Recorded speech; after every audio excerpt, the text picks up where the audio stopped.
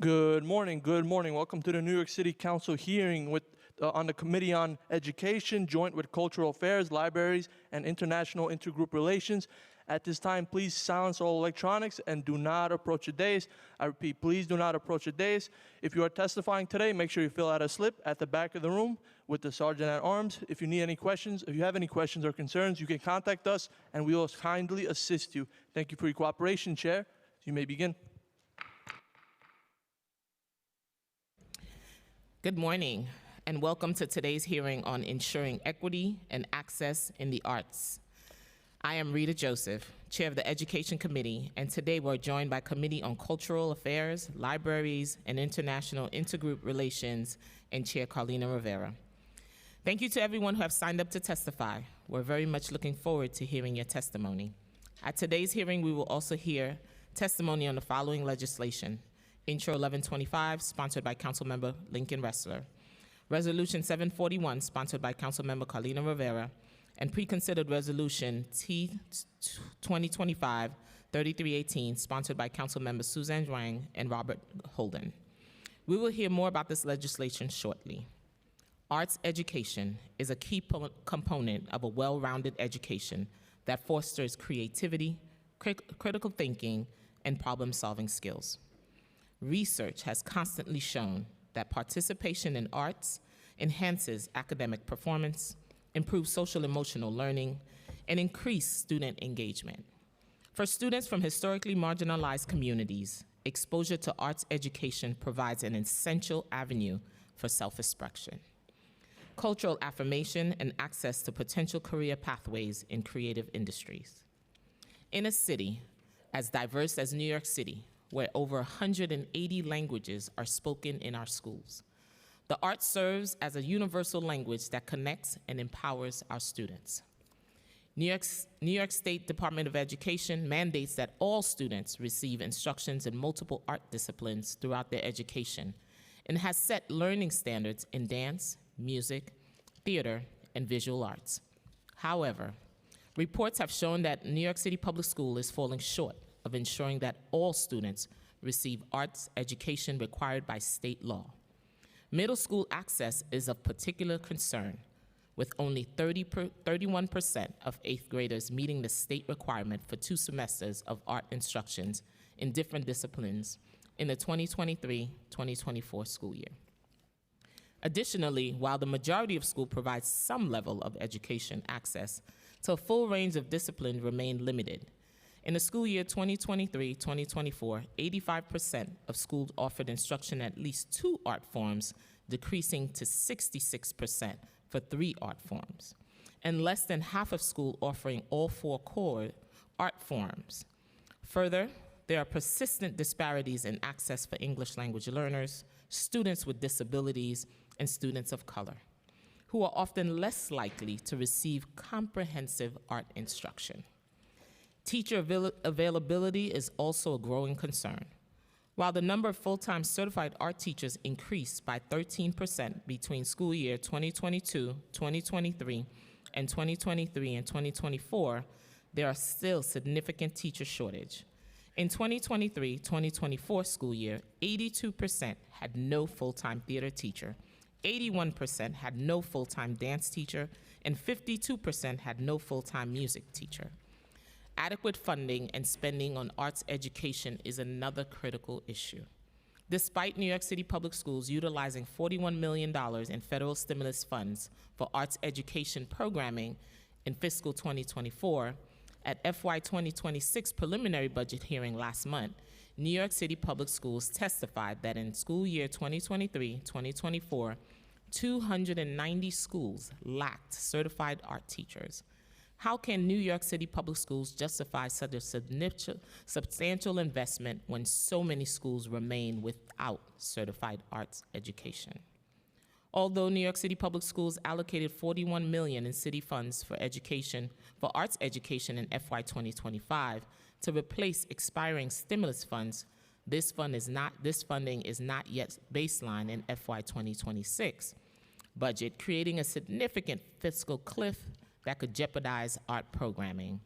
The Council has called on the administration to fully restore this funding, and we will continue to advocate for sustainable, long-term investments in arts education. At today's hearing, the committee seeking to understand the decision-making process behind current art education policies, the challenges schools face in providing comprehensive art education, and what steps can be taken to ensure that all students have equitable access to the arts. This hearing will also provide an opportunity to explore innovative art programs, long-term solutions that prioritize arts education as an essential part of every student's experience. Finally, we will hear testimony on Intro 1125, a local law to amend the Administrative Code of City of New York in relation to requiring Department of Education to report on school librarians and library access in New York City Public Schools. Resolution 741, designating May 10th annually as Judith Jamison Day in New York City to honor her life, her legacy as a dancer, choreographer, and longtime artistic director of the groundbreaking Alvin Ailey American Dance Theater. Preconsidered Reso T-225-3318, recognizing May 10th annually as Chinese American Railroad Workers Memorial Day in New York City. Thank you to all the members of the Education Committee and the Committee on Cultural Affairs, Libraries, International Intergroup Relations who have joined us today. I would like to also thank committee staff Nadia Jean-Francois, Chloe Rivera, Andrew Lane Lawless, Grace Amato, as well as my own staff, Giovanni Piquant and Joel Desouve, for their work today. I also want to acknowledge my other colleagues who have joined us here, Councilmember Zhuang, Councilmember Lewis, Councilmember Dinowitz, Councilmember Narcisse, Councilmember Carr, Councilmember Hanks, Councilmember Williams, and Councilmember Hanif, and Councilmember Ressler, and Councilmember Gutierrez on remote, and Ong on Zoom as well. Opening statement. Now I'll turn over to my co-chair, Councilmember Rivera, for her opening statement. Thank you, Chair Joseph. Good morning, everyone. I'm Councilmember Carlina Rivera, Chair of the Committee on Cultural Affairs, Libraries, and International Intergroup Relations. We are pleased to join the Committee on Education today to look at how public school children are engaging with the arts and to make sure that their access to the arts is equitable. And we are here to ensure that the partnership between DOE and DCLA is as strong as possible. Today, 1 in 5 New York City public schools lack a certified arts teacher. To address this, we ask for accurate data and greater transparency in reporting that demonstrates student access and participation. Having the arts in your life should not depend on where you live, your background, or where you go to school. The arts are critical to every child's development. It enhances academic outcomes, fosters creativity, and builds the socio-emotional skills that students need to thrive in school, work, and life. With Create NYC, adopted in 2017, we now have a 10-year comprehensive cultural plan that over 188,000 artists, cultural organization, and agency representatives, experts, and residents of New York City helped to develop. The plan, which was designed as a roadmap to guide the future of arts and culture in our city, spotlights this important issue we're here to talk about today. To address the issue of arts education, Create NYC identified several strategies.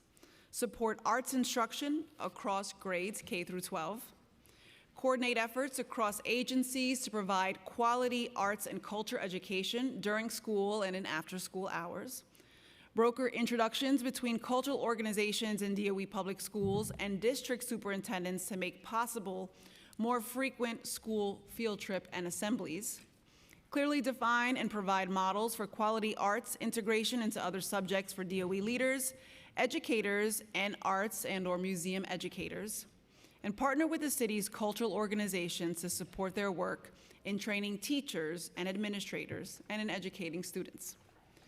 We can agree that those are all well worth doing. And it is profoundly important that Create NYC, the city's cultural plan, has so much to say about educating our city's public school students in the arts. Clearly, this is a job for the arts and cultural community, as well as the public schools, and that is why the Committee on Cultural Affairs is co-sponsoring this hearing. We believe we have an important seat at the table. and that 188,000 New Yorkers who participated in putting together Create NYC put us here. I look forward to hearing from DCLA about its CDF grant making in the latest round of funding. 422 of the 1,078 CDF grants awarded, or just about 40%, were identified as having an arts education component. I look forward to hearing from DCLA about its administration of the CASA initiative, which seeks to provide equitable access to the arts for children after school in all boroughs. I know that we will also be hearing about some exciting work being done by cultural organizations to bring arts education to our public school students.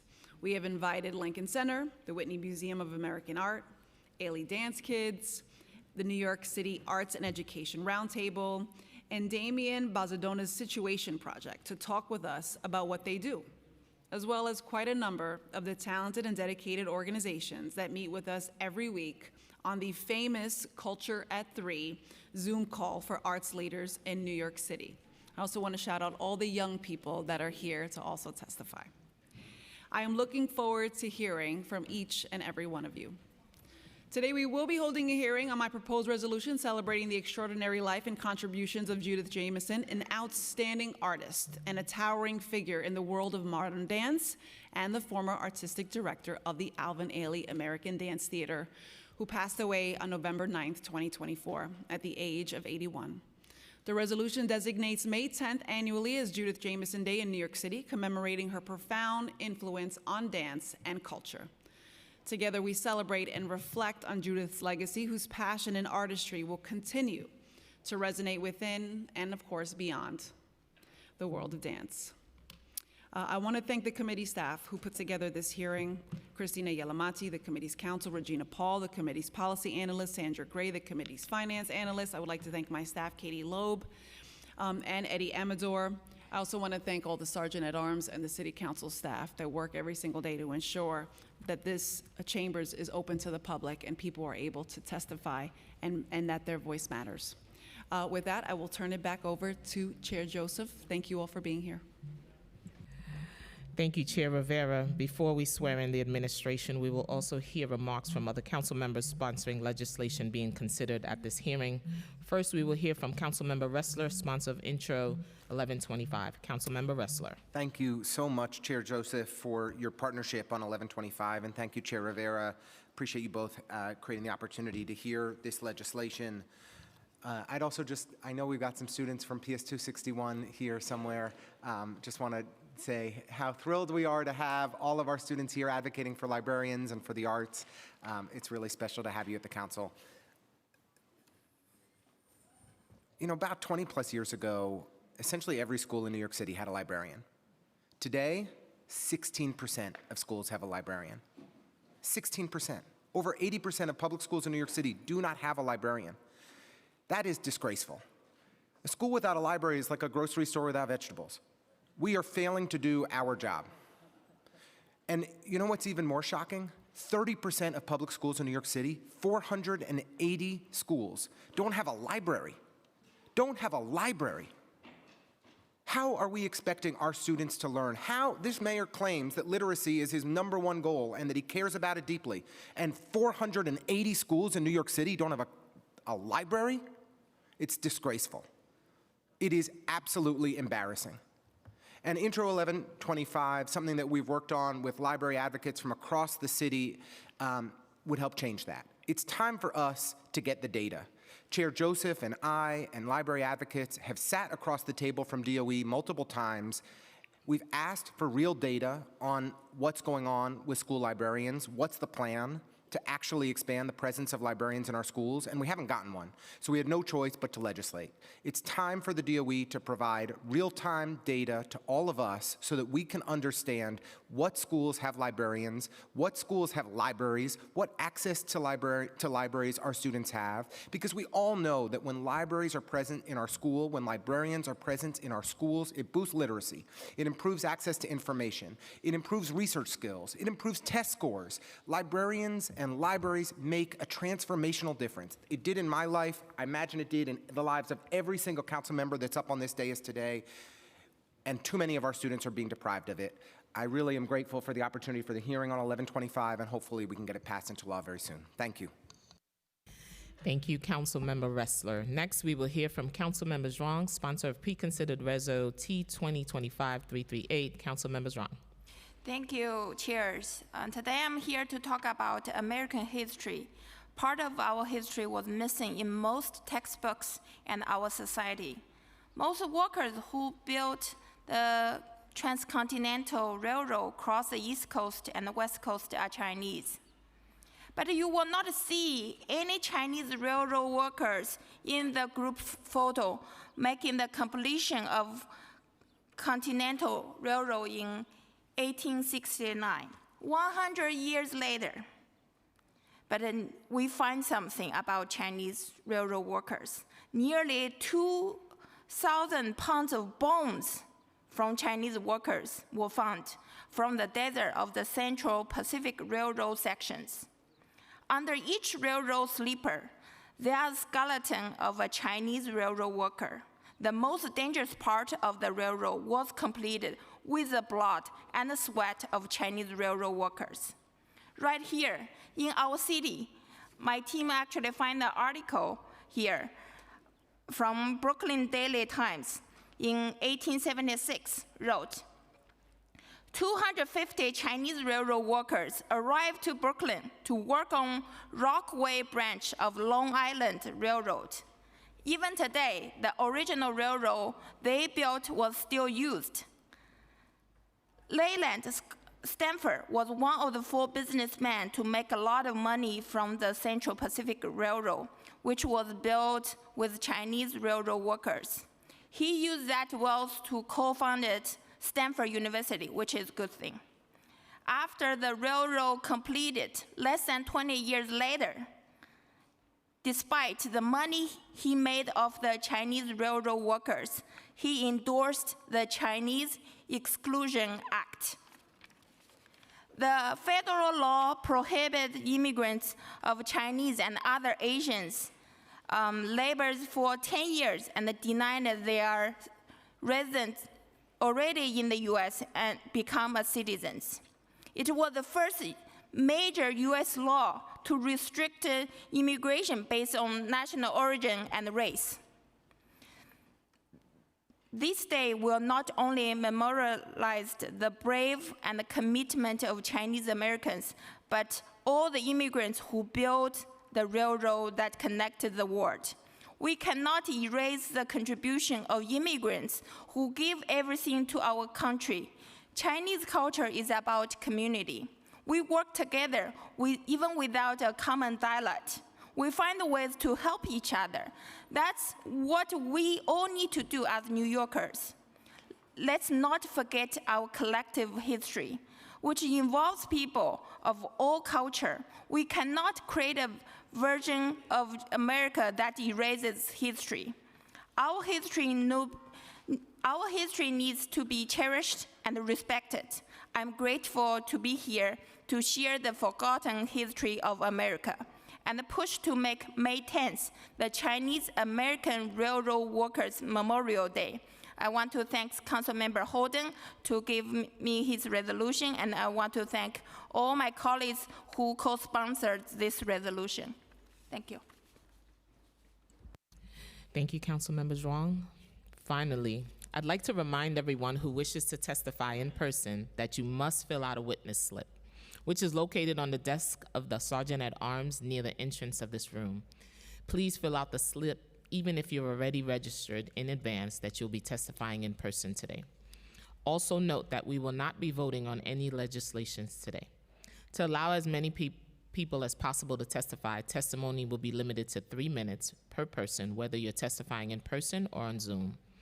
I'm also going to ask my colleagues to limit their questions and comments to 5 minutes. Witnesses who are here in person will testify before those who are signed into Zoom webinar. I will now turn it over to Committee Counsel Nadia Jean-Francois to administer the oath. Thank you, Chair. Good morning. Now, in accordance with the rules of the Council, I would administer the affirmation to the witnesses from the mayoral administration. I would call on each of you individually for a response. Please raise your right hands. Thank you. Do you affirm to tell the truth, the whole truth, and nothing but the truth before these committees, and to respond honestly to council member questions? Paul Thompson? I do. Cordelia Vove? I do. Hannah Burson? I do. Melissa Jacobs? I do. Audrey Sinclair? I do. Lance Pallaby? I do. Thank you. You may begin your testimony.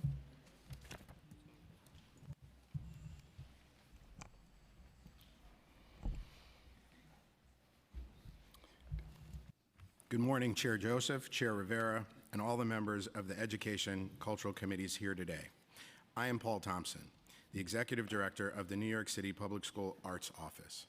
I am joined today by Cordelia Vive, Chief of Curriculum and Instruction for the Division of School Leadership at the New York City Department of Education, Hannah Burson, our Deputy Executive Director of the Arts Office, and other New York City public school colleagues. We are honored to be here today with you to discuss the important topic of arts education in New York City public schools.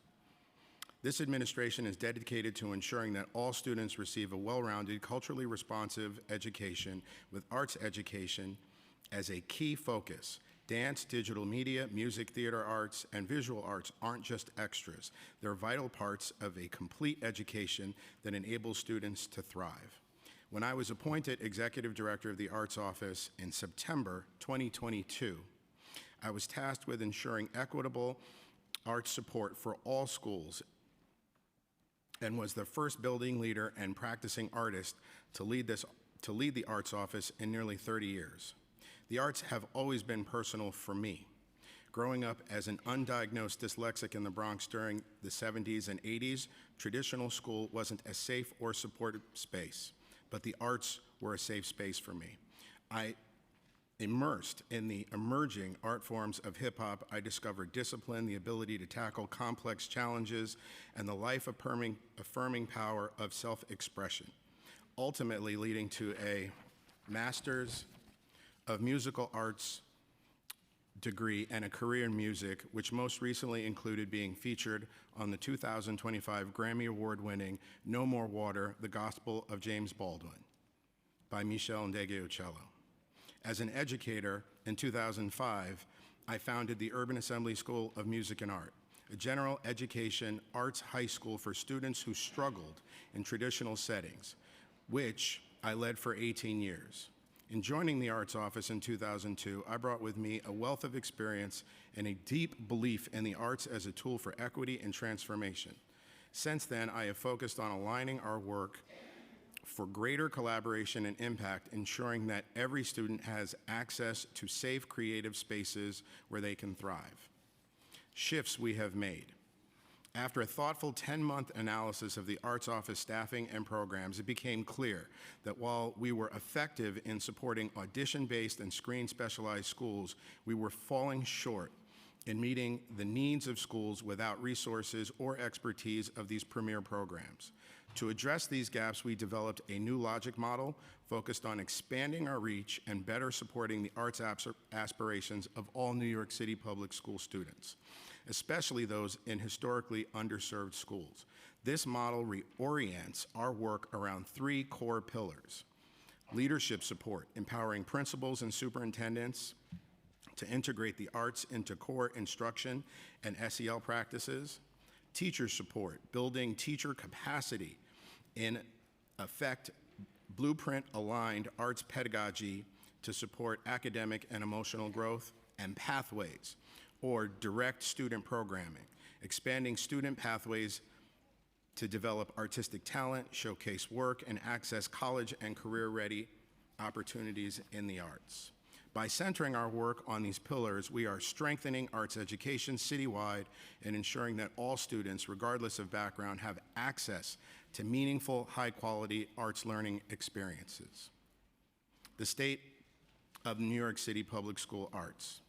To access the state of the arts across New York City schools, the 2023-24 City Council Public Arts Reporting Local Law 123 provides key data on arts access and instructional requirements. Some of the most important findings include 94.8% of schools serving grades 1 to 5th serving grades 1 to 5 offer at least one arts discipline in each grade, though only 24.4 provide all 4 disciplines. For the 6th grade, 94.8% of schools offered at least one arts discipline, while just 10.1% provided all 4. Amongst 8th graders, 91.2% received 2 half units of arts instruction, but only 31.1% did so in 2 different disciplines as required, with just 21% of schools meeting the benchmark for 90% or more of their students. At the high school level, 99.8% of graduates met the arts instructional requirements. However, 73 of the 831 schools serving grades 7 through 12, or 8.8%, lacked a certified arts teacher. We are proud that over 90% of students participate in some art form instruction within our schools, a reflection of the dedication and passion of our teachers, teaching artists, and school leaders across the city. However, we recognize this is still not enough and there's much work to be done. The Arts Office is committed to reaching every student, ensuring that all young people have access to meaningful, high-quality arts education that amplifies their voices, honors their identities, and supports their dreams. Key new initiatives. Since taking leadership of the Arts Office, a key part of reimagining our work has been the creation of the Arts Hub, a professional-grade facility in downtown Brooklyn featuring a black box theater, 2 dance studios with sprung dance floors, a sound recording studio. Launched in the spring of 2003, the Arts Hubs brings our strategies to life by serving as a space where students, educators, and artists can collaborate, create, and learn. It has energized our office by centering New York City's world-class artistic talent, including resident curator Michelle Ndegeocello as our first artist resident, and artists like Jason Moran, Sanford Biggers, and the Labyrinth Theater Company as artist residents. The Arts Hub enables student engagement, offers top-tier professional learning for educators, and strengthens cultural partners. By scaling programs, piloting new initiatives, and fostering collaboration, it ensures arts education is accessible, sustainable, deeply embedded in New York City public schools. Full-scale operations are planned for spring 25-26. Additional innovations include leadership and teacher support. Utilizing the Arts Hub as a launch pad, the Arts Hub has developed several new avenues to support school leaders and teachers. The Principal's Fellow program equips school leaders with the tools and knowledge to integrate arts into their school's core instructional mission. To date, we have supported 4 cohorts of Principal Fellows totaling 170 principals citywide. We've significantly expanded teacher support, providing ongoing professional development and resources to almost 3,000 licensed arts teachers, and have enhanced teacher leadership through the creation of Arts Office Leaders, our AOLs, who champion arts initiatives and offer peer support within the districts and boroughs they work in. Additionally, we have fostered a vibrant model for teacher community building, providing collaborative space where educators can share best practices and be reminded of the importance of continuing to practice their craft as artists. Pathways, direct student programming. The Arts Office's new Arts Pathway Pilot Initiative aims to ensure that students and families have consistent, meaningful access to arts education from early childhood through high school. This work focuses on aligning arts programs across school levels. Early childhood to elementary, elementary to middle, and middle to high school, by identifying gaps and collaborating with school and district leaders to create entry points for students all along the way. The goal is to remove barriers such as inconsistent programming, lack of multilingual information, geographic challenges, and high material costs.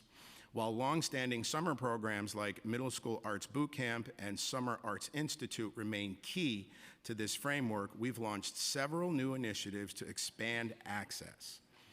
In the summer of 2024, district and borough-based programs brought arts instruction directly to communities with limited access, like an All Bronx Strings program for middle and high school students and a Dance Bridge program in East Flatbush connecting elementary and middle schools. We also launched an Early Childhood Springs program in 3 schools serving 3K and pre-K, providing free in-school violin instruction comparable to private offerings, including both group and individual lessons.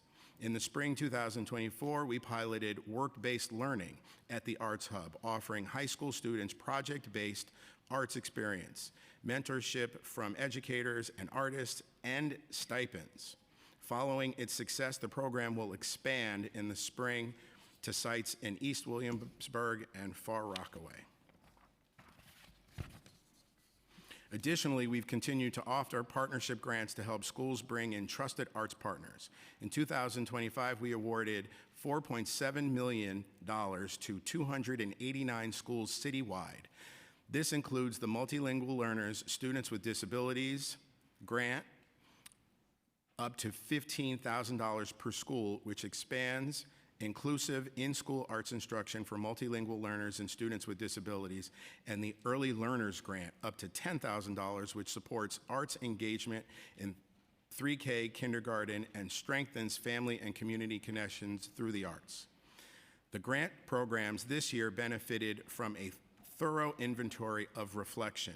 Key staff members created rigorous logic models for both programs, identifying the specific outcomes each grant should help schools recipients achieve. We then reworked the grants process and protocols, including the application materials, scoring rubrics, and grant timelines, to be aligned with the logic models, and even more rooted in schools' real-world needs. No longer do schools and arts partners have to guess as to why they may or may not have been awarded a grant. The rigor of our program and processes are now clear. We must also express our deep gratitude to the City Council for its unwavering commitment to arts education, now in its 3rd year of extraordinary support. This year, the Council has generously increased its support by providing $4 million to the Support for Arts Instruction Grants, reinforcing its dedication to ensuring equitable access to arts for all students. In partnership with Arts in Education Roundtable, the Arts Office worked to organize the distribution of this critical funding, which has expanded arts learning opportunities to an additional 239 schools, enriching educational experiences for over 53,000 students across every City Council district.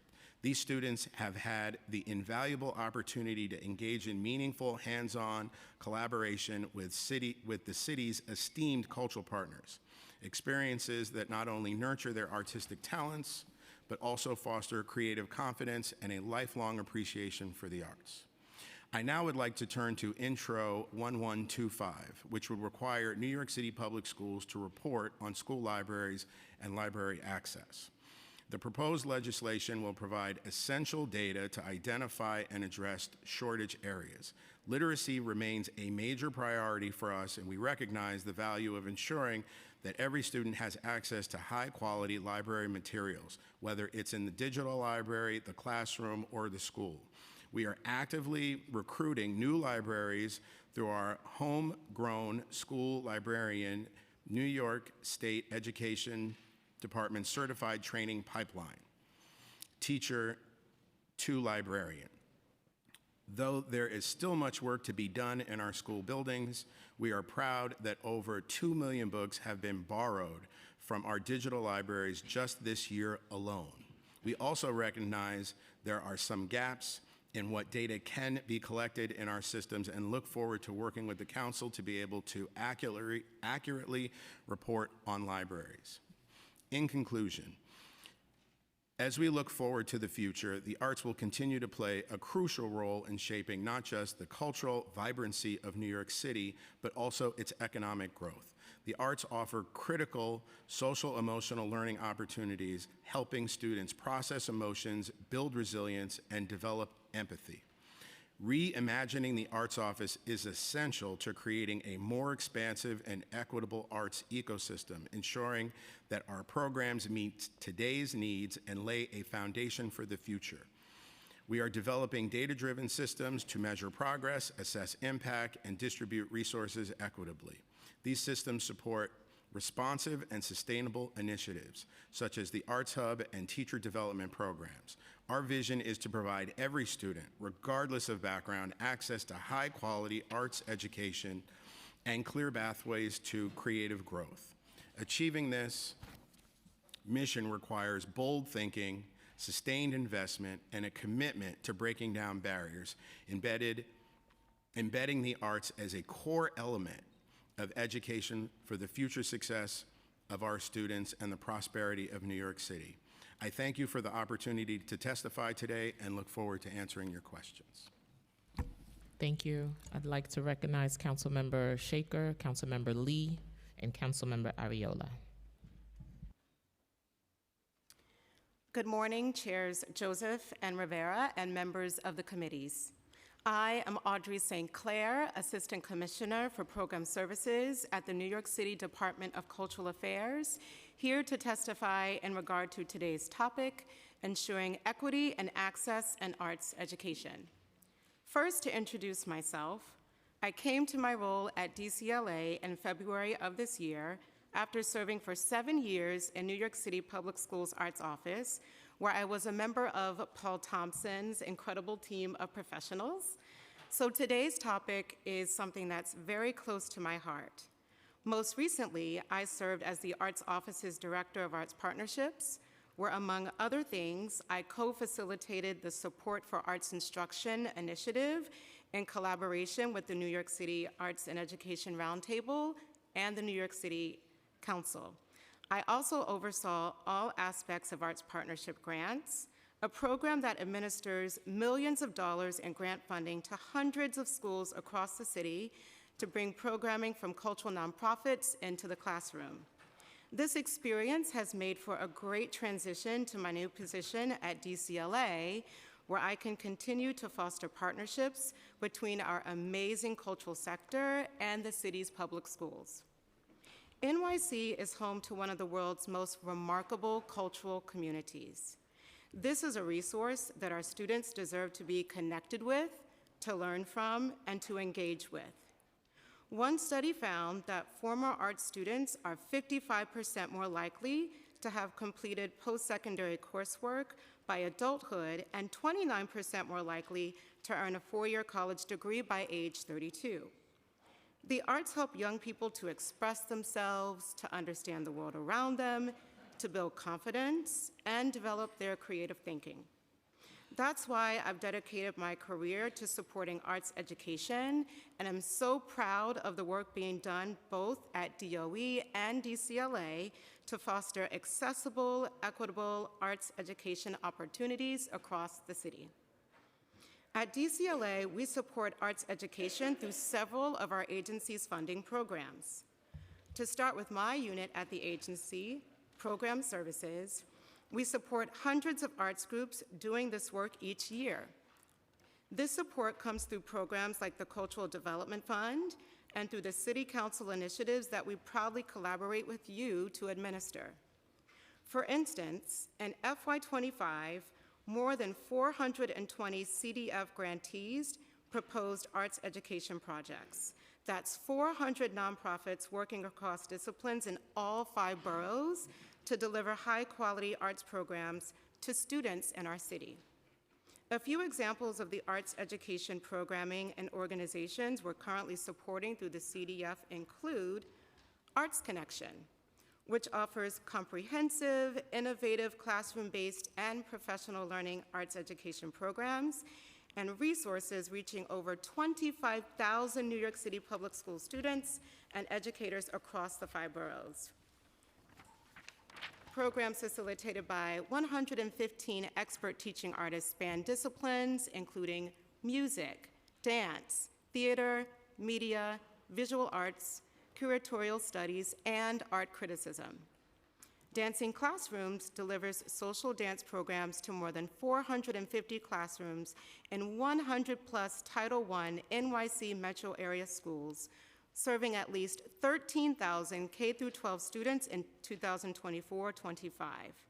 Activities include a 10-week social ballroom residency, 16-session Dancing with Rhythms and Stories, after-school social dance clubs, and adapted sensory steps for students with disabilities.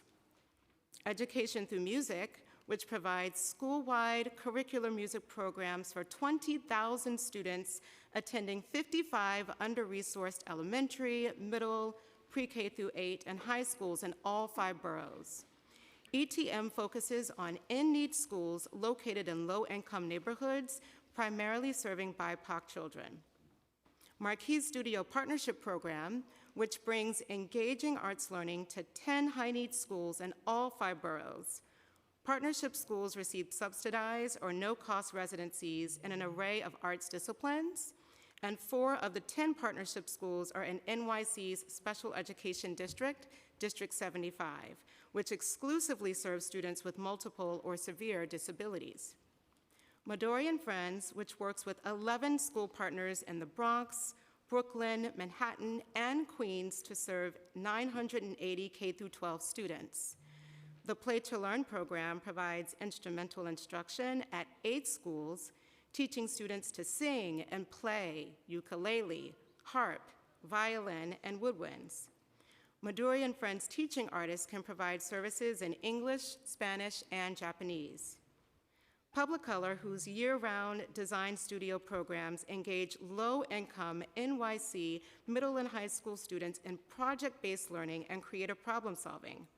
This year, over 600 students will participate in Publicolor's school year and summer design studio programs.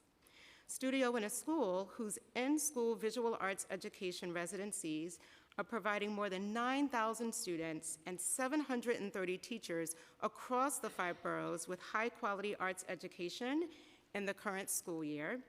And Midtown Management Group, whose Engaging Emotions Through Theater utilizes hands-on experiential musical theater workshops to promote social emotional learning using music, dance, acting, improvisation, theater games, and pre-selected books and themes.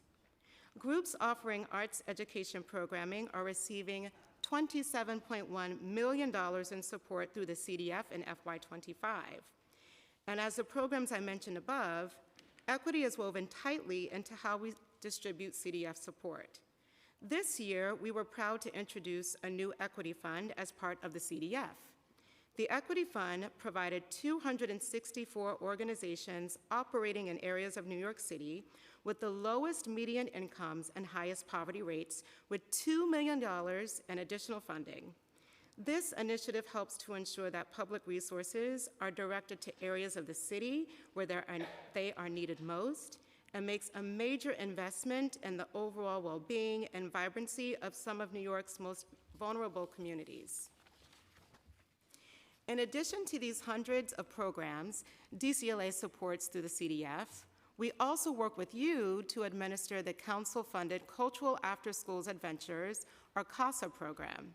CASA provides a wide array of high-quality arts and cultural experiences to students enrolled in after-school activities in grades pre-K through 12.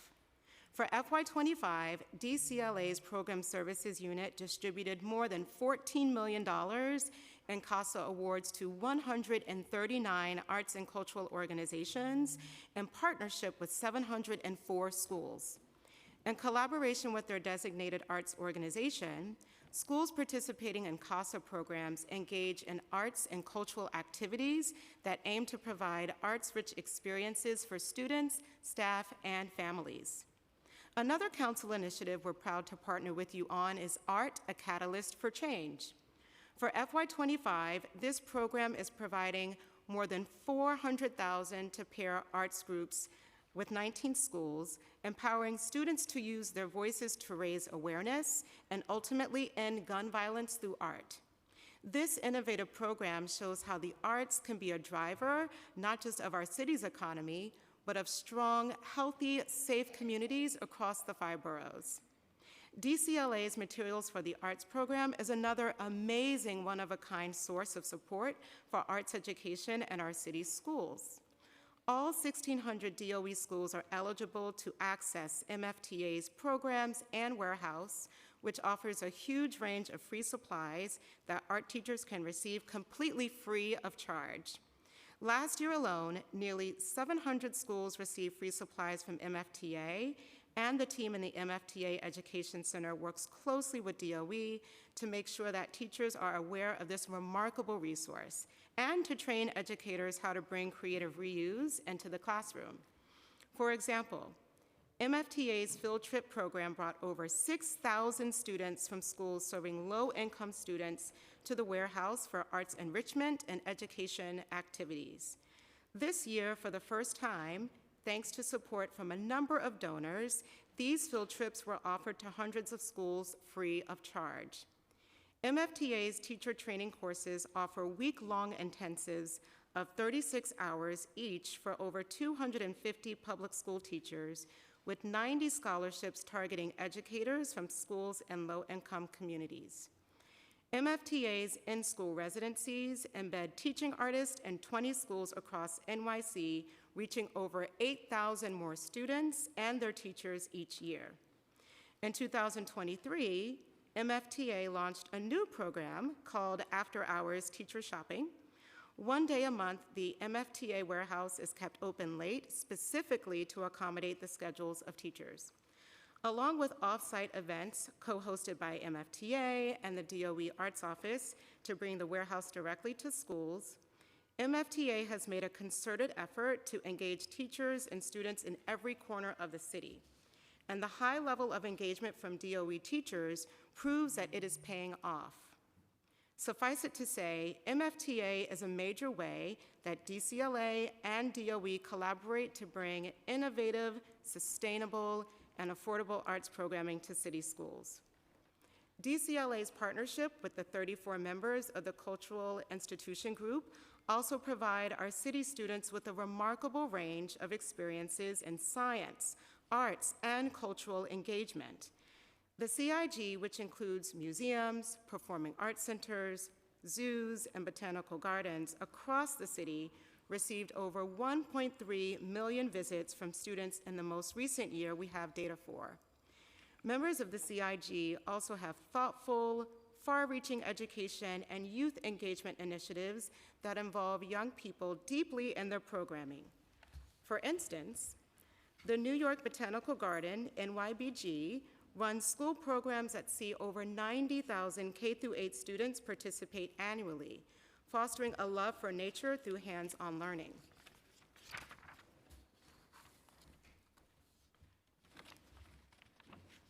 Through hands-on learning experiences, the garden also offers family programming, such as the Edible Academy, where families can explore plant science, healthy eating, and sustainability through interactive activities. Snug Harbor Cultural Center has several programs for young people, including Youth Matters, Teen Ambassadors, a free month-long weekend career exploration program for high school students. During school breaks, they offer a variety of programs to engage students, such as Heritage Farm Heyday, Urban Wetlands Warriors, Forest Explorers, Garden Ecology, and Design. The Museum of the Moving Image offers a semester-long after-school animation course through the Cultural After-School Adventures, or CASA program, where approximately 160 6th through 8th grade students learn how to create their own animated films through a combination of critical viewing, project-based learning, and workshops on visual storytelling and narrative structure. Weeksville Heritage Center runs the STEAM Weeksville program, an after-school enrichment initiative developed with local organization Divas for Social Justice and teaching artist Pamela Tate. The program highlights the history of Weeksville and its contemporary relevance through STEAM-based enrichment activities. The Public Theater's Teaching Teachers program is an annual series of professional development workshops for elementary, middle school, and high school teachers across New York City that trains them in dynamic, performance-based approaches to Shakespeare's works. Last but not least, DCLA's Percent for Art unit has worked closely with the school's construction authority for years to commission permanent works of public art that enrich our public education spaces across the 5 boroughs. 251 projects have been completed since the program started 40 years ago, with 36 installed in the last 3 years. Recent highlights include artist Tajay Muhammad's mural, Respect for All, installed in the Bronx's Aurelia Green Educational Campus, and artist Daniel Behar's A History of Us, an installation exploring U.S. history in the new Academy of American Studies in Queens. DCLA is proud to partner with the City Council, the DOE, and the arts and culture sector to bring robust arts partnerships to children, families, and communities in all 5 boroughs. Thank you, council members, for the opportunity to testify today. I am happy to answer any questions you might have. Thank you so much. First series of questions, it's for New York City Public Schools. Good morning. It's the morning, right? Yeah, morning. What is New York City Public Schools' overarching strategy for ensuring equitable access to arts education across all public schools? Good morning. Good morning. I got that one, Paul. So I'm very happy to be sitting here as the Chief of Curriculum and Instruction. I get to work with all of the teams that provide academics and instructions to students across the city, arts just being one of the teams. And I think that's one of the pieces that we need to see as important. We see arts not as an enrichment opportunity, but part of the core academic experience that all students deserve to have. So therefore, our strategy is very similar to our strategy for all of our other content areas. We believe that in order for there to be a strong and enriching program for students across their academic experience, we need to provide schools with high quality instructional materials, tools, and experiences, and then also provide unprecedented amounts of support to educators. You heard Paul speak about what the Arts Office has re-envisioned in terms of their 3 pillars of support to schools and to superintendents. What they do is they support leadership, because we know that leaders are the ones who make decisions about how things show up in their schools. They also have to support teachers around high quality instructional practices. Those are grounded in the Blueprint for the Arts. And then also thinking about how are we expanding programs that we know are good for students. We know that we would want to just rush out and send those programs to all schools, but we know that if we want them to be sustained, they need to be phased and they need to be supported. That is what the Arts Office is doing. He spoke about a couple of those programs, the Strings program that's happening in the Bronx, dance programs that are happening. They're really thinking about how do we make sure that we're not just doing these for compliance or superficial reasons, but that these are going to be lasting experiences for all of our students. You said you include school leadership, teachers. Is there space to also engage parents in this space? I think absolutely. Speaking as a parent and also as a former school leader, I know that arts are one of the ways that are the best ways to bring parents into the school building and also to help them ensure that their students are having access to experiences that they know are fulfilling for them. And we gave instructions before we started. How do you evaluate the effectiveness of its arts education program, and what metrics do you use to assess students' engagement and outcome? Because you know, a good educator always assess, make adjustments, and then. Absolutely. And so I think Paul spoke a little bit about the data that they use across the city and also thinking about district specific. But really the assessment of an instructional program lies in the hands of principals. And so their work with principals is critical to this, making sure that principals understand what does a high quality arts experience look like, and really a high quality arts experience is very similar to a high quality academic experience, right? We want to make sure that their standards aligned, we want to make sure that they're grade appropriate, and we want to make sure that they're inclusive and accessible to all students. And so that's just the baseline for any academic experience, and then building up the understanding for leaders around what does that look like in an arts discipline classroom. That's the work of the Arts Office, to work with the principals to think about how does that show up in the Blueprint for the Arts and Danielson in your specific classrooms. And that's one of the domains for principals as well, having arts and being evaluated. And when you take that data, right, how do you make changes if you see any changes that are needed? What does that look like? So thinking about the citywide data, Yeah. so I think one of the things that the Arts Office has done with their data reporting is to disaggregate it by districts. Because again, this is a huge city. And superintendents are really the ones who are going to be able to make shifts and changes in their districts. Actually, I was just meeting with Council Member Denowitz, right, talking about if we wanted to see a change in the way that reading is happening across a district, that a superintendent really has to take that on and believe that that is a priority and communicate that to their principals. And so by disaggregating the data by districts and then sharing that with superintendents and having distinct conversations with superintendents about the data from their district, then we can really think about what is the approach that is appropriate for your district and reflects the needs of your specific district. As we know, each district across this city is very, very different, and we have to address the specific needs of those districts. Of course, we don't expect a cookie cutter model, of course. But once they get that data and they apply the recommendations, have you seen any of the recommendations applied? I'm going to turn that over to Paul to speak about the specific work that they've done in districts. Yes, thank you. So one of the ways, and again, to reiterate, historically, the Arts Office was exceptional at supporting teachers. Right. One of the things that we brought in is a real focus on supporting principals. I can tell you from firsthand experience, in the 18 years of being a principal of an art school for unscreened, no audition students, I didn't have a relationship with the Arts Office, which to me was kind of crazy because I'm actually an artist. And so one of the things that we wanted to do was make sure that we emphasized the way we reimagined our office so that it actually worked within the model of how the bureaucracy works.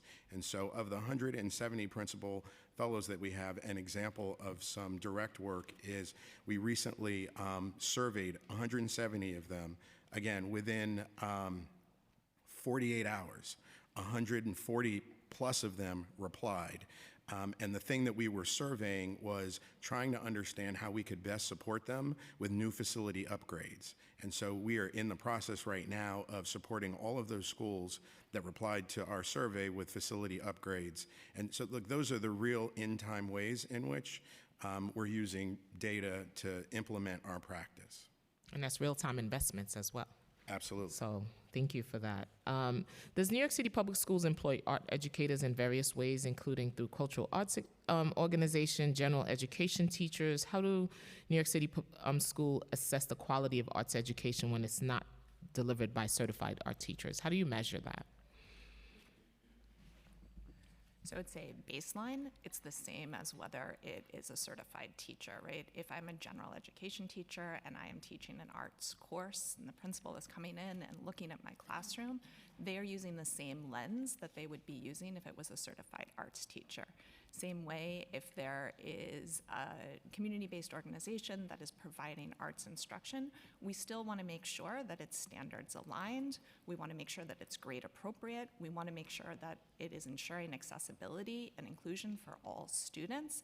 And then also thinking about the arts blueprint and going back to making sure that it's ensuring that students are having opportunities to make art, that they're building their arts literacy, that all of those things are happening. And so while they may not be having the same sort of official evaluation as a teacher, we still want to be looking for the same elements that we would be looking if we were looking in a teacher's classroom. Thank you. Accountability. So in 2007, New York City Public Schools, you introduced Art Counts, a quality improvement accountability initiative. Could you provide an update on that initiative?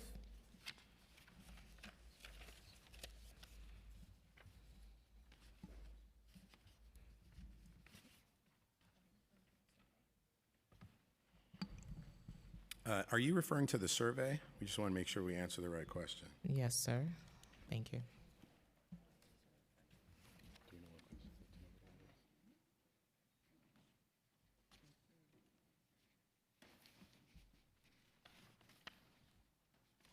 Could you repeat that again, please? In 2007, New York City Public Schools introduced Art Counts, a quality improvement accountability initiative. Can you provide an update on that initiative? Right, so the survey continues. We continue to make adjustments to how it aligns with the present work that we're doing. Again, one of the things that I have found truly remarkable in this position is all of the different forms of data that come into our office that loosely speak to each other as we try to create an accurate understanding of how the arts are living in schools. So presently, we use the survey as part of collecting supplemental data from hard data, quantifiable data from either STARS or DHR.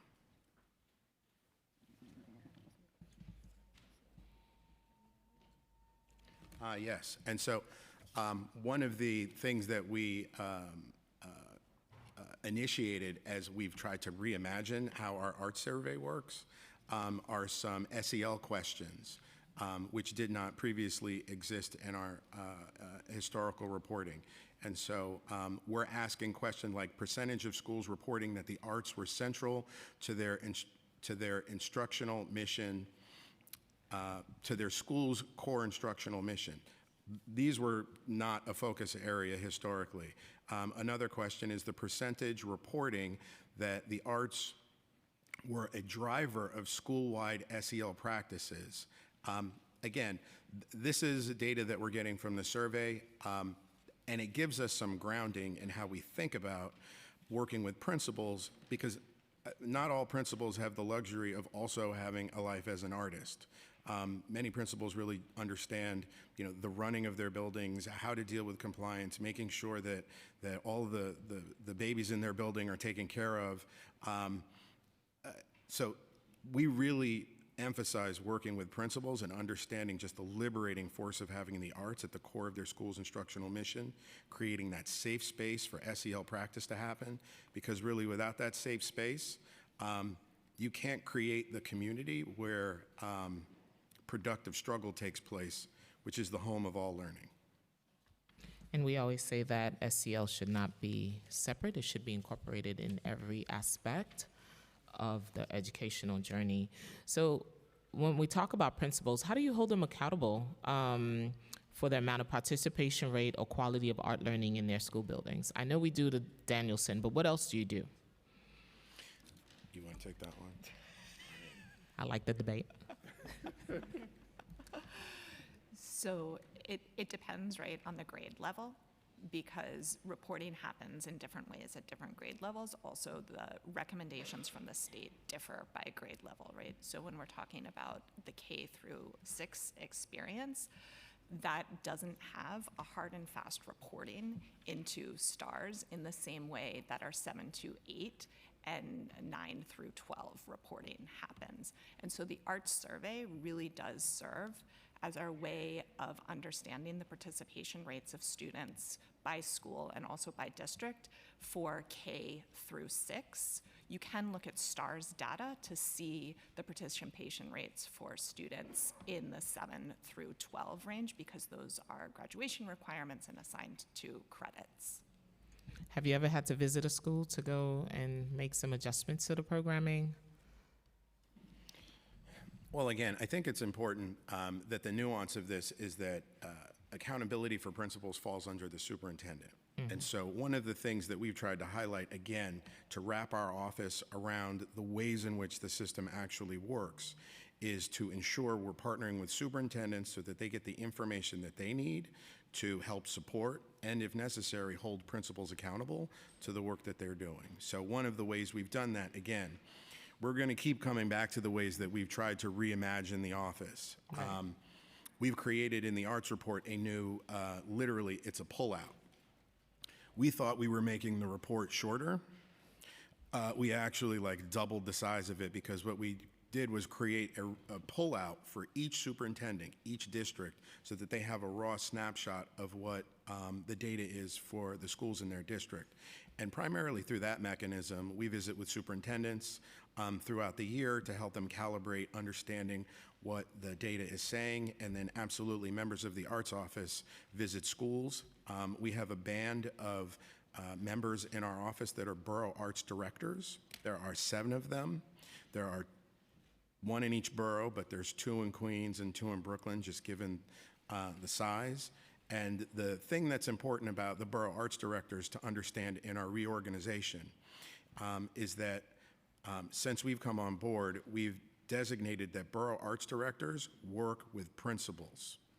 Their primary responsibility is to work with principals, and so they are going out and working with schools regularly around calibrating around this type of work.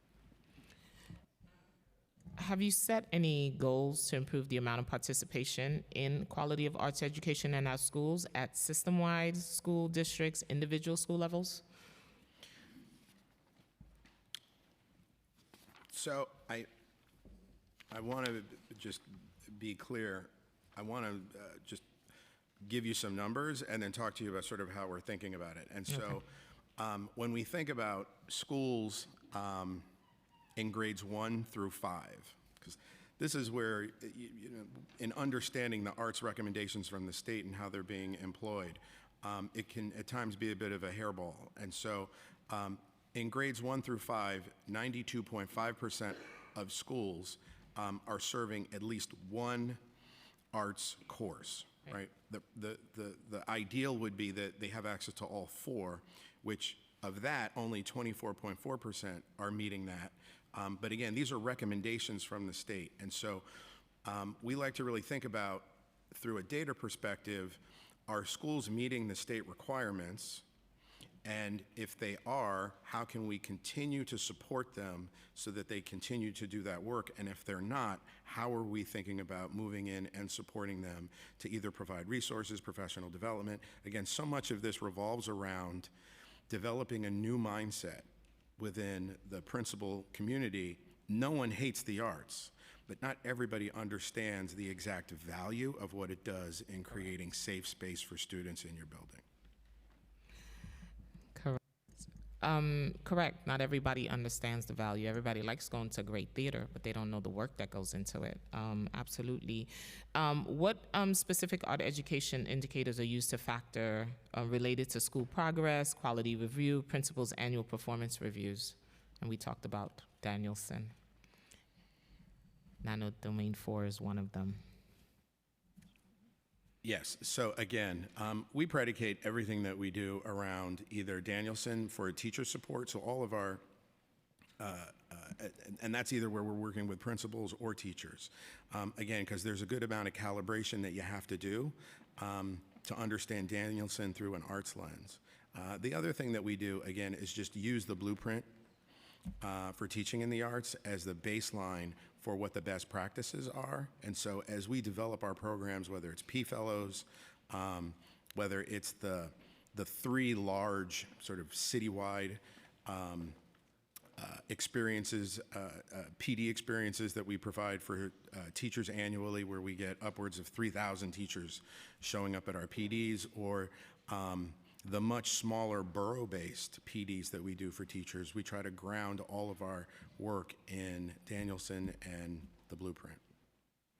And those PDs, are they taking place in cultural institutions or taking place in regular buildings? If we really want our school leaders to really be part of that world, we got to make sure they're also in that environment. I always tell my superintendent every PD for her principal should take place in a cultural institution, at a zoo, at the botanical garden, somewhere. Some form of art should be involved in her PD. So yes, yes, and yes. You know, we have the unique distinction of, I would argue, living in the cultural arts capital of the world. We have, as I think is represented here today and will be represented later, incredible arts partners that we work extremely closely with. So whether PDs are happening that are centrally generated or that come from teachers and the teacher communities that we help to foster and develop, or whether they're being provided by arts partners, we absolutely not only do them in schools, school buildings, because we think that's important, but we also think, yes, getting out and seeing these institutions is super important. I would just add, that is one of the reasons why we created the Arts Hub. So this is the first time where artists that call New York City home have been invited to come into a professional facility and have been asked to make art. And that art is then leveraged in how we provide professional development to leadership and or teachers and the kinds of programs that we develop for students. And so we have incredible world-class talent like Michelle Ndegeocello providing very small, intimate concerts for 30 or 40 principal fellows at a time at the Arts Hub. It's like better than being at the Blue Note. And principals cannot believe that this is the core of the kind of professional development that we are offering. And if there's any question when they arrive, if they want to work with our office, because again, we're not statutory, right? So their working with us is a choice to some degree. After we provide the kinds of world-class experiences we do for them, there usually is never an upset customer. And that sets the framework for the new kind of relationship our office is trying to develop with those leaders. Thank you. I'm going to pass it over to Chair Rivera. Hello, thank you so much for your dedication, of course, to the city and of course to the students and families. I'll start with some questions on how DOE determines which schools receive the partnerships. So DOE reports that 81% of schools responding to the annual arts education survey partner with at least one cultural arts organization. And in both of your testimony, you really discussed how you work together. You touched on it as much as you could in the time that you were given. But how does DOE determine which schools receive these partnerships and what support is provided to schools that lack external arts partnerships, including how DOE supports schools that lack full-time certified arts teachers, particularly in the Bronx and Brooklyn, where there is a very, very low percentage? So thank you for that question. So again, to just get into the ecosystem, schools are free to use their budgets to bring in cultural partners that align with their school mission and the core values that they're trying to move forward. And so one of the things that we do as an arts office, again, you're going to get sick of me saying this, but this is why we work with principals, because principals are the people who control the budgets in schools and align the instructional vision. And so we support, just as a general, always trying to recommend different cultural partners to help supplement the work that principals are doing in their building and to help move their mission. And so that's just sort of a blanket way in which we try to support schools. Another way that we do directly is through the funding of our arts grants.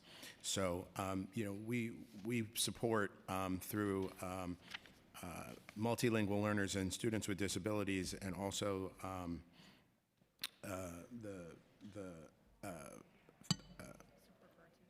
Supports for Arts Instruction grant.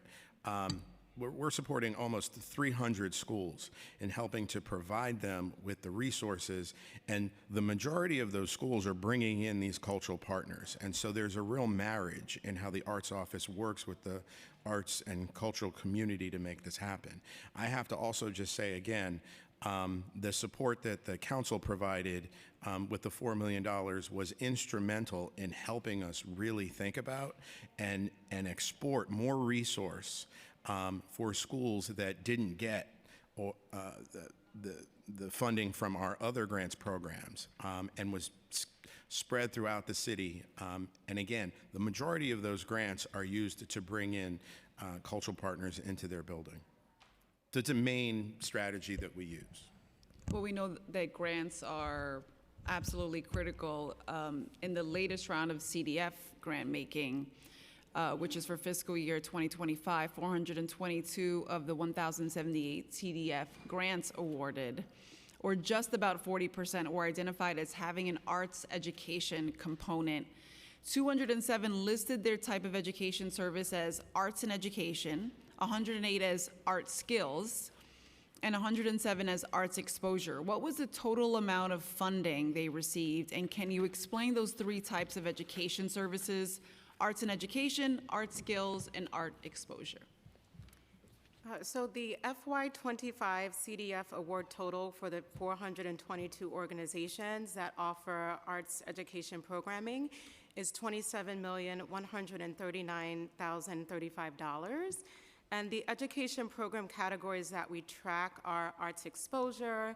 These are projects that define a specific number of performances, lectures, demonstrations, installations, exhibitions.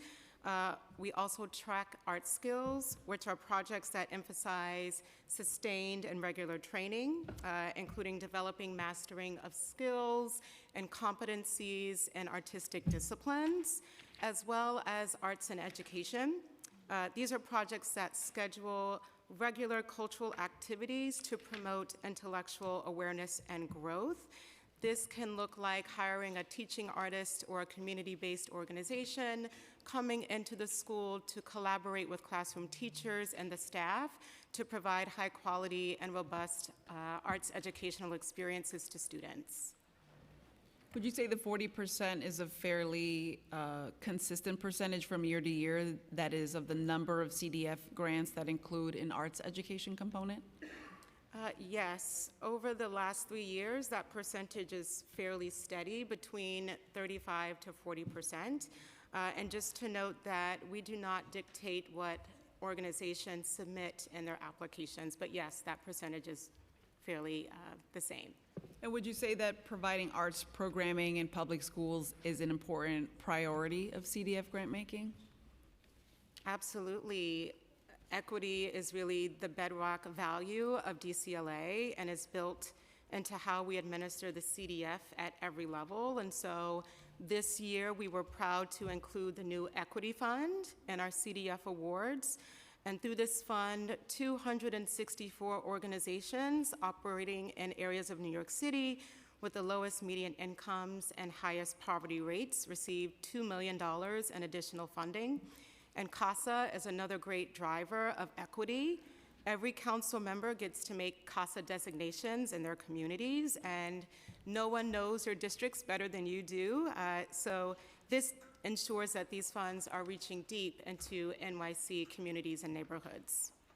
How do you ensure that students from underserved neighborhoods have equitable access to the arts?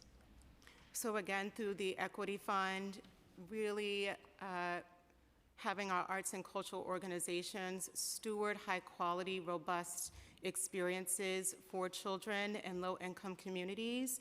It is a great way that we enable and steward our arts and cultural partners to really be experts in terms of what their target audience needs, including the students, families, and communities in their own neighborhoods. And what metrics do you use to track participation in and the success of the arts education program that you fund through CDF? And do you compile data from across the grants you fund to take a broader look at participation and success of the CDF grant making?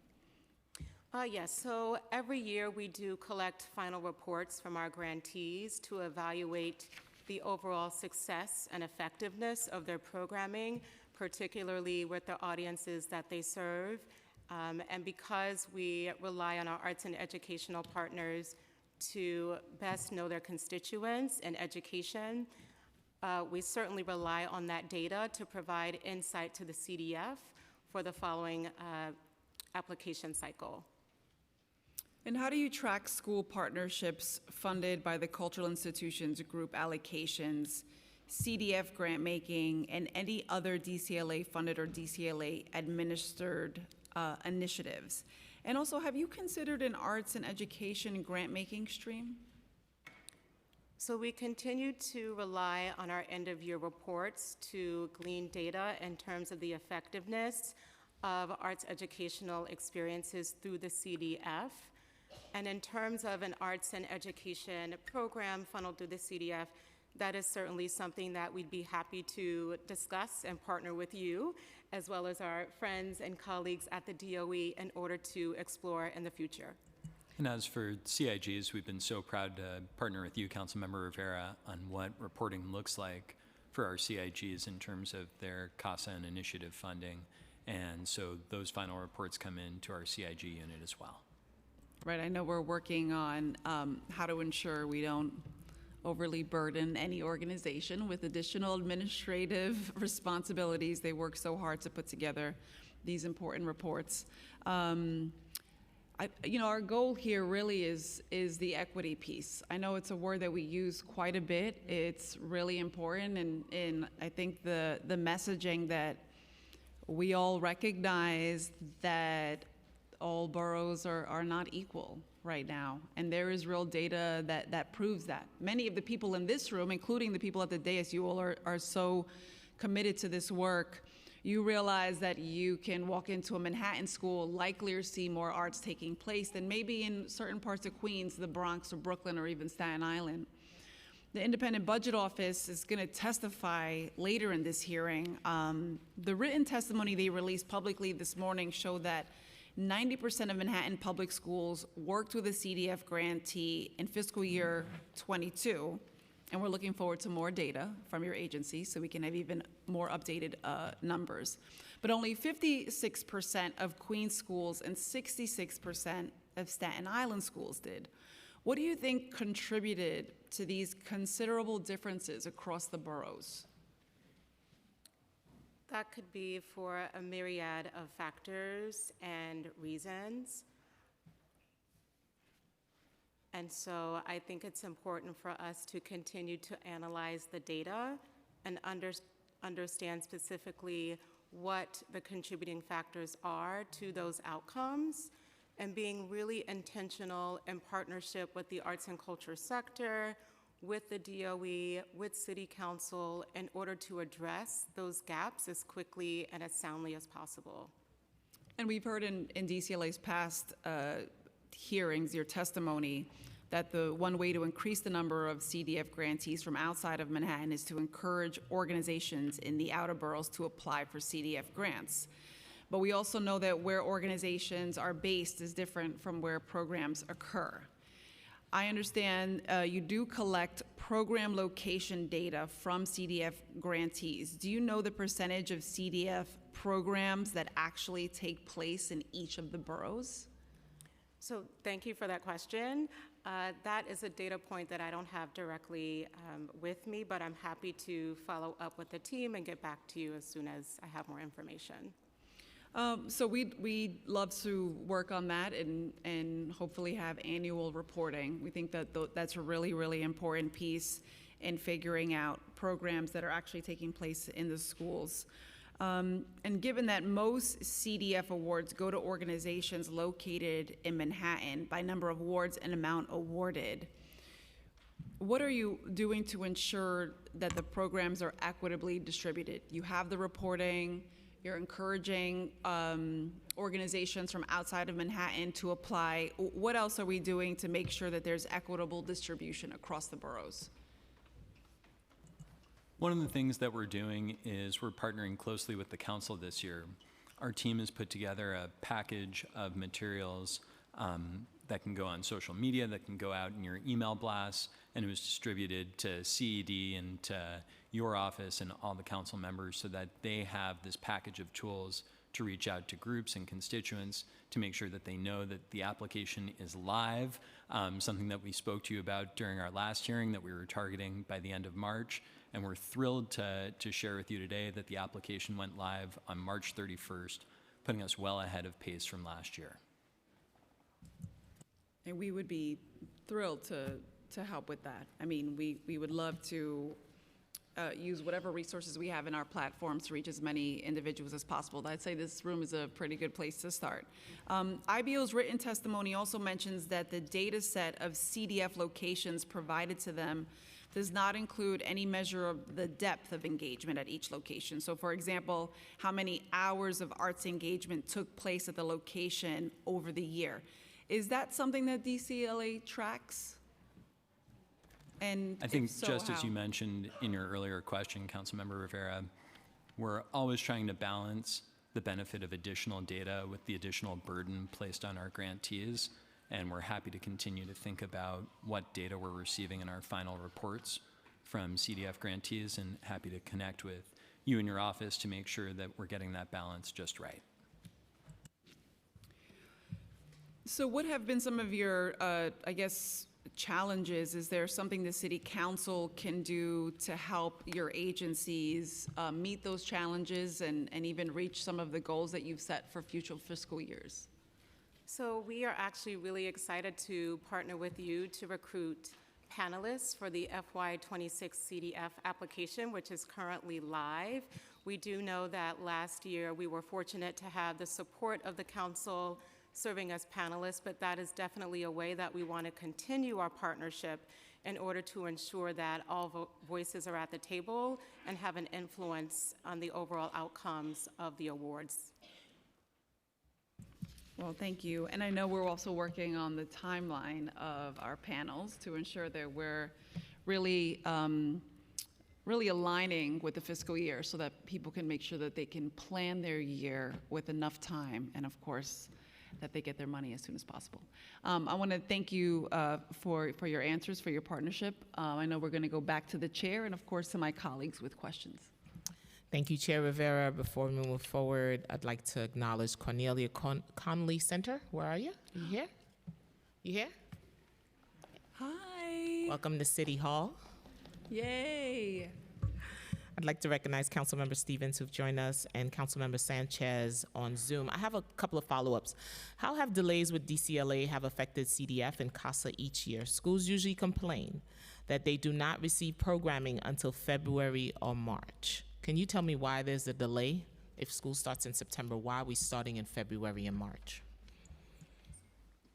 There were significant reforms that were put in place in order to ensure a more robust distribution of arts experiences for New Yorkers in all 5 boroughs. And so because of those reforms and other additional priorities, there were delays in the overall notification of awards.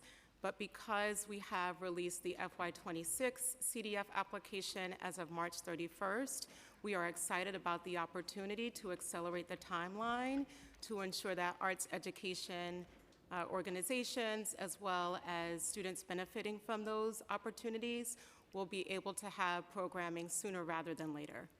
Full year programming versus we cut our students short when we start later on in the year. And remember, sometimes this is the only access they have to art education is in our school building. So I'm looking forward for you guys to do better for our New York City students. What you said the delay, how do they impact the quality of this programming if there's a delay? And what causes the delays in the first place? I know you said because you're reforming, but what overall causes delays? The schedule of the Cultural Development Fund process remains fairly standard year to year. And so the biggest driver of when awards are going to come out is when the application is launched. And that's why we keep emphasizing how proud we are that the application launched this year on March 31st, putting us well ahead of the pace of when the application launched last year. Knowing that it launched in late March, that means that we can backtrack from there to ensure that awards are going to go out much earlier in the year. As we discussed in our last hearing with the council, this will be a progressive process where we make up several weeks each year to keep getting the timeline earlier and earlier so that it's as close to budget adoption as possible. And we're confident that by continuing to partner with the council and by continuing to work as hard as we can on our dedicated team, that we will be able to get this timeline much closer to your expectations. So with this new system in place, the timeline would not be February and March. What does that timeline look like now with your improvements being made? So we anticipate having panels in the summertime. The application will close May 8th, in which we will begin the panel process in June through August or September. We anticipate announcing the award notifications late fall, early winter. Okay, we still got work to do on that. And we're here to work with you, as Chair Rivera said. Before I move on to Council Member Narcisse, I'd like to recognize the students from IS 93. They were here, they played the percussions early at our rally. Where are you? Art in the City Council in real time. Council Member Narcisse. Good morning still. Thank you, Chair. Can you give me an overview of how an organization can participate in CASA? What criteria does DCLA use to determine whether a cultural organization is eligible to participate in CASA? CASA is our Cultural After-School Adventures Program, which is eligible through students and schools in all 5 boroughs. And the beauty of CASA is that city council members are able to designate the schools and the arts organizations that do this incredibly important work in the after-school space. And so we rely on city council to make those determinations in terms of the best fit for organizations as well as schools that can benefit from the wonderful opportunity that CASA provides. So any organization that the council member. Any organization that Any submits a complete application on time to the Department of Cultural Affairs is eligible for designation. What feedback mechanisms are in place to assess the success of CASA programs at different sites? So we do have an end-of-year survey in order to assess the overall success of the CASA grants and the impact that they've been able to make in that school community. Mm-hmm. Thanks. And I have to say thank you to everyone that was at the rally to fight for arts in our school. And from your statement, to understand the world, I mean, the arts help young people to express themselves, to understand the world around them, to build confidence and develop their creative thinking. I believe in all that. So we should say that every school building should have arts in them, right? So how many schools that we have in New York City? 1,600 public schools. All right.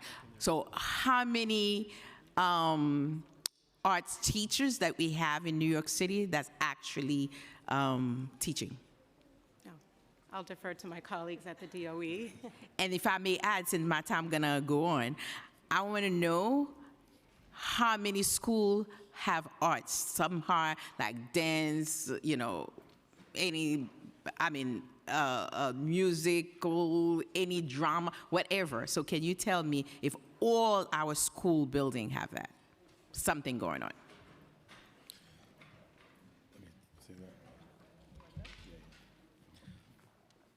So I'm going to read some numbers out to you. So the total number of arts teachers that we presently have in the system is 3,558. And for the schools? So is all the schools have art teacher right now? So no. No. How many that don't have art teachers? So this is one of the things that we prepared. Chair Joseph, I feared having to say to you, because I know how serious you are about your data, but in all seriousness, especially in the elementary school grades where Common Branch teachers can teach arts courses. So it makes it difficult to disaggregate this data. And so we're working with the data office on our end. We just couldn't turn some of this data around in time, but we are more than happy to follow up with an answer to this question. Okay.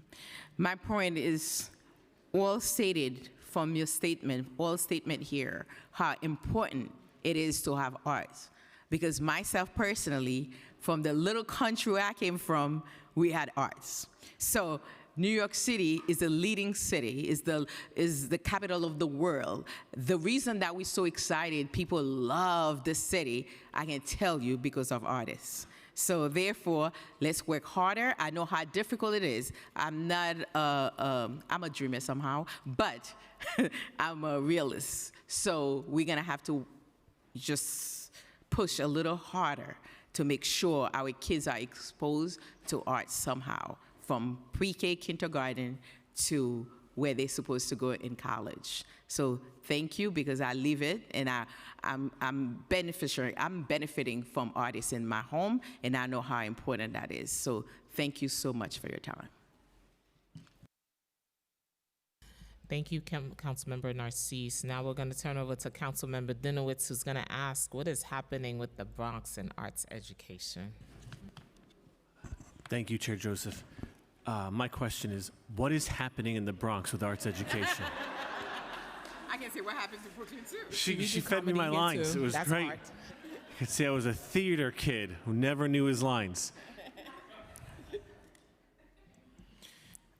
So again, I think my being here is a representation of the administration's desire to really address the inequities that are inherent in our system. And it really can't be not stressed enough that embedded in our system, whether we like it or not, are massive inequities. And so one of the things that really gets in the way of equitable arts instruction is just looking at the formula for funding for individual schools. And so audition schools, screened programs, these are programs that get an extra per pupil allocation to execute arts instruction in the ways in which everyone sort of recognizes. And I hear that. I just want to pause you because I don't think the audition schools and the screen schools account for the vast inequity between the Bronx and the other boroughs. Is that fair? Is that fair that those numbers don't add up?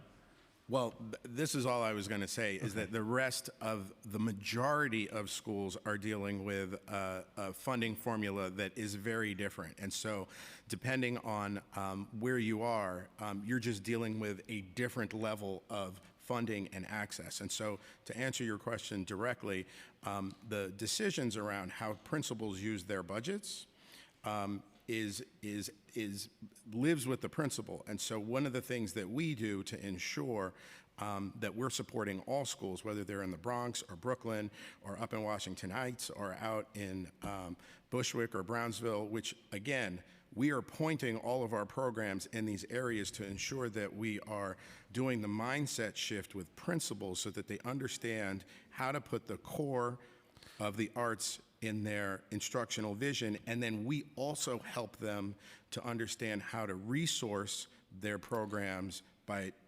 But I mean, I appreciate you telling principals that, but let's be real. Schools are evaluated based on criteria. Those criteria include Regent scores, and I'm talking high schools now, of course, Regent scores, credit accrual, attendance, other quantitative data, and then maybe there's like culture, like what's the school culture like? In any way, are the evaluation criteria for our schools and our principals being looked at so that they're actually incentivized to incorporate the arts into the curriculum beyond, well, this is a nice thing to do, and we encourage you to do it?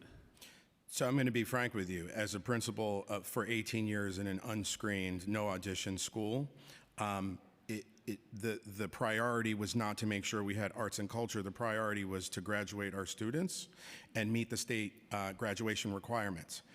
I'm here to tell you that with the students that we served, we would not have been successful if we had not used the arts as a core space for students to exercise their voice.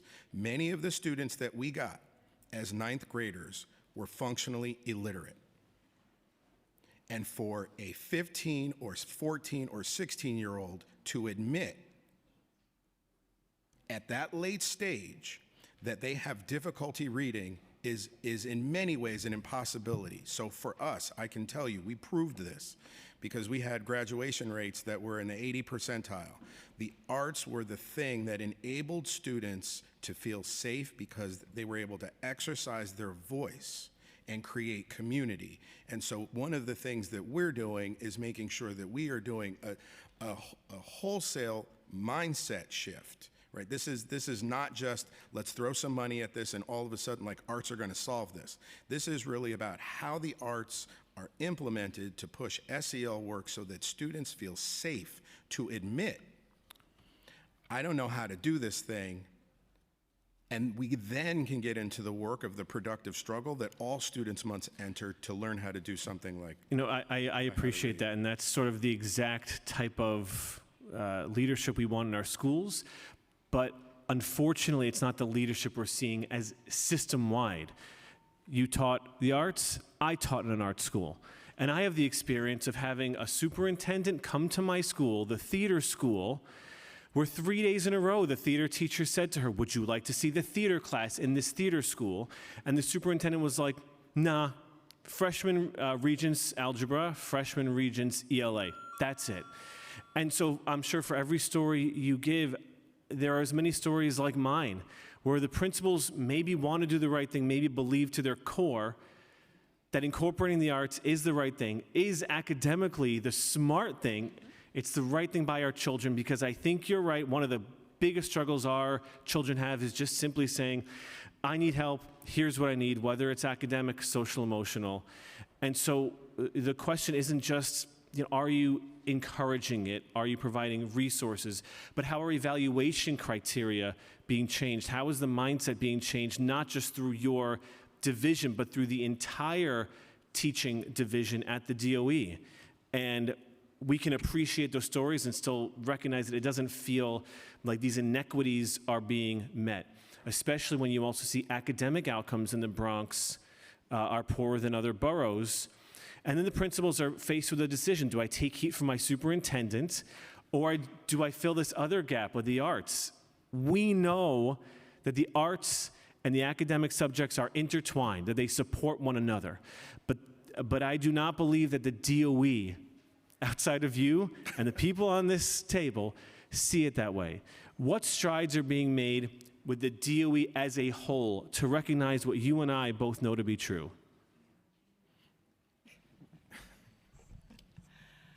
I think there are strides being made, right? I think even in light of stimulus funding sunsetting, there was a commitment to continuing funding into the fiscal year 25. And so I think, often we put money where our mouth is. And so that is a first step, right? And then I think, Paul is talking about how do we change mindsets. I do not think that there are superintendents that are saying, no, don't spend money on arts, but they're saying we have a level of priorities, right? And so our work is to think about how does the arts fit in to those priorities. Well, I recommend, because the principals, like teachers, like students, like any human, is going to go based on incentives. And if you include the arts in your measures of student outcome, just like the ELA and math credits are, I think you're going to see a lot more investment in the arts, and you're going to see a lot more principals like you who incorporate the arts into their curriculum, which I can tell you, having been a teacher, you can tell me after teaching, being a principal for 18 years, bolsters the academics. It makes them better in every subject. But it sounds like there is still not movement being made to include the arts in the measures of student outcome, just like we measure math and English and other academic subjects. If I'm wrong, tell me I'm wrong, but with that, I want to thank the chairs and hand it back to them. Thank you, Chair Dinowitz. As you mentioned, arts is a way that students found their voices as well. And you mentioned that students will come and say, I can't read. But through that medium, they were able to find their voice. So I think there's something there for us to explore. How do we continue to integrate them together so we can have better outcomes? Councilmember Ressler. Great. Thank you so much. I am getting myself organized. I was just at a concession and park opening, so I have some baked goods if anybody wants them. I can't eat them all myself because it may be more than the allotted amount, but if I share them, it's legal. So it's from Bread's Bakery. It's the first opening of Bread's in Brooklyn. It's for anyone who needs one, I got you. So I want to talk about libraries. I know that that's a shock. School libraries. So currently how many certified librarians do we have operating in New York City Public Schools, and how many functional libraries do we have in New York City Public Schools? Take your choice. Bring over more. Enough? You want?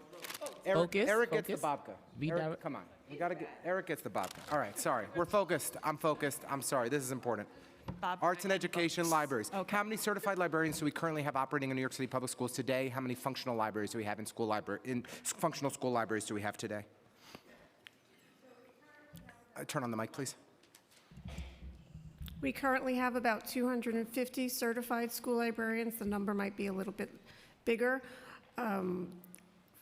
Some of them came from our Teacher to Librarian program, where we've recruited certified teachers and have helped them gain their school librarian certification. Okay, so, and how many functional libraries do we have currently in New York City Public Schools?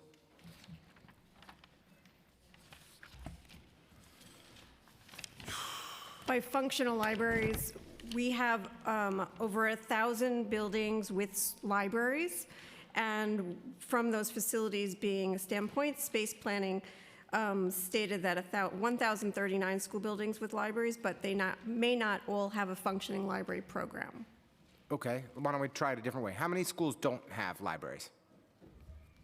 With Chalkbeat reported 480. Is that number accurate? So I don't think that we have a full count of the schools that do not have functioning libraries. I think we've spoken about how there are lots of different data systems that we use to collect. And so we use school space planning to identify the space that exists. Okay. And then we're able to use DHR data to find out how many certified librarians that we have. And then we have to cross-reference with the number of schools that are co-located. So right now we don't have a final number on that.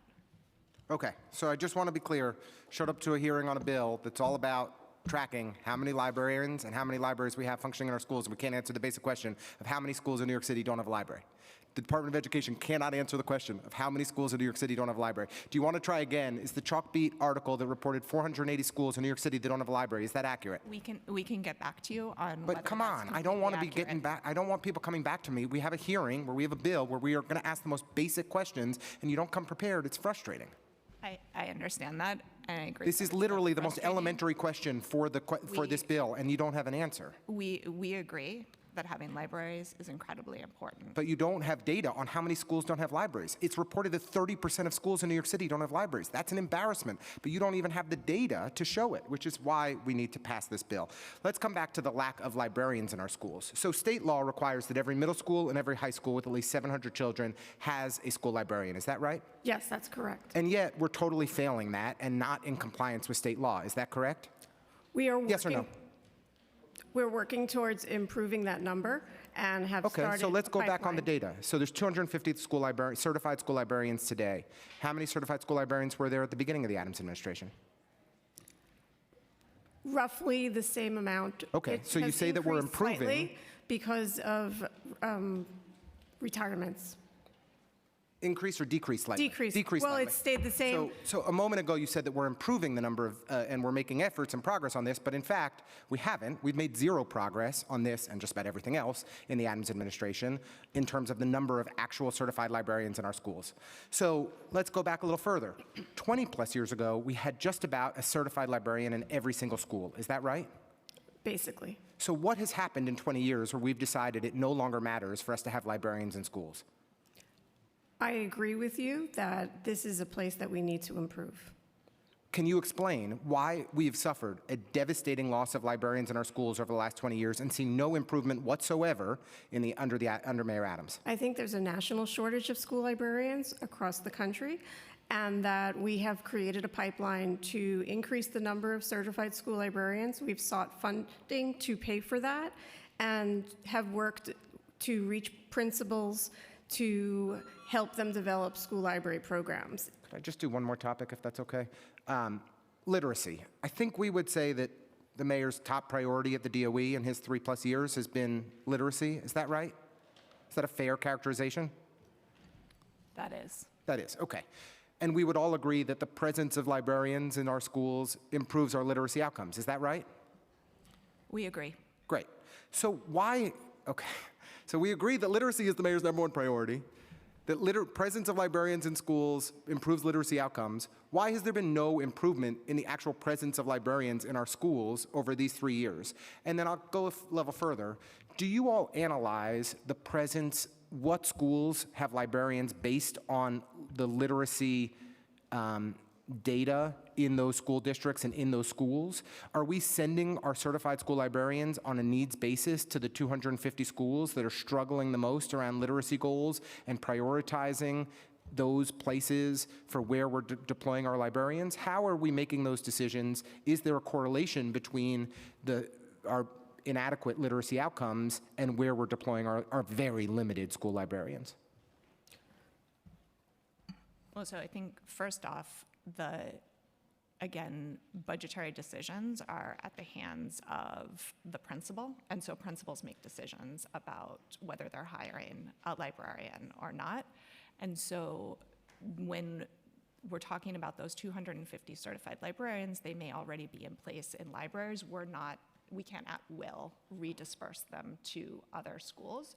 What we can do is, as we think about the teacher to librarian pipeline, is where we think about where do those graduating librarians go, and think about, do we send those to the schools that are most in need? May I add to that? Please. In addition to that, we've developed the citywide digital library on Sora, and every student in New York City Public Schools has access to the collection of over 50,000 titles with millions of copies of materials. And we've circulated over 2 million titles just in this school year alone. Yeah, look, I imagine you're two of the people in the Department of Education who most want more librarians in our schools and care about this and are advocating for it, and you're probably annoyed that I'm badgering you and being a jerk. You're the people who are sent up here to represent the administration, and we're disappointed by the outcomes in the administration. I'm disappointed. I'll speak from a first-person single. I'm disappointed by the outcomes in this administration and the lack of the presence of librarians in our schools. It's not personal. I apologize if it came across that way. I just want to be clear. The outcomes are deeply problematic, and they're not it's like a serious problem, and we need to bring attention to this issue. We need more librarians in our schools. We need to make an effort on hiring. We need to dedicate the necessary resources. We are out of compliance with state law. We need the state education department to start stepping up and stepping in and forcing the DOE to do its job, which is to ensure that we have a librarian in every single school. Thank you very much. I'll just say, we are in support of the bill.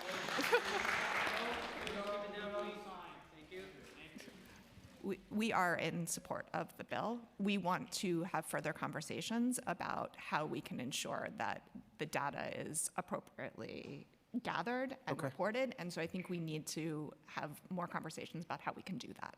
We'd be happy to follow up to work that out and make sure we have the right language in the bill, and appreciate your support. Thank you very much, chairs. Thank you, Councilmember Ressler. Just want a quick follow-up. So in your pipeline, how many librarians do you have in the pipeline that will be ready and to be dispersed in New York City Public Schools? After cohort 4, we'll have about 100 librarians. We've just about put through 90 teachers and have impacted 115 schools with over 77,000 students now having access to school librarians and a school library program. How do you prioritize where you're going to place those librarians? As we stated before, the principals are still are empowered to make the hiring decisions. So we encourage principals and work with them to build out a school library program and provide as much support to develop that program. We have developed a program called Vital Libraries, where we are able to provide a grant to schools to build out that program and develop a library advisory committee, and hopefully make it a sustainable part of the school community.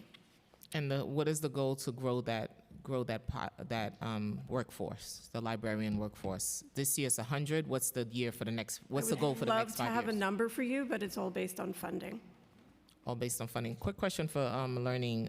Is there, as Councilmember Ressler said, is there a correlation between schools who have librarians, who don't have librarians? What do those reading scores look like? Do they tend to do better? What are we looking at in order to know what we're prioritizing in terms of academics and having librarians in schools?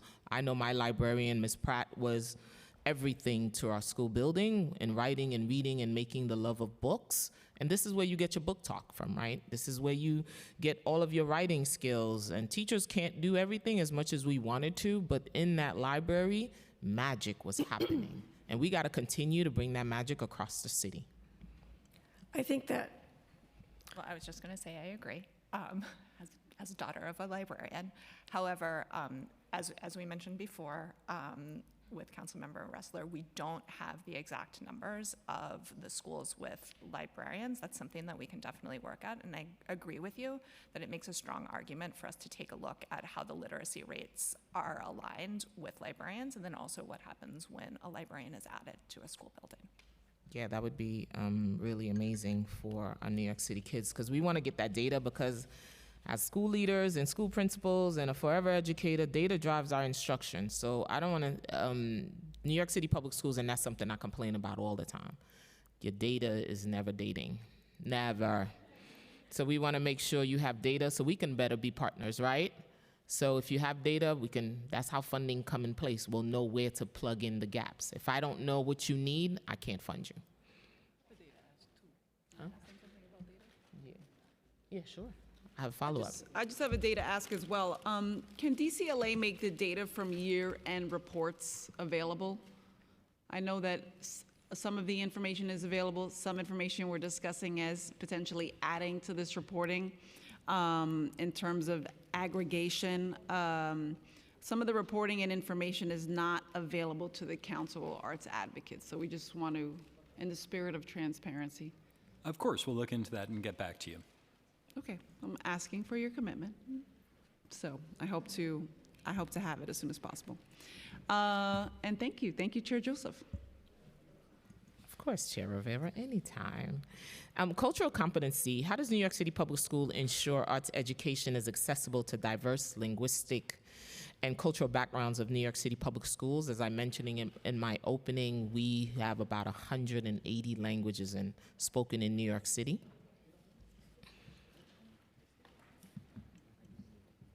So I know that the Arts Office partners with the Office of Multilingual Learners, and they provide additional professional learning for arts teachers that is grounded in ensuring accessibility for multilingual learners in their classrooms.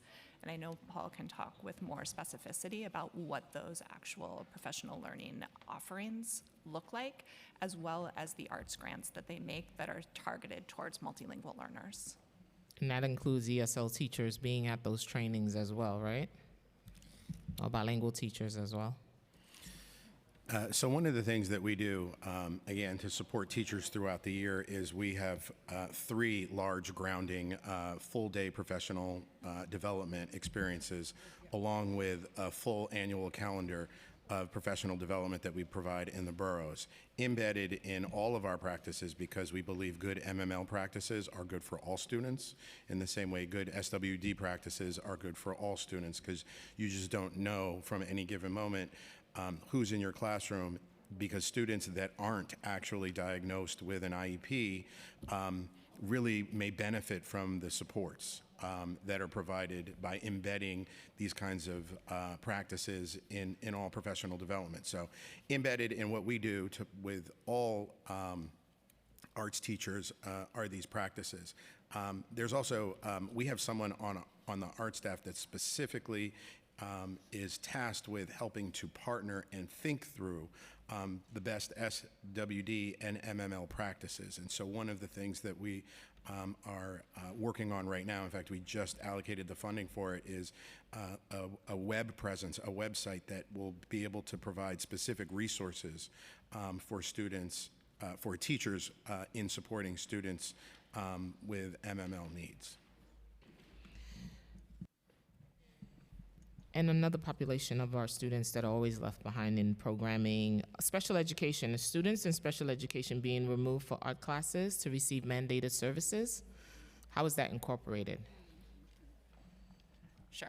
So, students having mandated services, usually in terms of related services versus an ICT or SE model, obviously not are recommended to pull students from arts, but we also know that schools are making decisions and they have a lot of conflicting priorities, and so they have to think about the resources that they have available.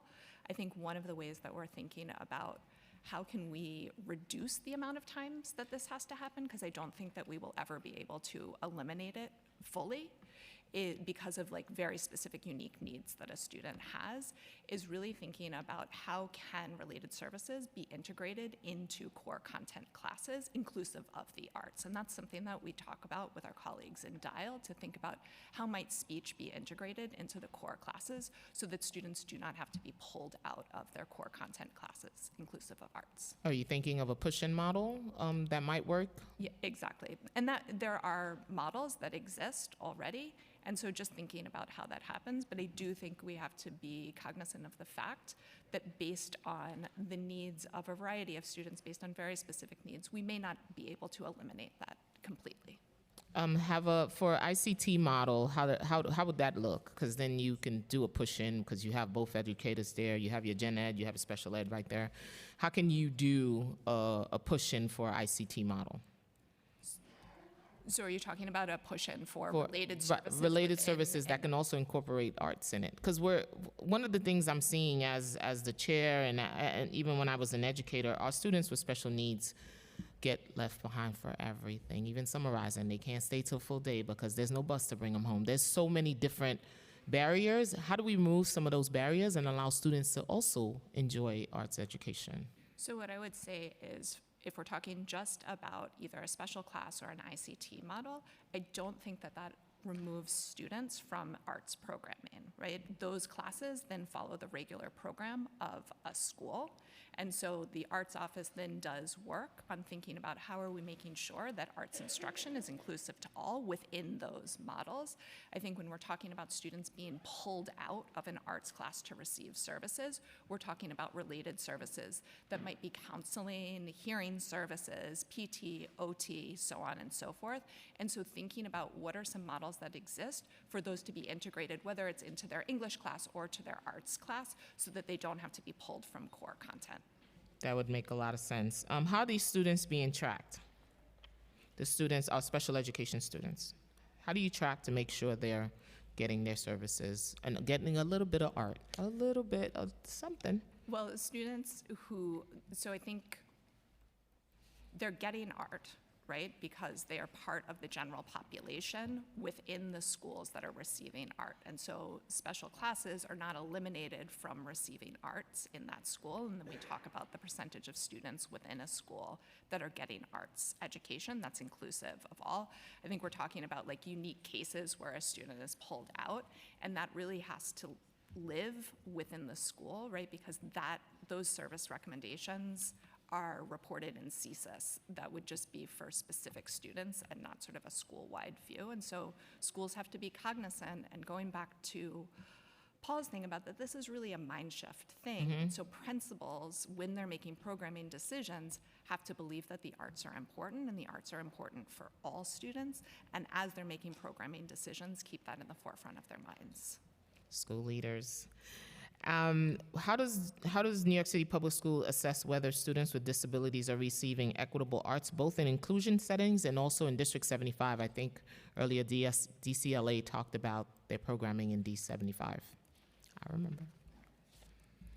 So I think with the new reporting structure of disaggregating the arts and schools report by district, we do have reporting distinctly for District 75 in thinking about how D75 students are being included in arts education. And Paul can talk to you about the specific numbers, but I know that the D75 actually has somebody who is in charge of arts and coordinates with the arts office to ensure that they are giving equal access to the arts that all other districts are providing. Yes, so I just want to add also the unique nature of District 75. They actually have a full-time dedicated arts director that is embedded in their district office. And so they work with us in collaboration. And I have to tell you, we learn a tremendous amount from them in helping us push our programming. So we work very closely together. And according, just for some data points, according to the 23-24 Arts in Schools report, arts across District 75, we had 93% of District 75 schools reporting providing visual arts instruction, and 84% offered music, 66% offered theater, and 59% offered dance. And so again, while there's far more work to be done, there is a baseline of dedicated professionals who believe in this work, who can continue to help us do what is the mind shift that systemically we're trying to affect. How about our D79 school sites and D75 have certified art teachers? How often that teacher is covering 3 to 4 sites? So this is another one of those opportunities where, unfortunately, I get to say to you, we'll have to get back to you with that specific data. One of the things I will just say anecdotally is that one of the things that we find in tracking is that D79 sites in particular are one of the places where we find where there might not be an arts teacher. And so this is something that we deeply have to look at and continue to support in the work that we're doing. D79 also covers our justice-involved students. How, are we meeting their needs also with arts education? Again, we support all of the superintendents in our work, and again, this is something that we and specifically with this population, the arts, and this is not hyperbole, could potentially help save some of these kids' lives. And so this is ongoing work that we are navigating around. And again, in our 2 years of working in reimagining how we do this work, it's something that we're dedicated to focusing on and get back to you with more data. Okay. How is arts education being used in D75 and other school settings to advance IEP goals?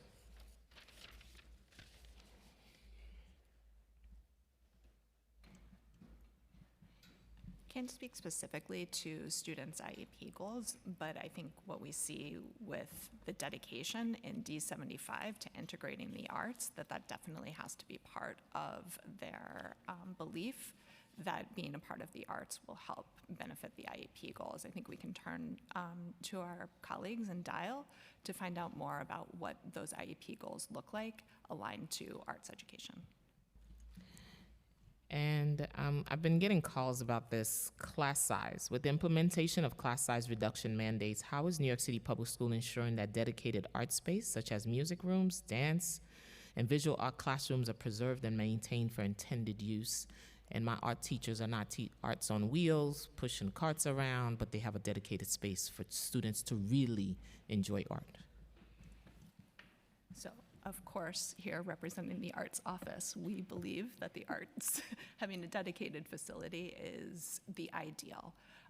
What is being done around the class size mandate is that principals have been asked to submit plans about how they are going to address that, specifically around space, and only those plans where there is not a reduction in programs are being approved by the city. You wanted to say something? Chair Rivera.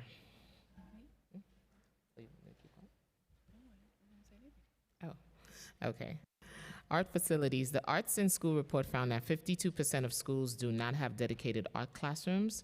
What impacts does that have on the instruction quality? And are there any plans to expand art facilities in schools that currently lack dedicated space for art instruction? So what we were able to pull from the school year 24-25 from the School Construction Authority reporting is that there are 1,222 school buildings with arts rooms, and there are 4,081 arts rooms throughout the city. This averages out to about 3.34 art spaces per building. And so, look, ideally, we we are dedicated and believe in having standalone arts classrooms to help support, you know, the basis of undergirding arts instruction. However, you know, the current reality is that in many spaces, schools are sharing buildings, and so this is a very a difficult thing that is challenging for us. But one of the things that we as an arts office are trying to do, again, by working with principals who make the decisions around how their offices, how their buildings are utilized. With our principal fellows alone, again, we have over 140 that we targeted.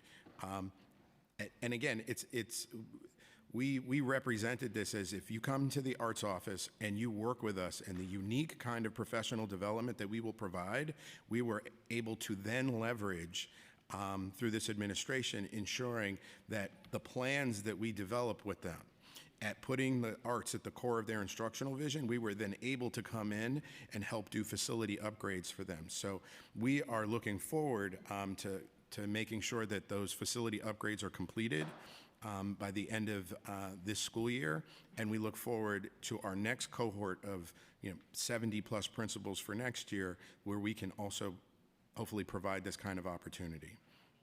How many do you have? Total principal fellows, we have 170. And the dedicated spaces that you're building out, how many are you building out? We had 140. Yeah. We had 140 principal fellows able to avail themselves of this opportunity. It is to both build out new art spaces as well as to refurbish those that already exist. So things like paint jobs, new furniture, providing dumpsters for the really glamorous work of emptying out rooms that need to be repurposed for arts usage, things of that nature. Thank you. What is New York City Public Schools doing to hold schools accountable until it achieves its 100% compliance with state regulations? I know you're going to say it's the school leader again, but what are we doing? You got me. You got me. Yeah, so again, this lives with school leaders. And so one of the things that we're trying to do is make sure that we're working with superintendents and principals to do this mind shift work to ensure that they understand the importance of having the arts at really move their instructional visions. Because in 2023, the data arts report found that only 31% of 8th grade students met New York State required for 2 semesters of arts instruction in 2 disciplines. What challenges are middle schools facing in meeting their requirements, and how does New York City Public School plan to address that? So this is a thorny subject I've loved to embrace in my time at the Arts Office now. So first, it is important to clarify that the state requirements. So under New York State ed regulations, students in grades 7 and 8 must receive 2 half units of study in the arts, equaling about 108 hours.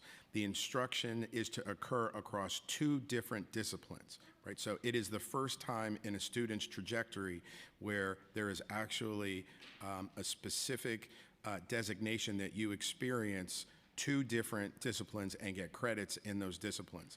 The struggle here is there's a few, but I would argue one of the biggest ones is just the larger staffing, right? So just the teacher pool size, right? Because in a middle school, in those 2 grades, a principal is making a decision around who they staff. And so you're making decisions around, do I have 2 arts teachers to ensure that I'm making sure that these students are getting 2 different ones? And what we're finding in most instances is that schools really struggle to do that. But with that said, it is true, 31% of students are receiving the 2 units, but 91.2 are receiving the 2 units in 1 discipline. So it is not, certainly doesn't meet the state mandate, but it is also to say that students aren't going without art. And so one of the things that we do, again, is to put our hands in the dirt and really get in there with principals so that they understand, like, hey, this is a state, like, not only is this a state mandate, right, that is very important, but also let us really think about, like, what does your data look like? How is your literacy looking like? What are some of the problems that you think the arts might help mitigate or solve? How do you get more parents in the building? How do you fix a problem with students showing up late for first period? Is there a way in which we can work with you that the arts can be embedded in your core instructional mission to help move these things along? And so this is just one byproduct of really how we're working to mitigate this problem. But it is a real one. The data is saying it's a real problem, and that's why we're talking and seeing how we can fix it. And middle school is important. I don't know, Miss Joyce Bradford was my music teacher in middle school. And I still remember that. I can't Joyce, I didn't remember my art teacher, but I do remember Miss Joyce Bradford. As you mentioned, you just mentioned that you had to put your hand in the dirt and get down with the teachers. Are we doing that across the city to like roll up our sleeves and be like, listen, we have to do this. This is mandatory. It's not an option. And we keep saying that, right? The arts should not be an option, just like social emotional learning should not be just on the side. It should be embedded in everything that New York City students do. The arts is everything that can change the trajectory of a young person.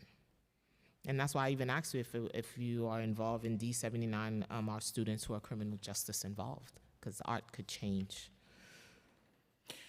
Absolutely, and I sit here as evidence of that. My own life story is really centered in this idea of what the arts can do for someone. So I'm in full agreement with what you're saying. But how do we meet the law? Because we're not meeting the mandate of the law. So how do we meet that law? How do we comply with the state law? Again, I think it's working with principals to understand the importance. It's working with superintendents so that they understand the nature of what the law is requiring. And I also think it's about us thinking through the teacher pipeline issue. So, one of the things that is super important for us, and one of the things that we work very closely in supporting is there are two organizations that are really exceptional at supporting teacher pipeline work. One is the Arnhold Graduate Education Program at Hunter College. The other is the Arthur Miller Foundation Scholars Program at City College. And these are both public-private partnerships that have transformed the number of dance and theater teachers in our system.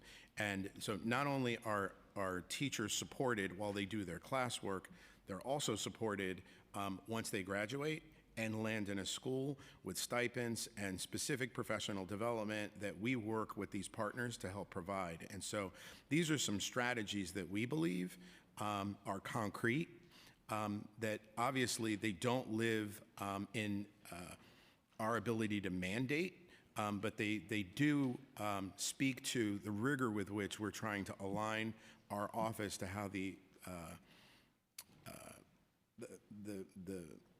culture of our bureaucracy actually works.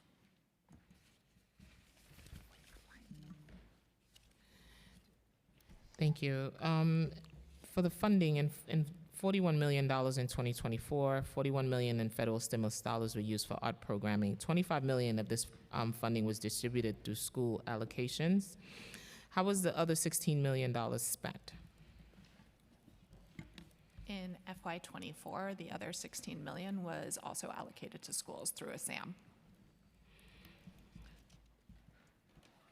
And in fiscal 2025, how much of the $41 million in city dollars that replaced the federal dollars went directly to school, and how is the remaining funding being spent? So again, part of it was allocated through a SAM. And then what we wanted to do was make sure that we were being strategic and aligning the funding streams with the work of the Arts Office. And so the additional funds that were used from the $41 million last year are being put through to schools through the Arts Office to align with some of the facilities upgrades that Paul spoke about, as well as high-quality instructional materials, tools, and experiences for all students. Thank you. The ACE Guide, which lists New York City public school vendors providing programming, field trips, and PD across art discipline, has been experiencing issues. Organizations report they've been unable to update their profile, contact information, or even be added to the platform for at least 6 years. What's being done to address the issue with the platform? We share your frustration. Yay! And I'm sure my advocates feel the same. Yes, we share the frustration of our friends in the arts partner community. We're dedicated to working with DIIT to help rectify some of these issues. I hope I'm also not talking out of school, but we are also in the beginning conversations of developing an online platform that would provide a heat map. We have a public and private partnership that would enable us to do this. Right now, it is being negotiated through legal to make sure that the capacity for us to do this is actually there. But we are hoping, as part of the reimagining of the office, that this kind of a platform will, again, change the face of how families, teachers, how we all understand what are the arts that are happening in our schools, and how do we make the kinds of decisions that we want to make for our children in us supporting school leaders and teachers and parents, just making educated decisions around where they want to have their kids. Thank you. The art world wants to know, what can the arts community expect for the tool to be back online? When are you going to be back online? We'll have to get back to you on that after reaching out to DIIT. Okay, and can the arts community update their profile or be added to the platform? The people want to know. I know they do. We do too. But as we're in this kind of transition moment where we hope to be pivoting from the traditional ACES Guide into this new kind of 21st century version, which is the online map platform that Paul just spoke to, we are just thinking through kind of what we can have as an interim resource for everyone that is accurate and up to date, while not putting so much of the time and resource into that while we're trying to pivot to this new model. Were the partners notified of this change, or it was a surprise? It should not have been a surprise. It was announced at our Arts and Schools report release in December of 2024. What is New York City's plan for ensuring that the list is more representative of the 700 plus arts and cultural organizations that it says partners with schools last year?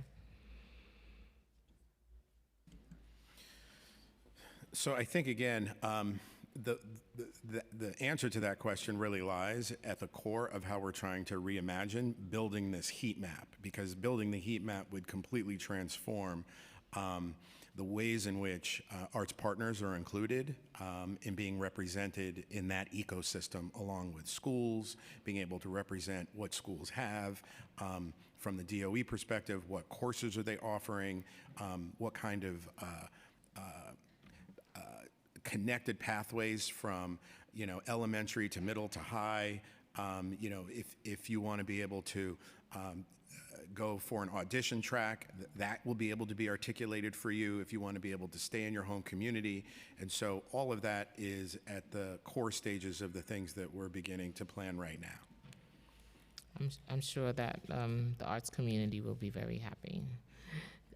In compliance, what percentage of New York City public schools currently meet the state arts education by grades 1 to 3, 4 to 6, 7 to 8, and 9 to 12?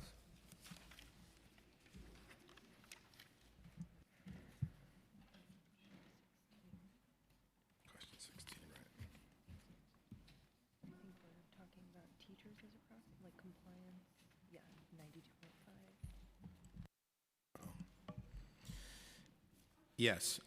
So in elementary school right now, grades 1 through 5, we have 92.5% of school servings, grades 1 through 5, offer at least one arts discipline per grade. However, 24.4% of those schools offered all 4 disciplines to each grade. In 6th grade, 95.1% of schools offered at least one discipline, but only 10.1% offered all 4 disciplines at that grade. Again, we get into the reality of 7 and 8. 91.2 of 8th graders received the required 2.5 units in arts instructions, but only 31.1 did so with 2 different disciplines. Additionally, only 21% of schools met this benchmark for 90% or more of their students. High school, 99.8% of high school graduates met the state-mandated arts instruction requirement. What school year is that? This is 23-24. Yeah, it's not what you're offering. I was looking to see who's meeting the standards. And for this year.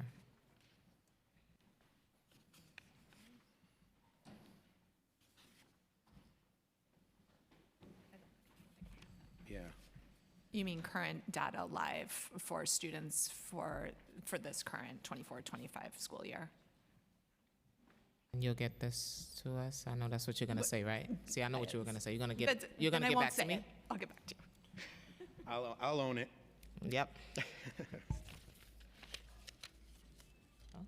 Yeah.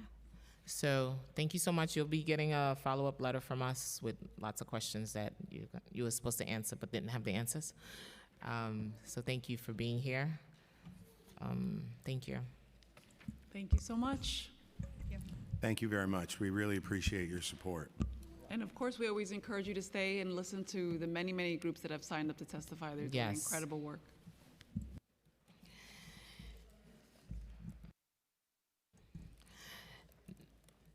I now open the public hearing for public testimony. I remind members of the public this is a government proceeding and that decorum shall be observed at all times. As such, members of the public shall remain silent at all times. The witness table is reserved for people who wish to testify. No video recording or photography is allowed from the witness table. Further, members of the public may not present audio or video recording as testimony, but may submit transcripts of such recording to the sergeants at arms for inclusion in the hearing record. If you wish to speak today, in today's hearing, please fill out an appearance card with the sergeant at arms and wait to be recognized. When recognized, you'll have 3 minutes to speak on today's oversight topic, ensuring equity and access in the arts. If you have written statement or additional written testimony you wish to submit for the record, please provide a copy of that testimony to the sergeants at arms. You may also email testimony to testimony@council.nyc.gov within 72 hours of this hearing. Audio and video recordings will not be accepted. I will now call the first panel. Arden Brewster. If I butchered your name, I'm sorry. IBEO.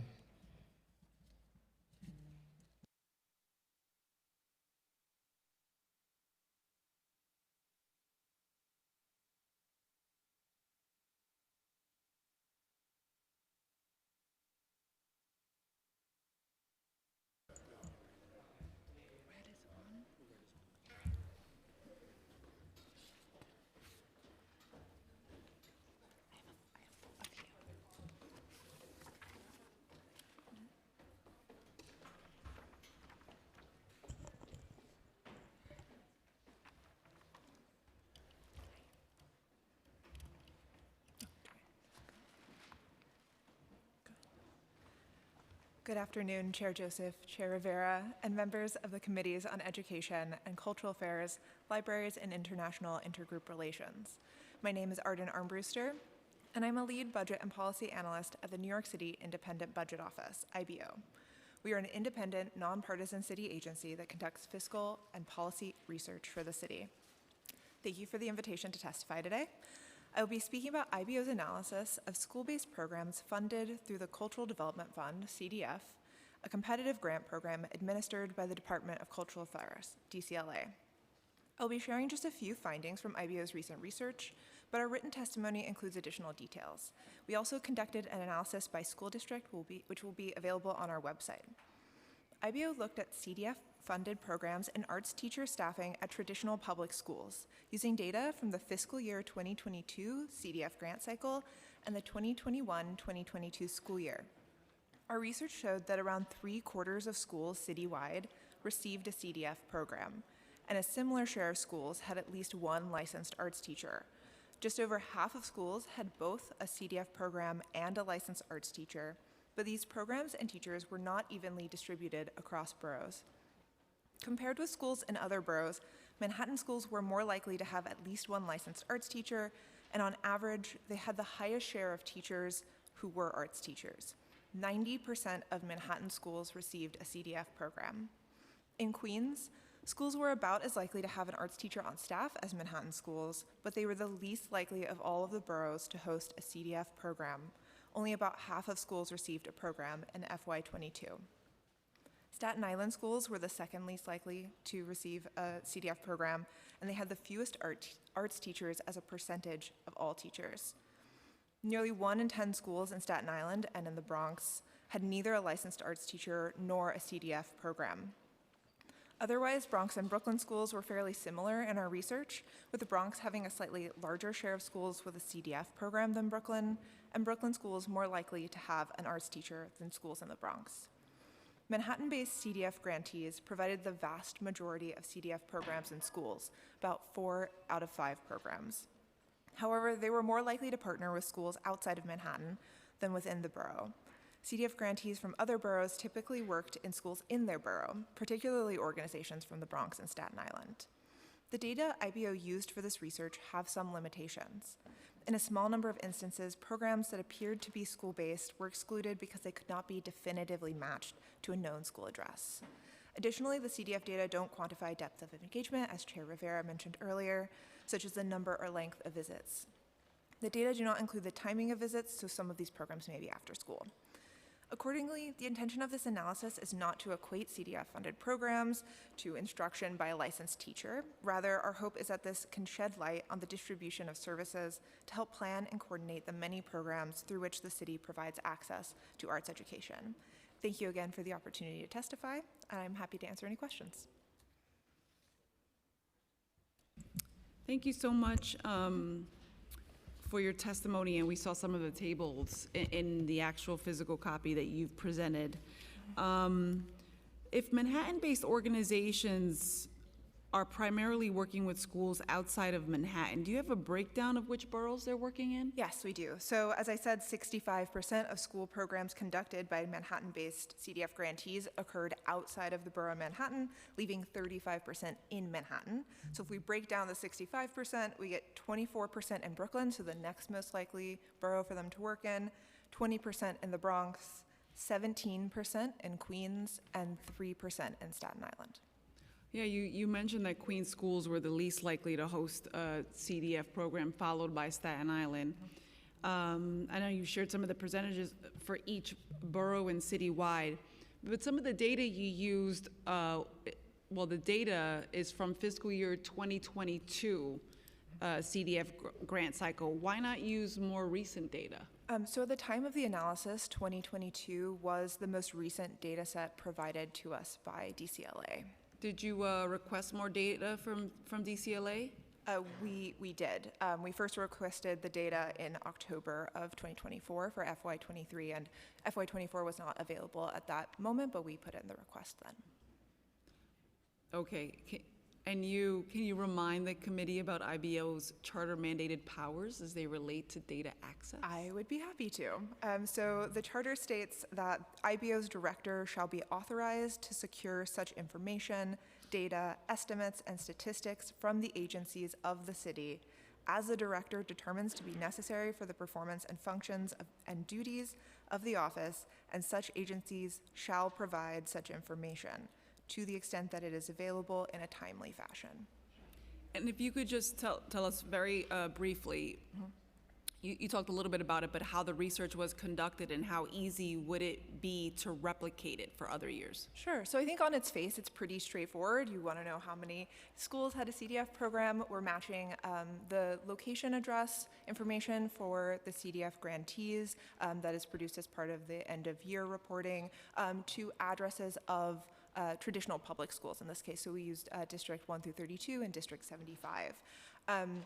But we did run into a few challenges that we were able to, I think, satisfactorily address.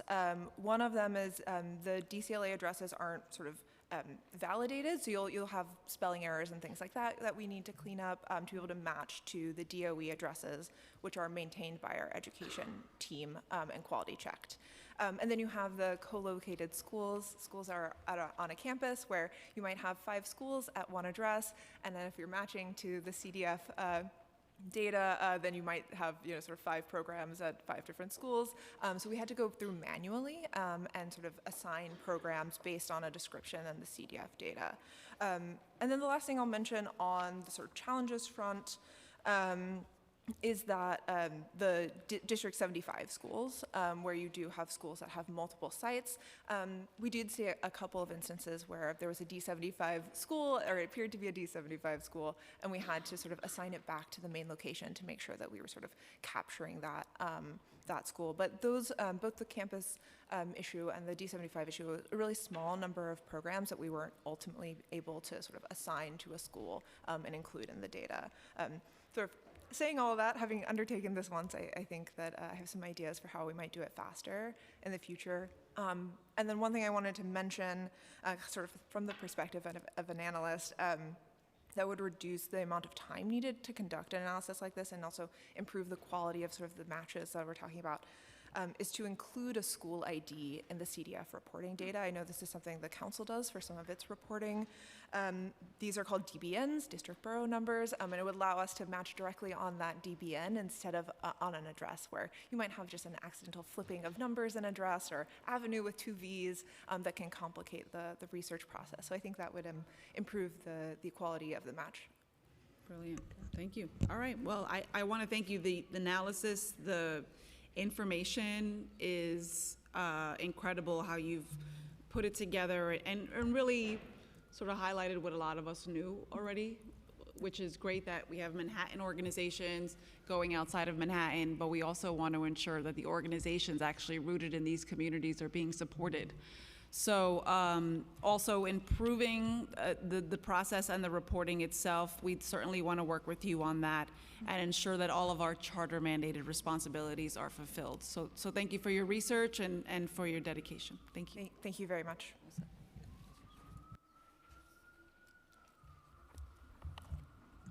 Thank you. Melody Emerson Simpson?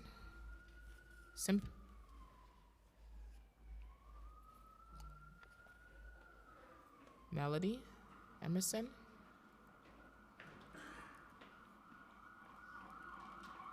No. Nabira Zanab?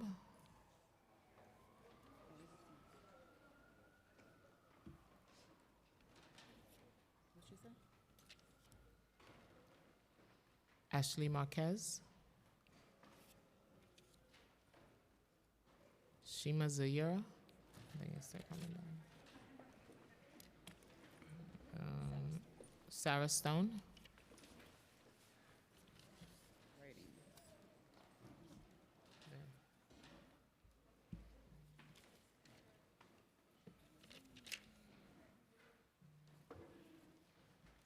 Abby Emerson?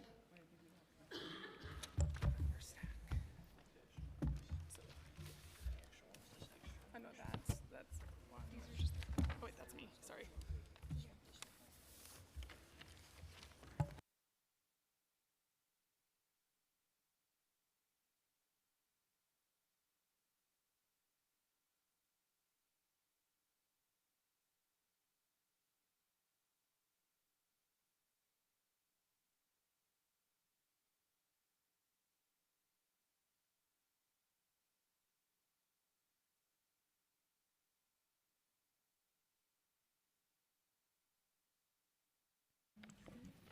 I would like to thank Councilmember Ressler for supporting the bill 1125-2024. Good morning, everyone. My name is Nabira Zainab, and I'm a senior at the Urban Assembly School for Leadership and Empowerment in Brooklyn, New York. I live in District 45, represented by Councilmember Farah Lewis. Today, I'm here to testify in support of Bill 1125-2024, which mandates the Department of Education to report annually on school libraries and library access in DOE schools. During our research, we constantly thought about how the lack of library resources might impact us in various ways. In conducting research for our civic action project in our government class, we uncovered a significant finding. Schools with certified librarians experience notably higher graduation rates. For example, according to the article, study finds that high poverty schools with a certified teacher librarian achieve a 5-year graduation rate of 79%, stating that low-income schools that employ accredited librarians report a graduation rate of 76% over 5 years. In stark contrast, the schools without certified librarians show a graduation rate of only 43%. This gap is especially troubling for our Title I school UASLE, where the absence of certified librarians places my peers and me at a disadvantage. Our extensive research clearly demonstrates that students in schools with certified librarians perform better academically. Enthusiastic librarians not only inspire a joy of reading, but also help students cultivate essential research and media literacy skills. By requiring the Department of Education to provide detailed information on the number of certified and non-certified librarians, the time students spend with them, and the operational status of school libraries, Bill 1125-2024 will illuminate the critical resources available to students. It is essential for Councilmember Farah Lewis and the committee to support this bill, as it emphasizes the vital role of libraries in education and ensures that all students, regardless of their background, have access to certified librarians for their academic success. Thank you for your attention, and I urge you to support Bill 1125-2024. Next.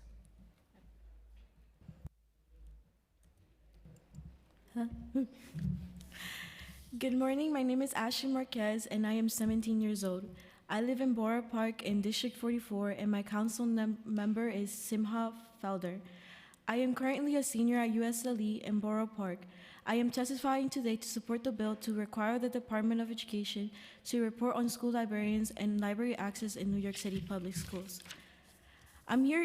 Libraries and librarians are essential to student success, and I know this from personal experience. I used to attend High School of Telecommunication, where we had an amazing library.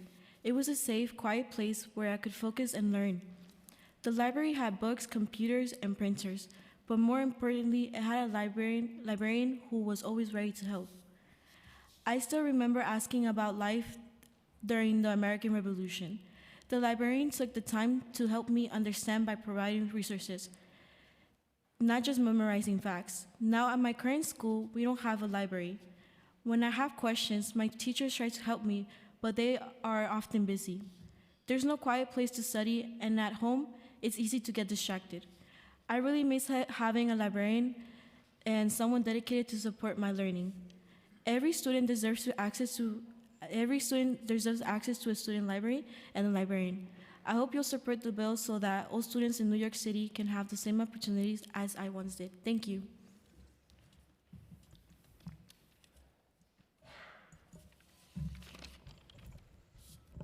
Good morning. My name is Shima Zaira, a high school senior at the Urban Assembly School for Leadership and Empowerment in Brooklyn, New York. I live in District 40 with Rita Joseph as my council member representative. Today, I am here to represent the 495 students in my school, as well as all New York City students who understand the urgency of the Libraries Count bill. I testify in support of the 1125-2024 bill to require the Department of Education to record the accessibility of libraries in schools. Not only is this issue detrimental to the college readiness and academic success of students, but is also in violation of pre-existing laws. According to the New York State Law on School Libraries, Section 91.1 states that a library has to be established and maintained in every school, and there should be a minimum number of books based on school size. Section 91.2 mentions that each school district has to have a certified library media specialist unless an alternative arrangement is approved of. Clearly, not every New York City school is complying with these state laws, and recognizing the severity of this issue is not possible without data collection. It is alarming to my peers and I that the New York City Department of Education does not already have data on the accessibility of libraries.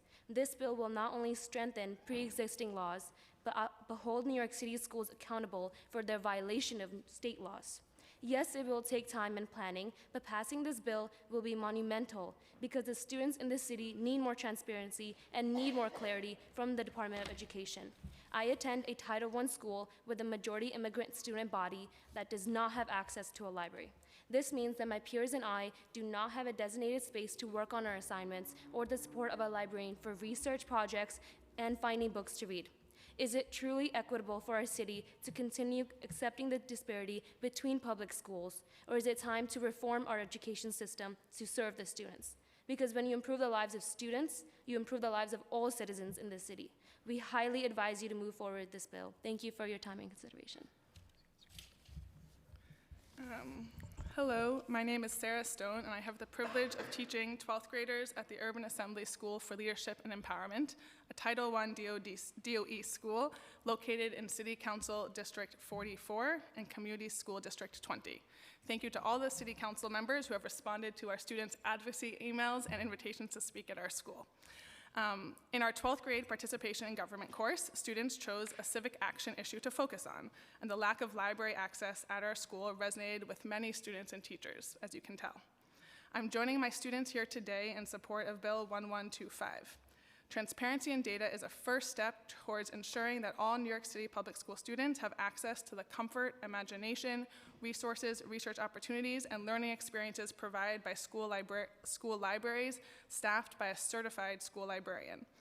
As a government teacher in the age of social media, fake news, increased polarization, and parallel web universes, digital literacy is obviously a critical skill for our students. I often find they don't have the time or the resources to adequately build those critical skills. Librarians can serve as resources to students and teachers alike in identifying and utilizing credible sources, which our students need to navigate our ever-changing and often hostile world. Libraries are an incredible hub of information, and librarians are an incredible resource to support students in building research and critical thinking skills, so necessary for their next steps beyond graduation. In order to build young advocates able to not only navigate the world as it is, but to advocate and create a better future, students need access to libraries in school. In order to create a more just and inclusive world, we first need to be able to imagine the world as it could be. Books allow that imagination to grow. Libraries provide windows of opportunity and imagination to students as they dream of the world they deserve to live in. Every New York City public school student, especially these three right here, deserve access to a school library to expose them to the possibilities beyond our school brick walls and to provide them with the 21st century skills necessary to achieve those possibilities. Thank you for supporting the passage of this bill. Hello, thank you for having me here today. 10 years ago, I was a 5th grade teacher at a school on the Lower East Side, and that had a fabulous library and wonderful librarian. And while I had a relatively robust classroom library in my own room, nothing compares to having a fully functioning, organized, high-interest current supply of books for students. The ability to send kids to get books they were excited about on an ongoing basis was critical to my reading instruction. Our librarian also welcomed families in the morning, and younger siblings were able to access books as well.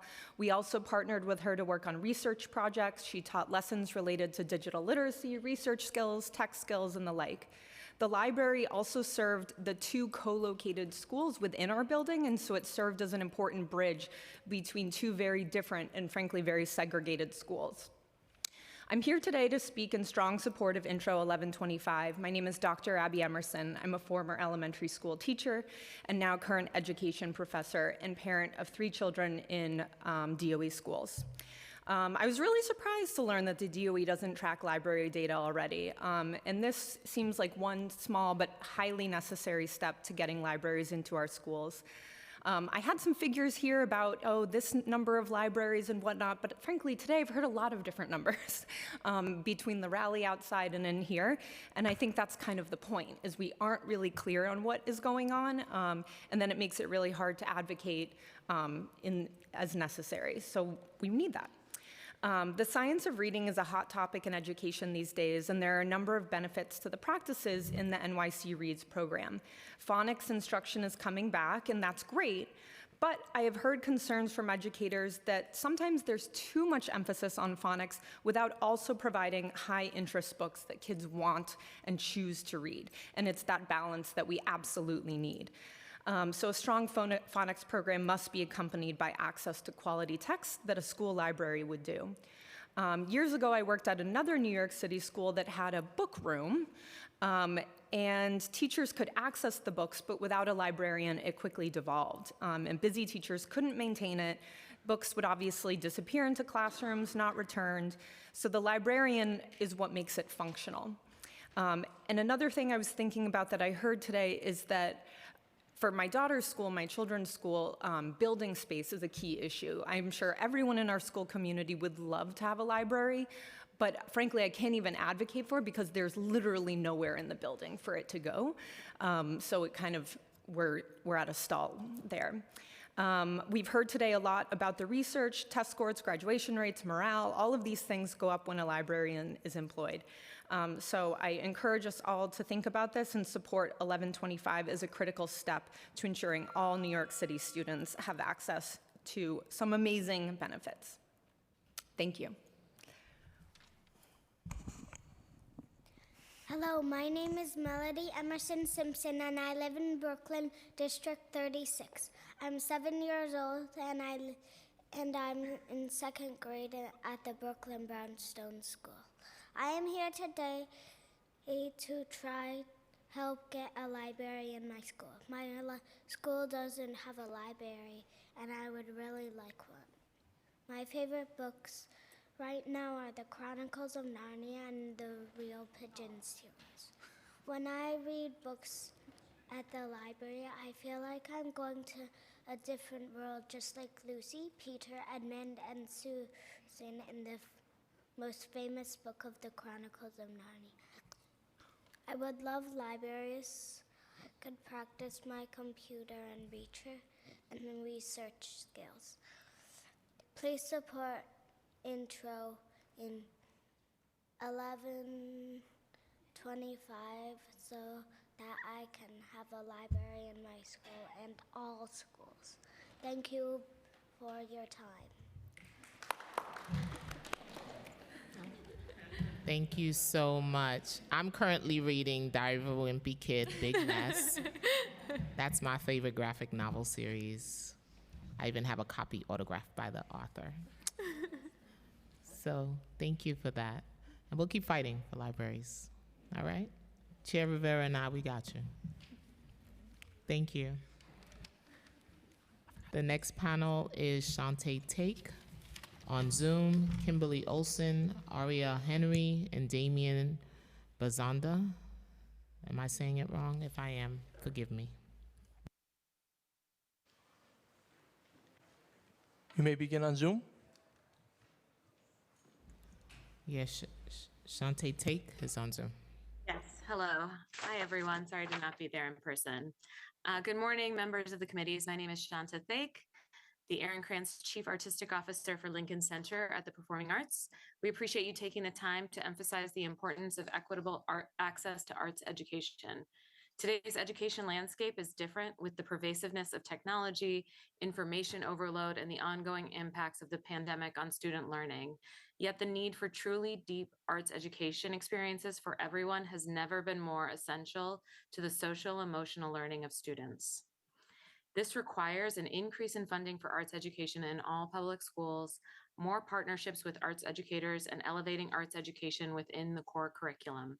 We are constantly evolving how our programs can better serve students, including leveraging new technologies. Lincoln Center is considered by many as the birthplace of teaching artistry. We developed a systematic approach to student-centered, discovery-based arts learning, which has since grown nationally and internationally. The Lincoln Center campus is home to 11 resident arts organizations serving the entire life cycle, from infants participating in Weebop at Jazz Lincoln Center to older adults enrolled in the Juilliard School's extension program. Exposure to the arts improves skills like language acquisition, memory, motor coordination, spatial awareness, and supports social emotional learning.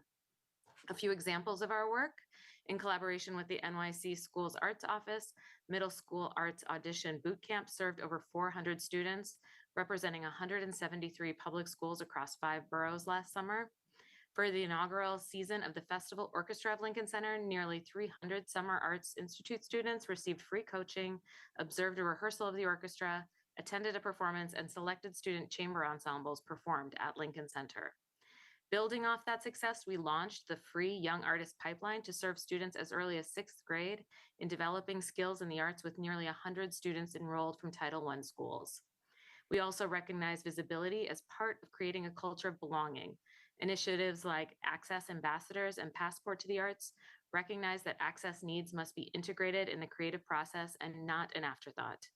The Legacies of San Juan Hill work with Centro and the Schomburg Center underscores the importance of those whose stories are told. Last summer, we worked with United Way to host the Black Studies Bookmobile and integrate San Juan Hill into New York City's school's Black Studies curriculum, sharing the stories of creative New Yorkers like Thelonious Monk, Josephine Baker, Arturo Schomburg, and many more. And lastly, we invest in teachers and invite educators to imagine the next 50 years of teaching artistry at Summer Forum this July. Participants will leave with new tools, fresh ideas, and an expanded community to propel their creative vision for the arts education forward. Current New York City public school educators will be granted free admission. The resident arts organizations at Lincoln Center share a vision for encouraging an exploration of human creativity. Your time has imagination, expired. and Thank you. Thank you. Can I have just one more second? Yes, And please wonder if the arts- finish your last thought, yes. Okay, great. We look to the arts to bridge divides, celebrate differences, and encourage us to question what is and imagine what can be. Thank you so much. Thank you. Thank you. Thank you so much, Chair Joseph and Chair Rivera, esteemed committee members, and council staff for your championing of arts education. My name is Kim Olson, and I'm proud to be the Executive Director of the New York City Arts and Education Roundtable. I'm here as part of the It Starts With the Arts Coalition, echoing the urgent need to prioritize transparency in arts education across our city's schools and communities. We deeply appreciate the commitment of this council to ensuring equity and access in the arts, and we want to commend the work of New York City Public Schools Arts Office for their ongoing initiatives to support arts education across the 5 boroughs. We also recognize the essential role of the Department of Cultural Affairs in enabling hundreds of organizations to deliver essential arts education services. However, New York City cannot provide equitable access, meaningful participation, or quality arts instruction for all students without greater transparency in terms of how arts funding is being spent and how student engagement is measured. Currently, our understanding is impeded by a reliance on broad reporting that doesn't always accurately reflect the reality on the ground. For example, the most recent Arts in Schools report states that 99% of schools provide arts instruction in at least one discipline. Yet, that statistic doesn't really verify actual access or participation for students. The current reporting methods also lack clarity on how quality arts education is defined and measured in our schools. The insufficient transparency also applies to funding allocations and spending, making it unclear how arts education dollars are distributed and utilized at the school level, and how it compares to recommended per capita spending. Furthermore, the lack of transparency extends to arts partnerships. While over 700 arts organizations partnered with schools last year, delays in award contracts, contract processing, and payments significantly hinder the good work happening. Organizations are waiting years for MTAC contract approvals, leading to lost educational opportunities for students, financial hardships for both organizations, and thousands of dedicated teaching artists who rely on this income to live and work in New York City. Even the months-long delay of CDF award letters can have a devastating impact when you are living paycheck to paycheck like so many teaching artists in our community. The reality is this: what gets measured gets done. We need a clear, comprehensive, and publicly accessible understanding of the current state of arts education in every school, and accountability on the cross-agency plan to move towards universal access. This includes data on access across all art forms, student participation enrollment rates, the number of certified arts teachers and cultural partners per school, resources being allocated at the individual school level, alongside clear benchmarks for goal setting and measuring success. Without this, it's impossible to effectively identify and address existing inequities. Let us move beyond broad statistics and reports to gain a clearer understanding of the challenges and successes in arts education across our diverse school system. By prioritizing data transparency and investment in the arts, we can truly begin to build a stronger, more creative, and more equitable future for all of our students. Thank you for your time and consideration.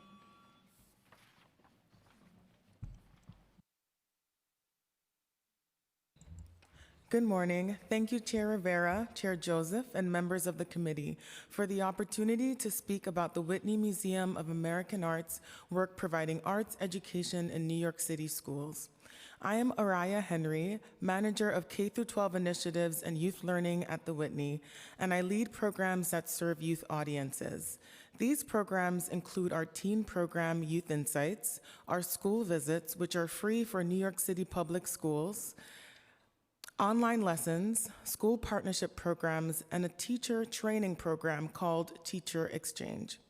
Our K-12 initiatives use works of art from our collection and special exhibitions to build critical thinking, enhance curriculum, foster dialogue, and encourage innovative classroom practices.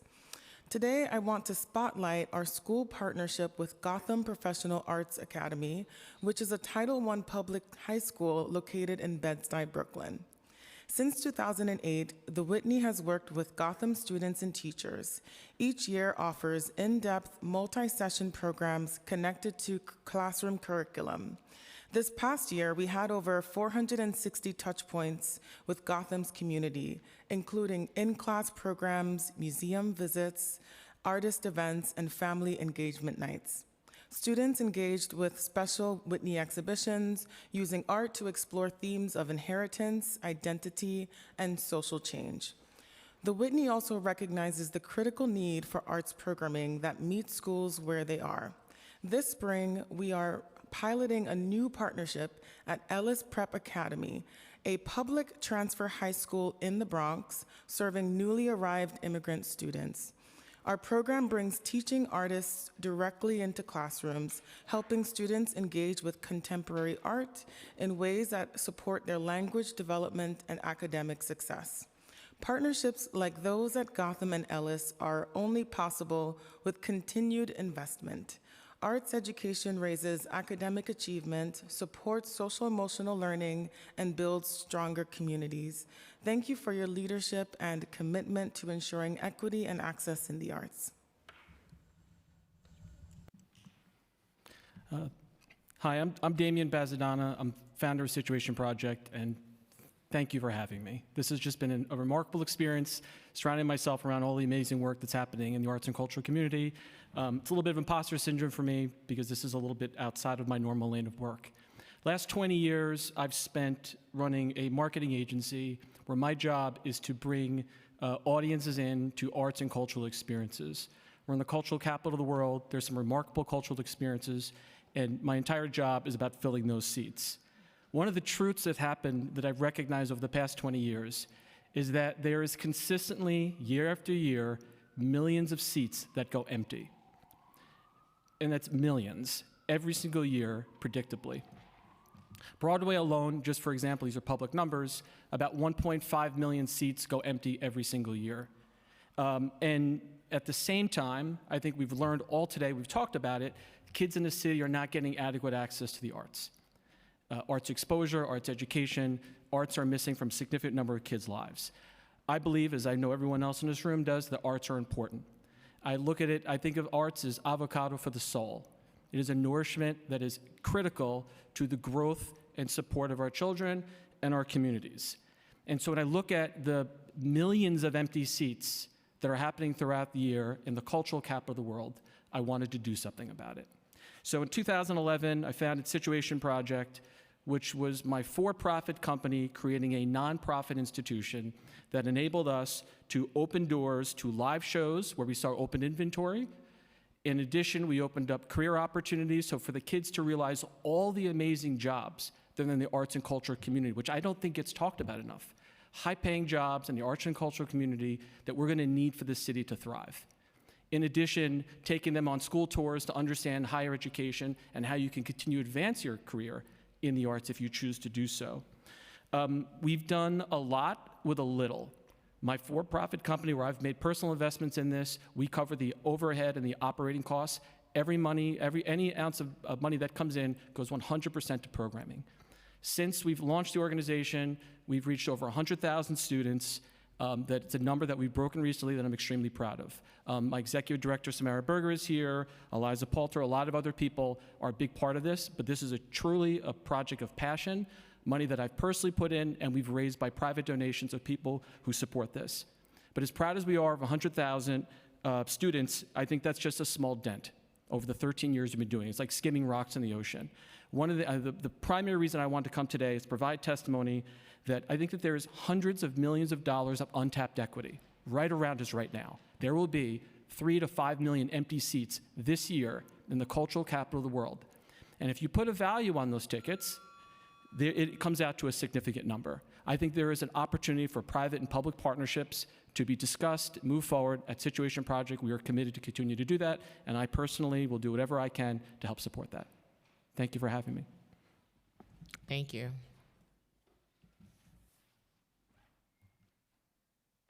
Thank you so much. I used your statistic last night at an event about how many seats are left Oh, thank you. unfilled, and people couldn't believe it. So I appreciate all of you doing the great work that you do.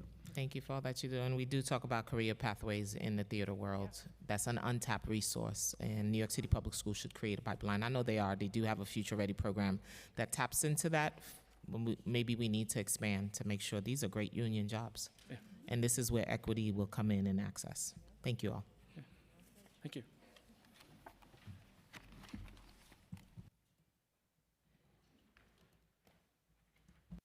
Nico Skirasi. Julian Buenaventura. I couldn't read the handwriting, sorry. Diana Figgins. Aurora Damalo. Maddie Ditterline. Oh. Ava Emhoff. And Daria Ashkamonia. Hope I did.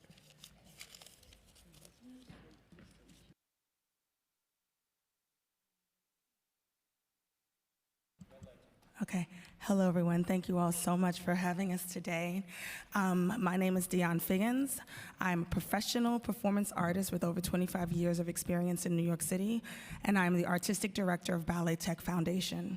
Our mission is to introduce New York City public school children to the beauty, integrity, and joy of dance, which we have been doing since the founding of our school in 1978.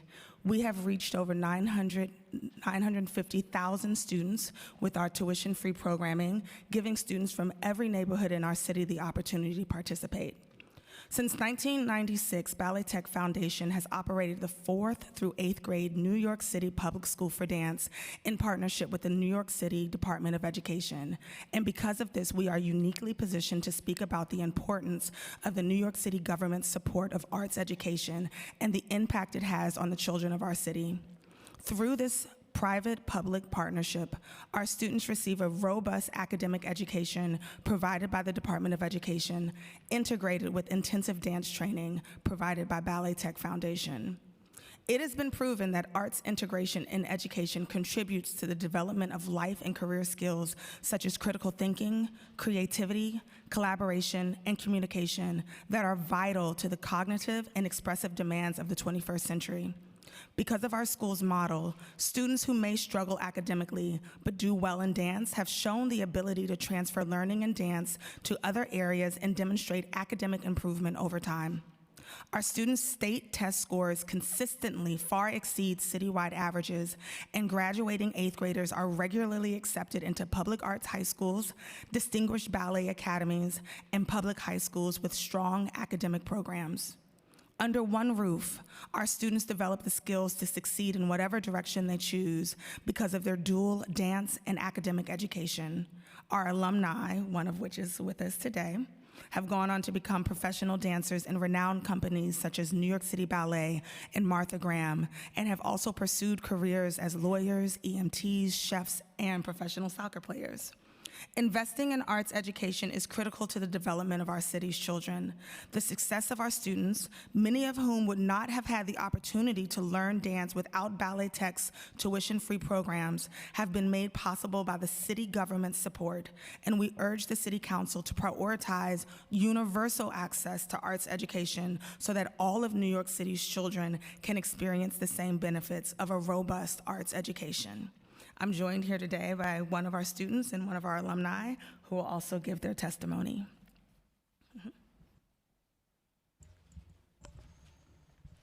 Hello, my name is Nico, and I'm a 7th grade student at Ballet Tech, and I'm honored to be here representing Ballet Tech. Every day at my school, I spend half of my day in academic classes and the other half in dance. I love being a student at Ballet Tech because we all share a common interest in dance, and it helps create a strong, close-knit community. Learning dance teaches me discipline and persistence, which influences other areas in my life physically, mentally, and emotionally. If I'm ever frustrated in my academic classes, the skills I've learned in dance helps me to reset and center myself. This persistence helps me to improve and learn more in my classes. Dance is a big part of my life and is something I prioritize both at school and home. I hope to be a dancer and a choreographer when I grow up because I love sharing my technique with others. Ballet Tech is helping me to achieve this goal because I get a glimpse at the professional side of being a dancer. Getting to experience a daily rehearsal schedule and performances like performing at the Joyce Theater helps me set up for success. I think it is important that other students have the chance to learn dance or another art form because it is something that anyone can do. Dance brings so much joy to my life, and I want to share that joy with other people. Dance also has the power to shape someone's future. So many professionals became who they are because of the exposure of the arts when they were young. Learning dance has taught me that I can be whatever I want to be if I put my mind to it, and I think that is important that all students in New York City have the same opportunity. Thank you. Good afternoon, everyone. My name is Julianne Buenaventura. I'm an immigrant from the Philippines and raised in Jackson Heights, Queens. And I am a proud product of the magic created at Ballet Tech. I joined the school in 4th grade and graduated middle school in 2016. Back in 2010, a team from Ballet Tech visited my public school in Queens to audition 3rd grade students for their Introduction to Ballet program. I was one of 3 students from my school who participated in a weekly field trip program to take beginner ballet classes on site with transportation, dance clothing, and shoes provided. At the time, I was already taking ballet classes at my local studio in Queens, but transferring to Ballet Tech's full-time school was a game changer for myself and my family. To have access to high-level training from esteemed professionals in the field in a historic building for the arts, completely free of cost, was an immense privilege, perhaps one that I didn't realize until I grew up. Last May, I graduated from SUNY Purchase with a major in dance. I'm currently choreographing and teaching around New York City, and I'm a teacher here at Ballet Tech, including the program that brought me to Ballet Tech in the first place. I can confidently attribute many of my professional skills to my time here at Ballet Tech. Self-discipline, organization, expressing myself and leading my life with passion, and being able to connect with my peers with nuance, to name a few. I see now, in my 20s, how lucky I was to have a school as eccentric as ours in such a formative period of my upbringing. New York City is a city where people make magic happen, a city where culture emerges and thrives. I owe it to my students and the larger New York City public school system to urge you to invest in the youth of New York City, to infuse their daily education with the arts, as they are the ones who grow up to make the city what it is, the arts capital of the world. It is my wish that all students in all boroughs of New York City will have access to the arts just like I did. Thank you for having me speak today. Have a wonderful day.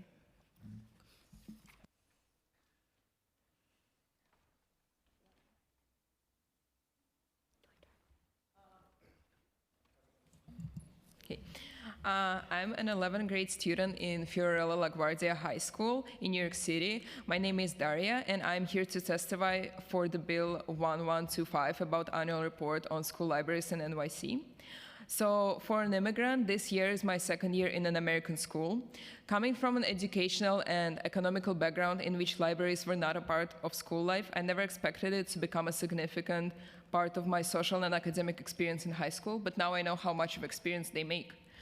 When I think about it, a complex of my needs and interests became achievable because of the functioning library in our school. As a low-income student, the library is a place for me to access free resources for research papers, projects, and art references in my community from teachers who I personally know and trust. As an academic tutor, the library is a focused place to help students with their work, again, with all the needed resources. As the president of the Feminist Club in LaGuardia, the library is a connecting point between my club and the broader school community, a place to conduct meetings and promote our work. Without a working library and a librarian in our school, I would never be able to support such a broad range of interests. School libraries are not only about the academic support of students, but also about the trust bond between each individual student and the school community. So if the system of public schools in New York City is set up to give students a right to access a functioning library with a certified librarian, this right must be fulfilled. We encourage you to support the Bill 1125 to require reporting on school librarians and library access in New York City public schools. Thank you. Hello, my name is Ava Emhoff, and I'm a student at LaGuardia High School. I'm here to testify to the importance of libraries in schools. To talk about the importance of libraries and librarians, I first have to talk about lunch. I'm not a very social person. If I'm in a room with people I don't know, chances are I'm not saying a single word. Going into my sophomore year, I found myself in an odd social situation of not knowing where to eat lunch. My friends hated going outside, but I hated having to scavenge the school for 10 minutes trying to find an empty and quiet place for us to settle into. So, one day when I wandered into the school library and found everyone with headphones in, and many people sitting alone, I figured it was a good escape for the 40-minute period. Through those 40 minutes of me connecting with the library, I was also given the opportunity to bond with Miss Healy, our amazing librarian. From the small waves when I began entering, to my finally asking if I can volunteer, something she quickly accepted and started with teaching me the combination of library systems we utilize, I knew Ms. Healy as someone who truly loves LaGuardia community and our library. I've never seen someone light up the way she did when teaching me Dewey Decimal, and it made me so much more passionate about respecting the library and its contents. This has only strengthened as time passed. From the free book section that has saved my family hundreds from Barnes & Noble trips, to opportunities that get me places such as City Hall, a librarian who cares is someone that can make the biggest change in schools. Though over time my friends eventually began joining me, and now in my junior year I spend time connecting with my friends in the cafeteria, I will never forget what public libraries have done for me.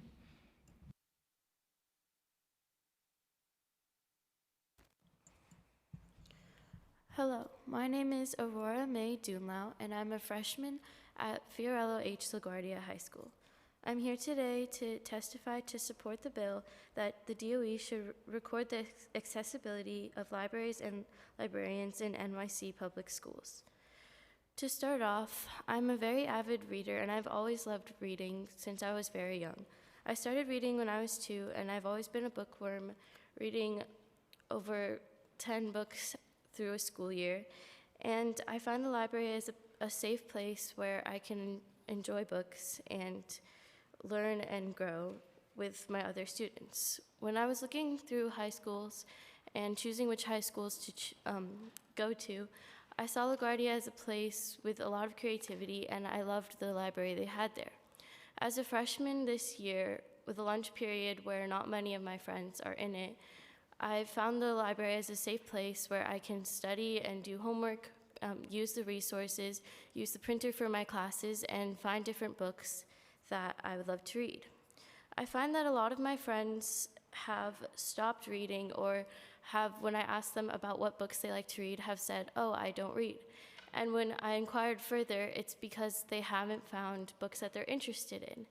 And the importance of a library and a librarian is that in libraries, they get to organize and represent different books. I find that Ms. Healy has put together different things on our Instagram and different mystery books to encourage students to read and encourage students to find books that they actually enjoy. And I feel that that's really important because I don't want all my friends to not just be reading. And through the librarian and through our library, they have found books that they're actually interested in, and it will help them grow as a reader. And also, we have different resources for music and plays and the different arts we have in our schools. And I was shocked to hear that a high percentage of schools don't have libraries and don't have these resources.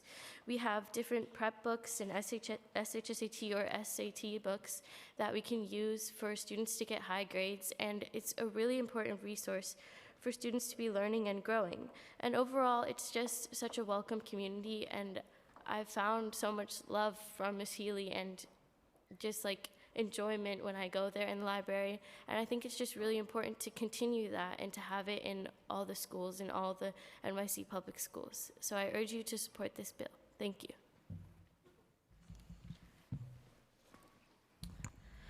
Good afternoon, council and committee members. My name is Maddie Ditterline. I am a 16-year-old student at LaGuardia High School, and I have been a victim of library loss. Don't get me wrong, our school is lucky enough to have a functioning library and a wonderful librarian, Miss Healy. But we are part of the decreasing number of New York City public high schools that have our own library that is easily accessible to our students. Currently, I am a volunteer helping our librarian, Miss Healy, keep our shelves in order, and I am considering a potential career in library science. I know firsthand how important libraries can be for students, and I didn't fully realize just how important they were until I lost mine. I didn't start out my life loving to read, but I was not exactly a popular child within my class, and none of my fellow students were particularly shy about the fact that they thought I was weird. I found my first solace from that fact in my small class library, which my teachers always seemed to sit me directly next to. But the best place in that school for me as a child was our school library. Our librarian, Miss Hood, was a kind woman who always helped you find what you were looking for. Nothing was better for me than burying my nose in a book and escaping from the world for a little while. When I eventually did make friends, they always knew to leave me alone when I was reading. By the age of 9, I prided myself on being able to finish a 400-page book over the span of a singular day. In 6th grade, when we were given access to clubs and the middle school section, I was so excited to finally sign up to help Miss Hood in the library. I had 2 books checked out in my 6th grade year when my classes all ended abruptly in March of 2020. I read those books for weeks. I bought discounted books online for me to continue my pursuit of reading. I read and reread every book I had throughout the entire pandemic. And when we finally got to go back to school, the thing I was most excited about was to go back to the library. However, as I learned during the pandemic, Miss Hood had retired, and the school would not hire her replacement for 3 years. And by that time, the damage had already been done. Since I had lost my access to free books, I stopped reading. And I found out one day that all of my favorite books were written for 12-year-olds, and I was not thrilled. Funnily enough, my comeback to reading came from a book from our school library that I had not returned for several months. It comforted me when I was having issues, and I have continued to read, and I'm back to being an avid reader. Who I am today is because of my experiences with school libraries, and I know how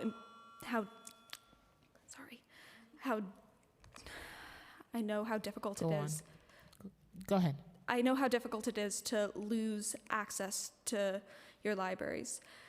And many students need these libraries to be able to thrive, and unless we know exactly which students do not have access to these libraries, we do not know exactly who needs them the most. This is why I think we should, as a council, pass Intro 1125. Thank you for your time. Apologies. Thank you for sharing, and you're not alone in I read kids' books, and I was an educator for 22 years before I became a council member. So keep reading the books you love and enjoy.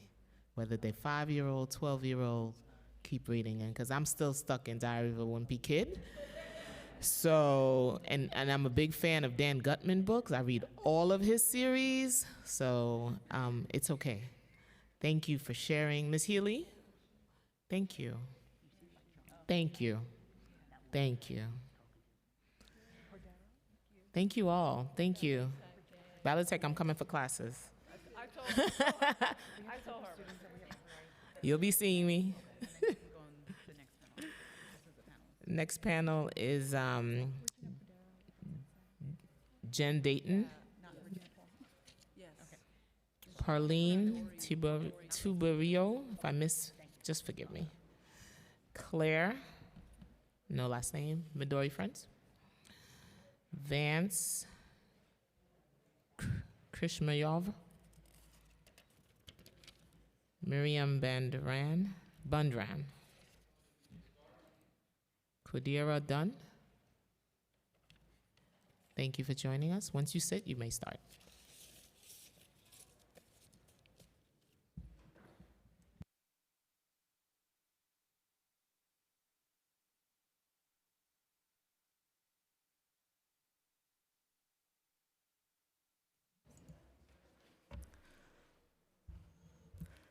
Hello there, my name is Miriam, and I'm a bassist.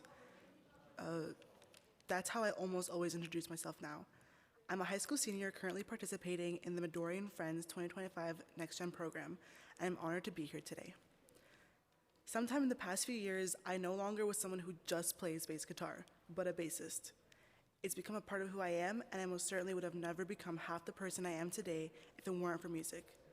Specifically, I would have never become who I am today if it weren't for music education. Music class changed my life. Before, there was no way I would ever ask to speak here. I was, and still am in many ways, very shy and kept into my shell. But music has a way with uncovering our true selves. Music moves our souls and shows us parts of ourselves that we didn't even know existed. For me, it helped me find my voice and express myself through the strings of the bass, and for others, it has done so much more. When I'm playing music with others, we speak in a language that only musicians can understand, and it is a wonderful language. We speak through reality, pain, and even school's on that list, which is why I want to help others learn this musical language. I'm lucky to have an amazing teacher, Mr. Anderson, who has always believed in me and my classmates. Throughout rough times in school, he helps us express our emotions and gives us a safe space to be ourselves and be loud and take space in the world for ourselves. But again, I'm lucky. Many people don't have that. Many people don't even have music class or any art class at their school. To quote John Keating in the Dead Poets Society, "We don't read and write poetry because it's cute. We read and write poetry because we are members of the human race, and the human race is filled with passion." I'd like to generalize this a little bit. We don't make art because it's cute. We make art because we are members of the human race, and the human race is filled with passion. Imagine all the kids who could have grown up to be the next Bowie or Da Vinci, but never had the chance to find their passion. We need education in the arts. We need our freedom. That's why I urge City Council to protect and expand arts education in all New York City schools, fund programs like Midori and Friends, support music teachers, and make sure every student, no matter where they live, has access to the arts. Because we aren't just shaping future artists, we're helping young people find their voices, their purpose, and their place in the world. Thank you.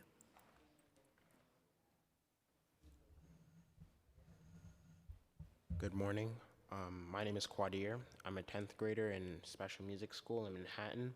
I'm also part of the Next Gen Musician program with Midori and Friends. And I'm here today because I believe music education should be a right and not a privilege. At my school, we're passionate about music, but we don't always have what we need to grow. One of the biggest challenges we face is not having enough venues or spaces to perform. There aren't many platforms where young musicians like us can share our work with the community.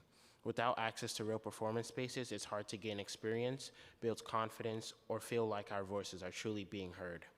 That's why I'm advocating for increased performance opportunities for musicians. Many musicians struggle to find platforms to showcase their talent. By providing more opportunities to perform, we could open real paths to building careers and even change a musician's life. Joining Next Gen has changed the way I think about music. It's not just something I do, it's how I express what matters to me. In this program, I connected with students from all over the city. We talk about the issues we care about, like mental health, safety in our neighborhoods, and access to the arts, and we use music to raise our voices. We don't all come from the same place, but music brings us together. It gives us a space, a safe space, a purpose, a way to lead. We're asking the council to invest in music education, not just for students who already have it, but for students like me who are trying to make the most of every opportunity. That means funding for better access to rehearsal and performance spaces, support for music programs, and making sure every school has certified arts teachers. Thank you for listening and for believing in what arts can do for students like me across New York City.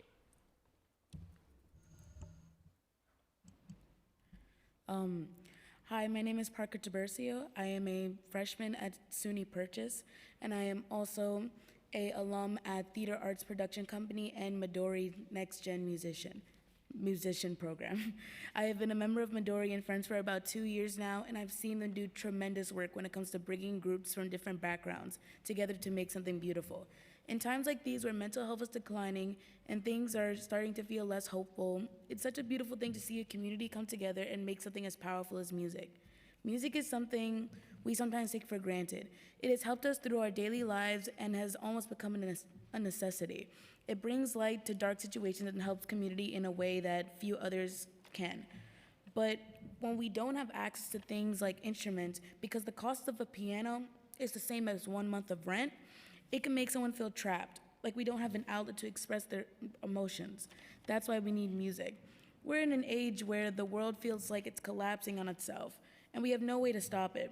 We just have to keep going, but sometimes that feels like the hardest thing to do. So if we could all just have something that brings us joy and gives us a creative outlet, it can lift spirits and make the future feel a little brighter. Music sends a message. It brings people together. That's why we need it, and that's why we need to be able to afford it, so we can keep creating something beautiful, not just for ourselves, but for our communities.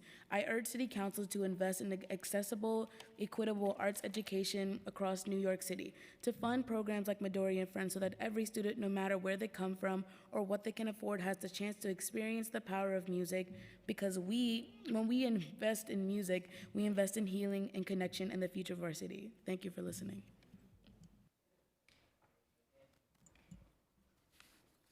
Good afternoon, Chair Rivera, Chair Joseph, and the committee. Thank you for being here with me today, and thank you for hosting this panel. My name is Jen Dayton. I'm the Director of Education at Midori and Friends, and I've been working in arts education for over the last decade across multiple cultural institutions across the city.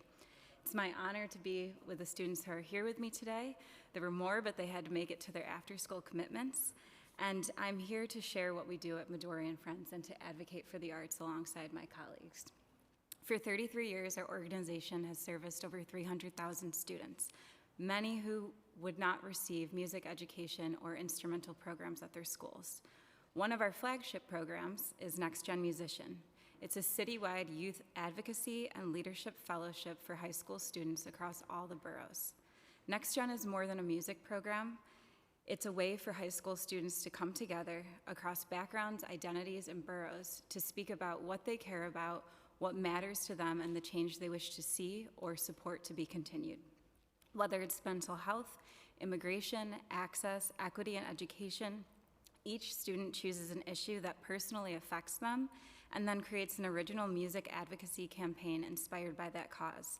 They meet with local officials, they speak with their peers, they attend rallies and speak at the rallies, and they advocate for arts education within their districts, communities, and schools. They're here today and they've chosen to be here to get an excusal from school to speak on behalf of their communities because they believe in the power of the arts. Music education is not a luxury, it's a right. It's essential, it's a safe space where students find their voice, they learn to listen to others, they see what's possible, even when the world outside their classroom might tell them otherwise. Nearly 300 schools in our city lack a certified arts teacher. I've heard stories myself of music educators who have left or gone to different districts that have completely changed a student's life due to funding cuts. Many schools have little to no instruments, or if they have them, they need significant repairs or are in a closet not being used. Students travel long distances to make it to these music education programs. Despite these challenges, they show up, they create, they advocate, they connect. Our students shouldn't have to fight for access to the arts. That's why we're asking for your continued commitment to ensure every school has a certified arts teacher. Invest in instruments, equipment, and facilities. Address transportation and access barriers. Support Midori and Friends' requests for our new citywide music initiative that will help grow the Next Gen program to bring students together across the boroughs. And most critically, listen to the students. Let their voices guide us where our investments go. To close, I want to share the words of one of our Next Gen musicians. Music gave me a voice when I didn't know how to speak up. It helped me see I wasn't alone, and now I'm helping others to see that too. Thank you for your time today, for standing with us, for my colleagues standing with us as well, and for helping to advocate for the power of the arts. Thank you. Thank you so much.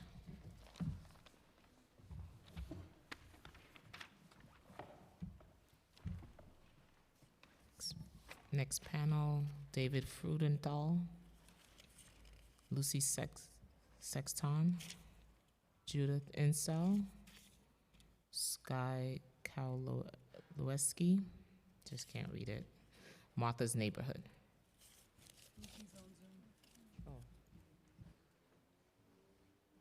And Lucy's on Zoom.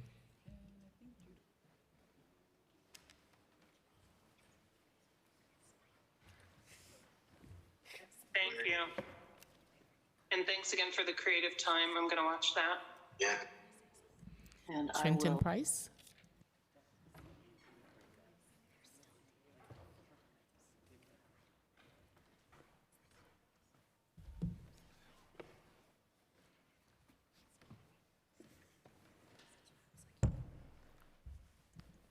You may begin. I think I can actually make this.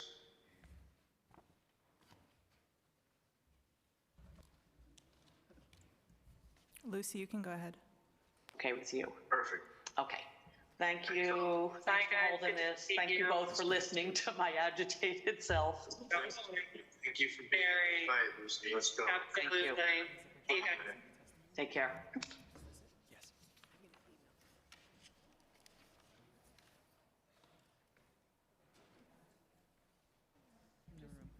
David?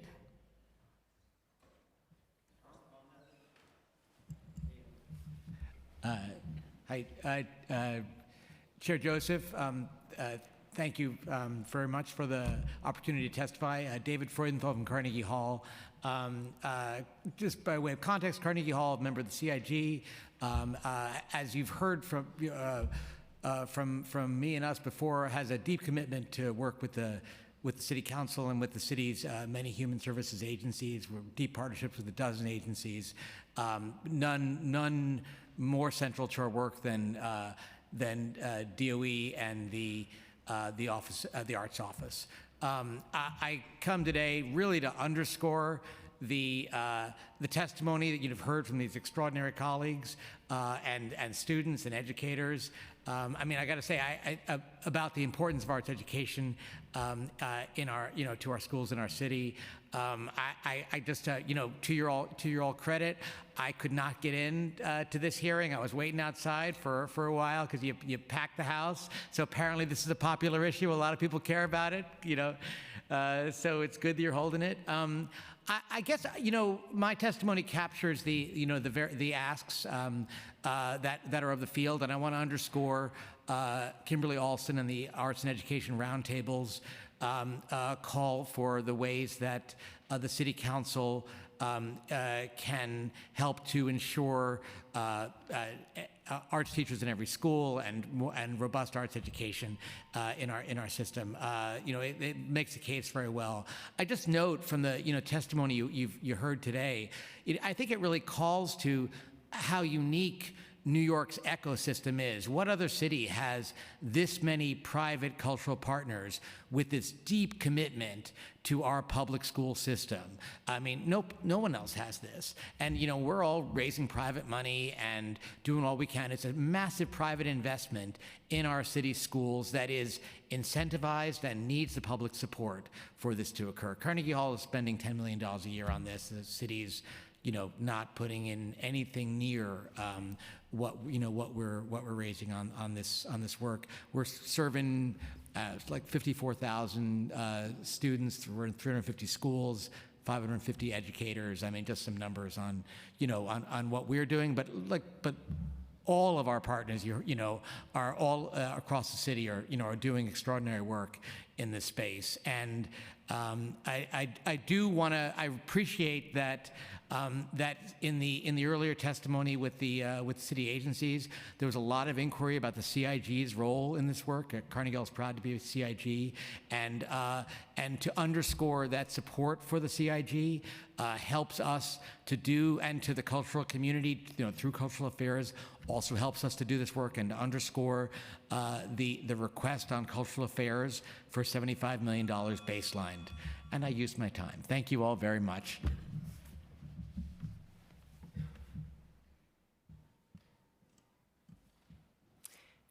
Thank you so much, Chair Joseph and Chair Rivera. I'm really glad to be able to speak here today. I am here to support It Starts with the Arts Coalition, calling on our city to prioritize funding for arts. Can you just say your name for the record? Thanks. Oh, great. My name is Sky Kowaleski.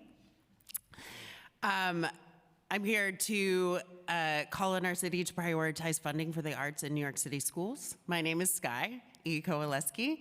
I'm the Director of Artist Programs, Learning, and Engagement at the Brooklyn Arts Council.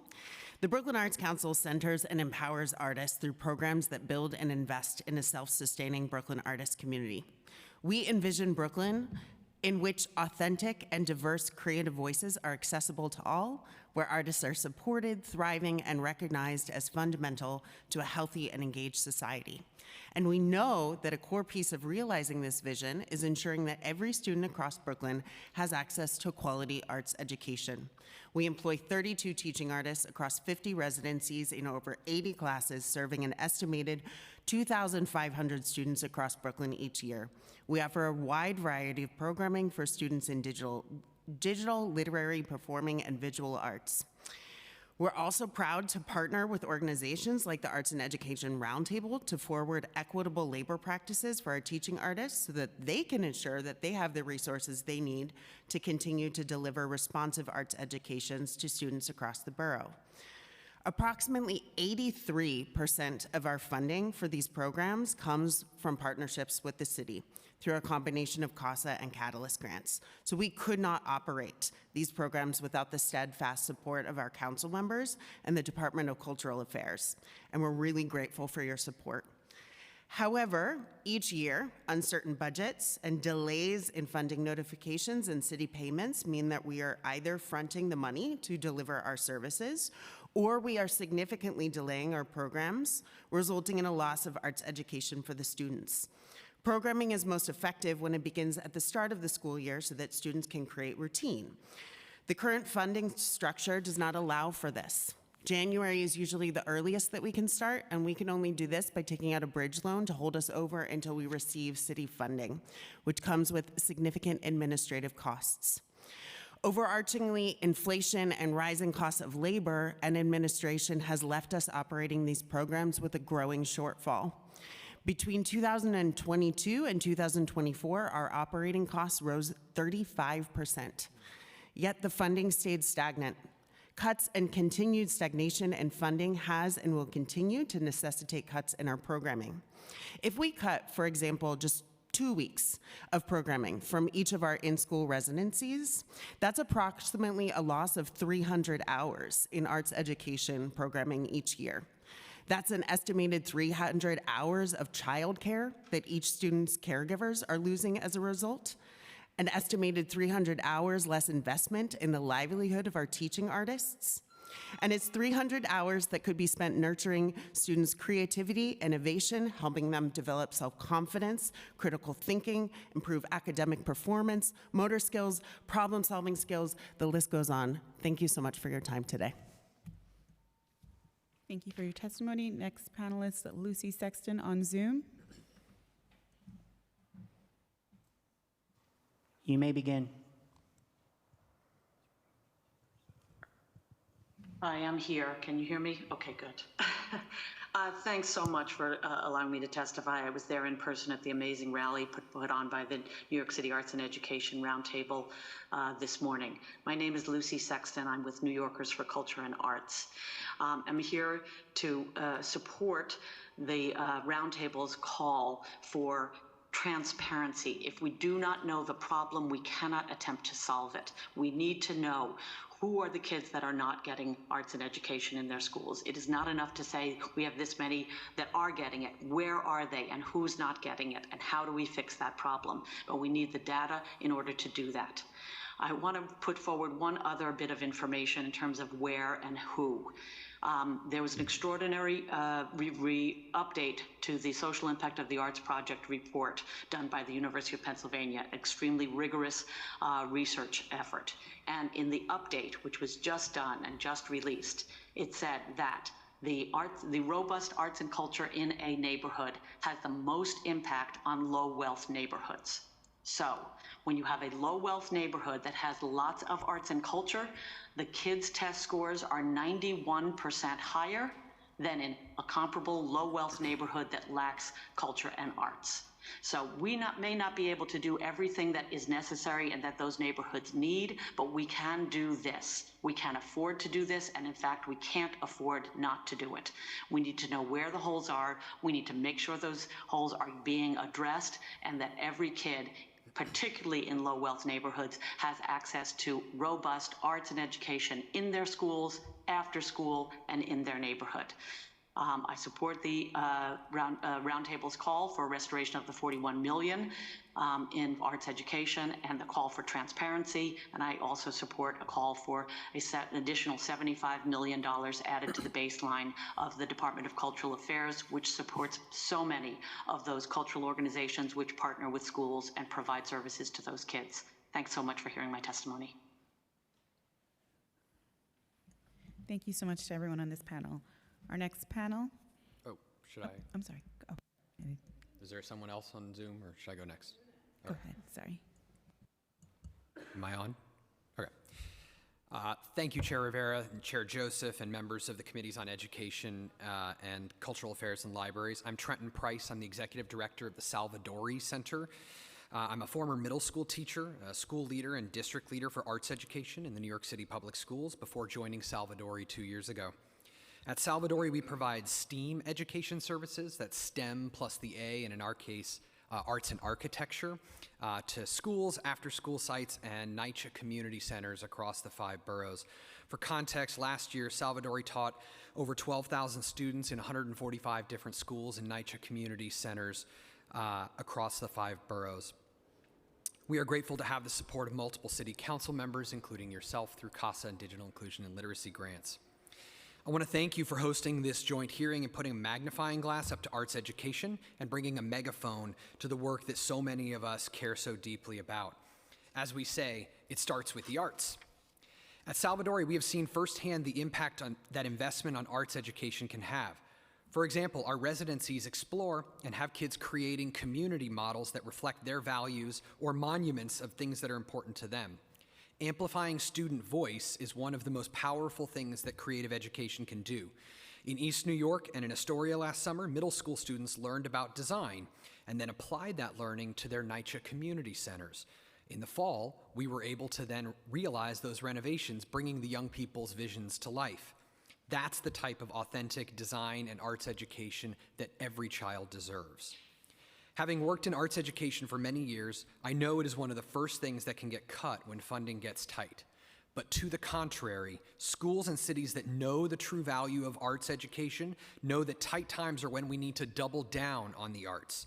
A recent study with NYU showed that Salvadori elementary school students showed increased self-efficacy up to a year after our residency. What could be more important than an individual's belief in their ability to succeed, which impacts motivation, effort, and persistence? Investing in arts education is an investment in our future.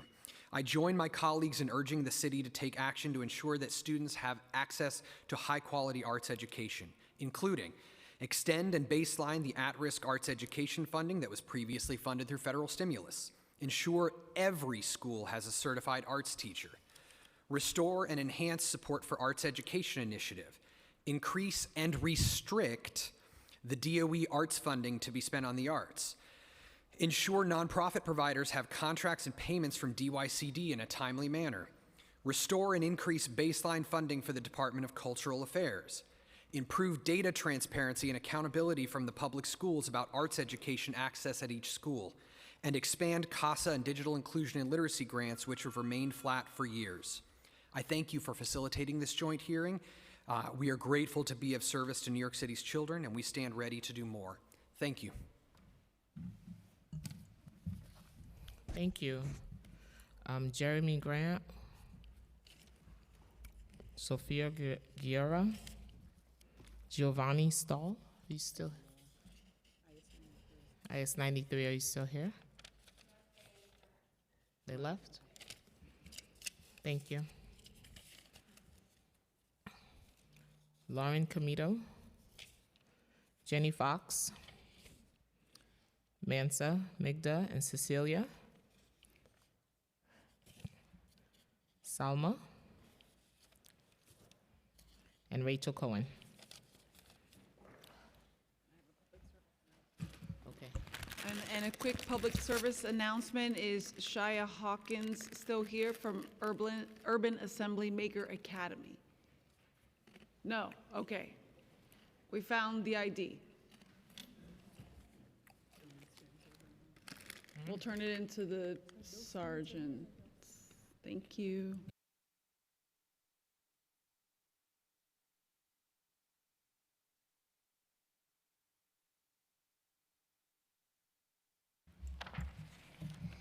My name is Cecilia Migdal and I am 7 years old.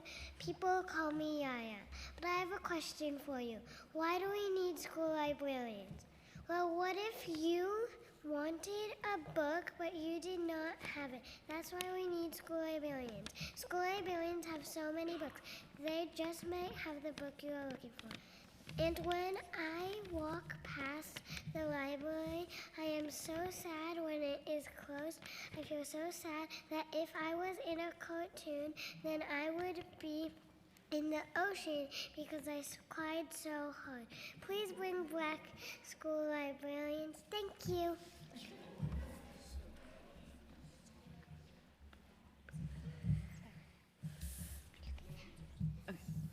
Hi, my name is Marissa Migdal, and I'm a proud public school parent of Yaya.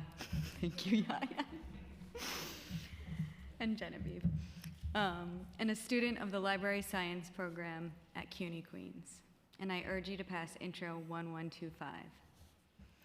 I want you all to take a moment and close your eyes. Now I want you to picture yourself as a kid in your school library. Can you remember that feeling? Can some of you even remember your librarian's name or face, or the book they handed you, the book you needed at just the right moment, the book that made you feel seen? When I talk to parents, grandparents, and even mayoral candidates, they all get the same sparkle in their eyes when thinking about that space and what it meant to them. And yet, we continue to deprive our kids of this same feeling. Our kids are growing up in a mediated world much different than the ones we grew up in, and yet, we are depriving them of media literacy they desperately need. We want our kids to read more, and we write articles about how they don't have reading stamina to finish books, and yet, we deprive them of book clubs, the joy of reading for pleasure, and a place that not only encourages that practice, but has an entire location dedicated to it. We go on about poor literacy scores, and yet, we deprive our kids of something proven by decades of research to increase not just reading scores and comprehension, but all academic standings. We want our kids to feel safe at school, and yet we deprive them of community and a third space where everyone feels welcome. Every single kid deserves a library and a certified school librarian. Our kids deserve better. These feelings should not be a privilege. And I just wanted to add that this shouldn't be down to the principals to have to make these choices, but it should be a citywide policy. Thank you for your time.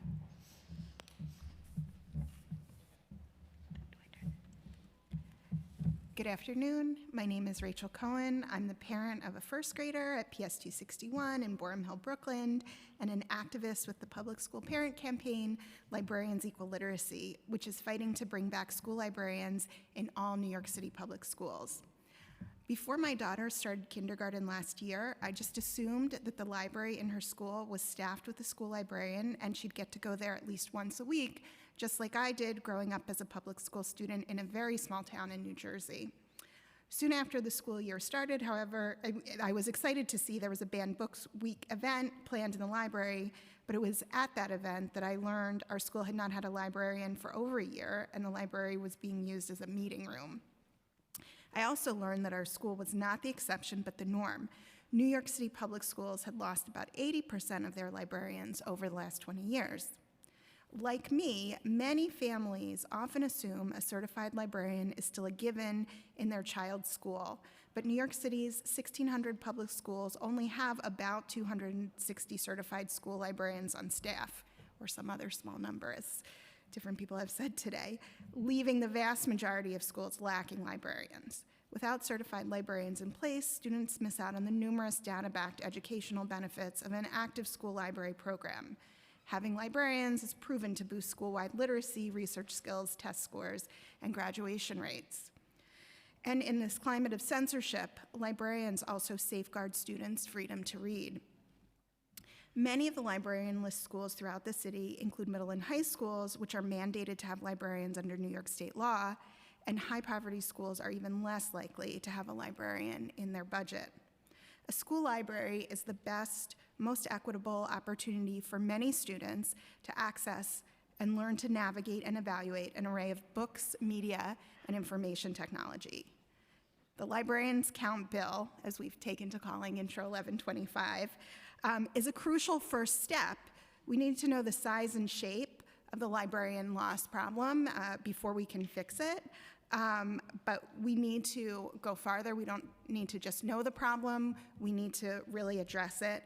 And Librarians Equal Literacy is calling on the mayor, the chancellor, the city council to acknowledge the data-backed school-wide benefits of certified librarians, commit to safeguarding all students' right to access and freely read from a robust collection of diverse books, media, and information technology, and staff and fund certified school librarians in all public schools in all neighborhoods and districts in New York City, not just the wealthiest.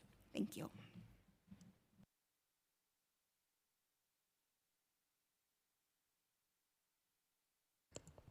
Good afternoon. It's afternoon at this point. Thank you to the committee chair and to the committee for giving me the opportunity to deliver testimony. My name is Salma Baksh, and for the past few months, I've had the privilege of working closely with Councilmember Joseph as I pursued my passion of ensuring that every single New York City school has a librarian and a library. This is included in op-ed in Chalkbeat, which you guys should totally check out, and a public awareness campaign. And then I also met Jenny and Rachel, two incredible leaders with Librarians Equals Literacy. And I'm just happy to be supported by so many passionate people. But I'm currently a first year at Smith College, and less than a year ago, I was a student at Forest Hills High School in Queens, one of a few New York City high schools with a comprehensive library program. As a student entering high school after quarantine, I needed a space where I felt connected, welcomed, and supported. And I found that space in my school library. The second time I entered the library, my school librarian, Ms. Clemes, who's here today, Ms. Clemes referred to me by my name. This was a big deal for me as a 15-year-old because I was one of thousands of students in a New York City high school. I wondered why she had taken the time to learn my name. This small act of kindness reeled me into the library. It was a space filled with diverse books, games, and crafting supplies. It was maintained by two passionate and hardworking librarians. At a time when many teens are struggling with isolation and mental health challenges, we need school libraries. For me and many others at my high school, the library was a third space and a safe haven. But this wouldn't have been possible without Ms. Clemes and Mr. Hedko. Librarians transform a room of books into spaces that foster community, socialization, and acceptance. Every student needs and deserves access to a school library. Yet Chalkbeat estimates that only 16% of New York City schools has a librarian on budget. When we neglect our school libraries and librarians, students have the most to lose. I was lucky to attend a high school with a well-funded library and two incredible librarians, but it shouldn't be up to luck. We must stop leaving school library access, essential education services, up to chance. Inconsistency is inequity. Thank you. Hello, I'm Jenny Fox from Librarians Equal Literacy, a parent-led campaign to get school librarians and libraries back into our New York City schools. I want to start by thanking Council Members Joseph and Ressler, who introduced Bill 1125 and have been fighting alongside us since 2022, as well as Chair Rivera and the other members here today. We're now in 2025 and living in the era of Project 2025, Moms for Liberty, book bans, and the obliteration of DEI initiatives. Make no mistake, there is a reason why school libraries are a part of this playbook, a fact that only confirms how crucial they are for our students and our society.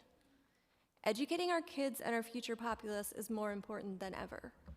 We must do all that we can to protect against those who seek to stifle literacy, those who seek to stifle access to information and the skills to evaluate it, those who seek to erase representation for our most vulnerable student populations. School librarians are on the front lines of protecting our students' rights to access information, to read freely, and to be represented. School librarians are not just a nice to have. They are now more critical than ever. Sadly, New York City schools have lost an estimated 80% of certified librarians in the last 20 years, shuttering school libraries across the city.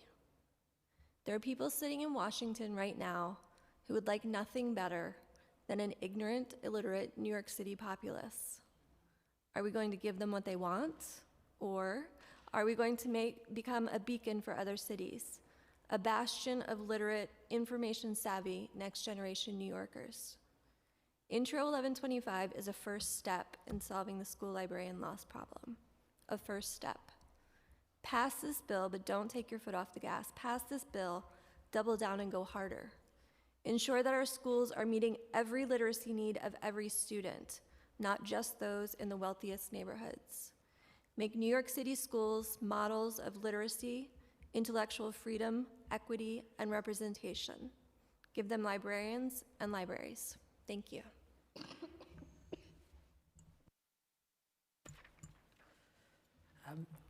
Hello, thank you so much to Speaker Adams, Chairs Joseph and Rivera, and all the committee members for the opportunity to speak today on Intro 1125. My name is Lauren Comito. I'm a librarian, a public librarian here in New York City, and Executive Director of Urban Librarians Unite, a 501c3 library worker organization that advocates for and supports urban library workers across the U.S. I'm also a New York City public school parent and PTA treasurer, because I can't ever say no to signing up for things, and I really need to learn how to do that. As a public librarian, I am so fully and completely unqualified to fill the role of a school librarian, and I have occasionally heard none in this room, elected officials say, well, the public librarians can go do it. No, I can't. You cannot put me in a room with 30 kids for like an entire day. I cannot handle that. I can take them in dribs and drabs with maybe their parents keep taking care of them, and that's my role. School librarians are special. They are, I don't know that I've ever seen one sit still. Somehow they manage to serve the needs of entire school communities, sometimes between 3 schools in one building, meeting the curricular needs of all of the teachers' research needs. They're kind of magical unicorns with an ever-changing curriculum. The lack of school librarians creates a resource gap that public libraries cannot fill. There is no way for us to do it. If you've ever tried to find a book on a specific topic for a research project with like an 8-year-old, and you've gone a couple days too late, you're just sort of out of luck. We don't have 30 copies of books on Benjamin Franklin. It's just not a thing. But also, as public librarians, I get to see the results of what happens when we don't have a comprehensive library education in New York City schools. And that looks like adults who can't find books alphabetically occasionally. It looks like adults looking for work who are trying to create a resume and aren't able to fully evaluate the validity of the website they're using to do it. Spend an hour or 2 hours inputting all of their work information only to get to the end of that website and be told they have to pay $10 for the PDF that they just spent all of that time entering their information for, because they couldn't look at it and say, oh no, not this one. That's what school librarians teach. They teach you how to evaluate information.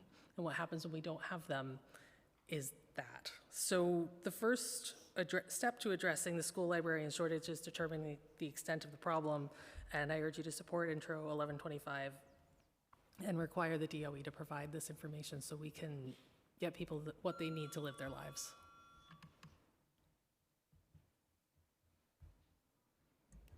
Thank you so much. Thanks. Tia Powell Harris, Rachel Watts, Eric Edwards, don't see him. John Scadone, Gina Costanza, Ariel Soransky, Courtney Body. Courtney? I don't.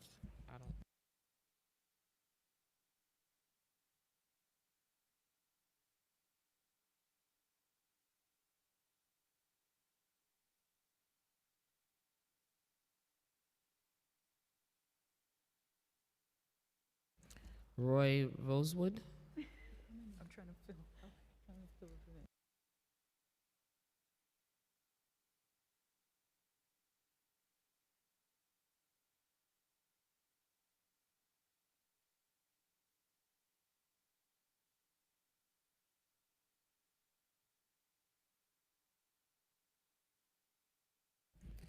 Christine Gavin.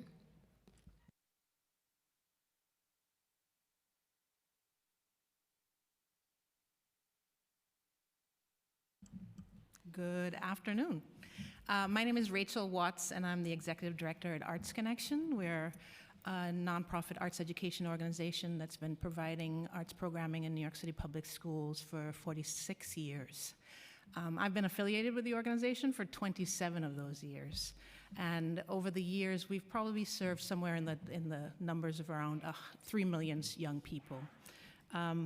I had a prepared speech that you have there, and I think the questions that came from the council members, from all of you, really inspired me.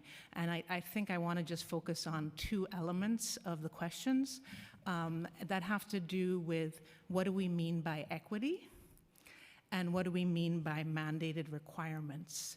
New York State is not one of the 29 states in the US that requires the arts as a core subject. So the things that are these benchmarks that we have are really suggestions, and it's why we're in school where there are schools that don't have art specialists teaching the arts in the schools, because it's not as that those questions that you were asking about, how do we know, how are those things being lived up to, is hard to when you don't have the arts as a core subject in the school system. The other thing is what we mean by equity and access. I've worked in, Arts Connection works in all 5 boroughs in all art forms, and we have been able to get CASA grants, very luckily been able to get those kinds of grants. We have been at a school on the Upper East Side that got 2 CASA grants. When we work in schools in Brooklyn and in the Bronx where we know there's a need, it's like, well, what do we mean by equity? And really looking at what that is. I'm also about to say 2 bad words. I'm a Black woman, the first Black woman and the first woman and the first person of color to lead Arts Connection. I started the role in 2020, and in that year, that was the year the DCLA started to cut our funding. Over the last 5 years, we have lost 66% of the funding, which has cut me down at the knees as a leader in terms of being able to sustain the work and really be impactful in the schools. So those are the 2 things that I just wanted to focus on. And then the other thing that has happened for me in 27 years of advocating for the arts is realizing it's not that people don't value the arts. That's what I've always been saying. People don't value the arts. It's actually, they do value it. And they're nervous about young people being able to problem solve. They're nervous about young people being able to think critically. They're nervous about young people being able to ask questions. And that's why it's always something that gets cut right away when there's a difficult moment in our lives. Thank you so much for your questions and the time you're allowing us to speak to all of you today. Thank you. Thank you. Next person.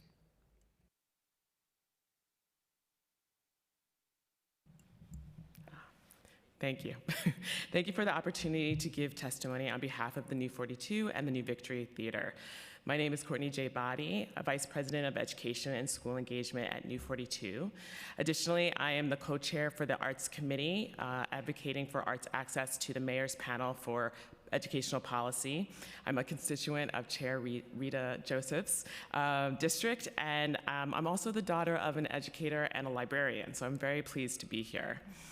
At the New 42, we take deep pride in fulfilling our mission to make extraordinary performing arts a vital part of everyone's life from the earliest years onward.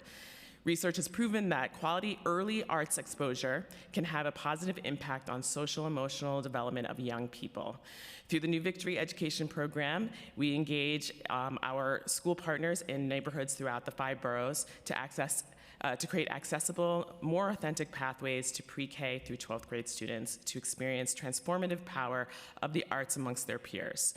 The education program is underwritten by $2 million and is one of the largest and most expansive providers of live performing arts for kids in New York City, bringing affordable, dynamic arts education programming to 130 to 150 school partners each year. 76% of these school partners represent New York City public schools.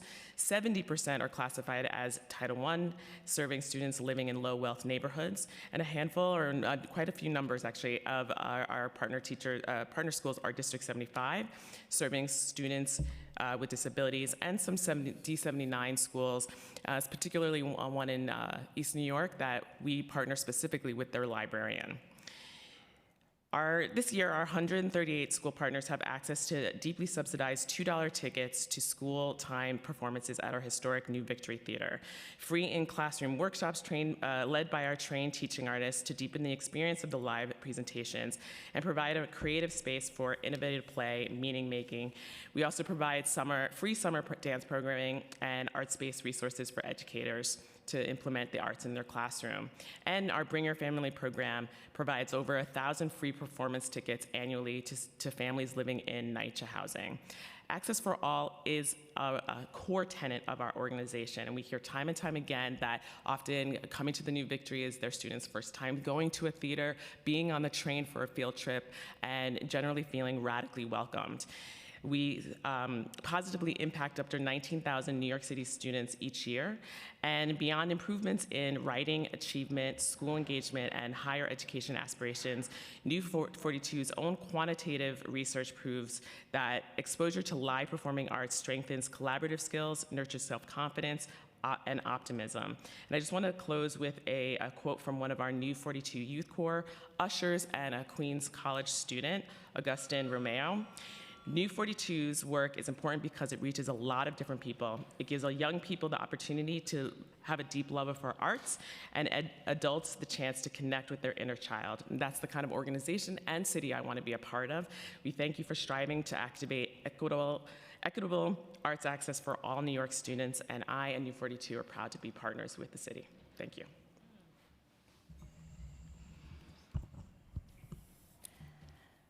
My name is Tia Powell-Harris, and I serve as Vice President of Education and Community Engagement at New York City Center. It is an honor to testify today about the work we do to bring high-quality, accessible arts education to New York City public school students. City Center, a CIG, was founded in 1943 by Mayor Fiorello LaGuardia as the People's Theater. And our commitment to that founding vision continues today. Alongside our onstage dance and musical theater productions, our education and community engagement programming. These offerings are designed to meet students where they are, in classrooms, in our theater, and in community centers throughout the 5 boroughs. In the 2023-24 school year, our arts education work engaged nearly 7,000 students and educators across 50 schools, and we are on track this year to serve nearly 10,000. These programs include a wide variety of in-school workshops and semester-long residencies in both dance and musical theater. Importantly, our work does not end in the classroom. Each participating student is invited to attend a live performance on our main stage through our Lynn and Richard Pasquilano student matinee series. These matinees, paired with custom study guides and professional development opportunities for educators, are a cornerstone of our approach, helping students connect what they learn in school to the world-class artistry they see on stage.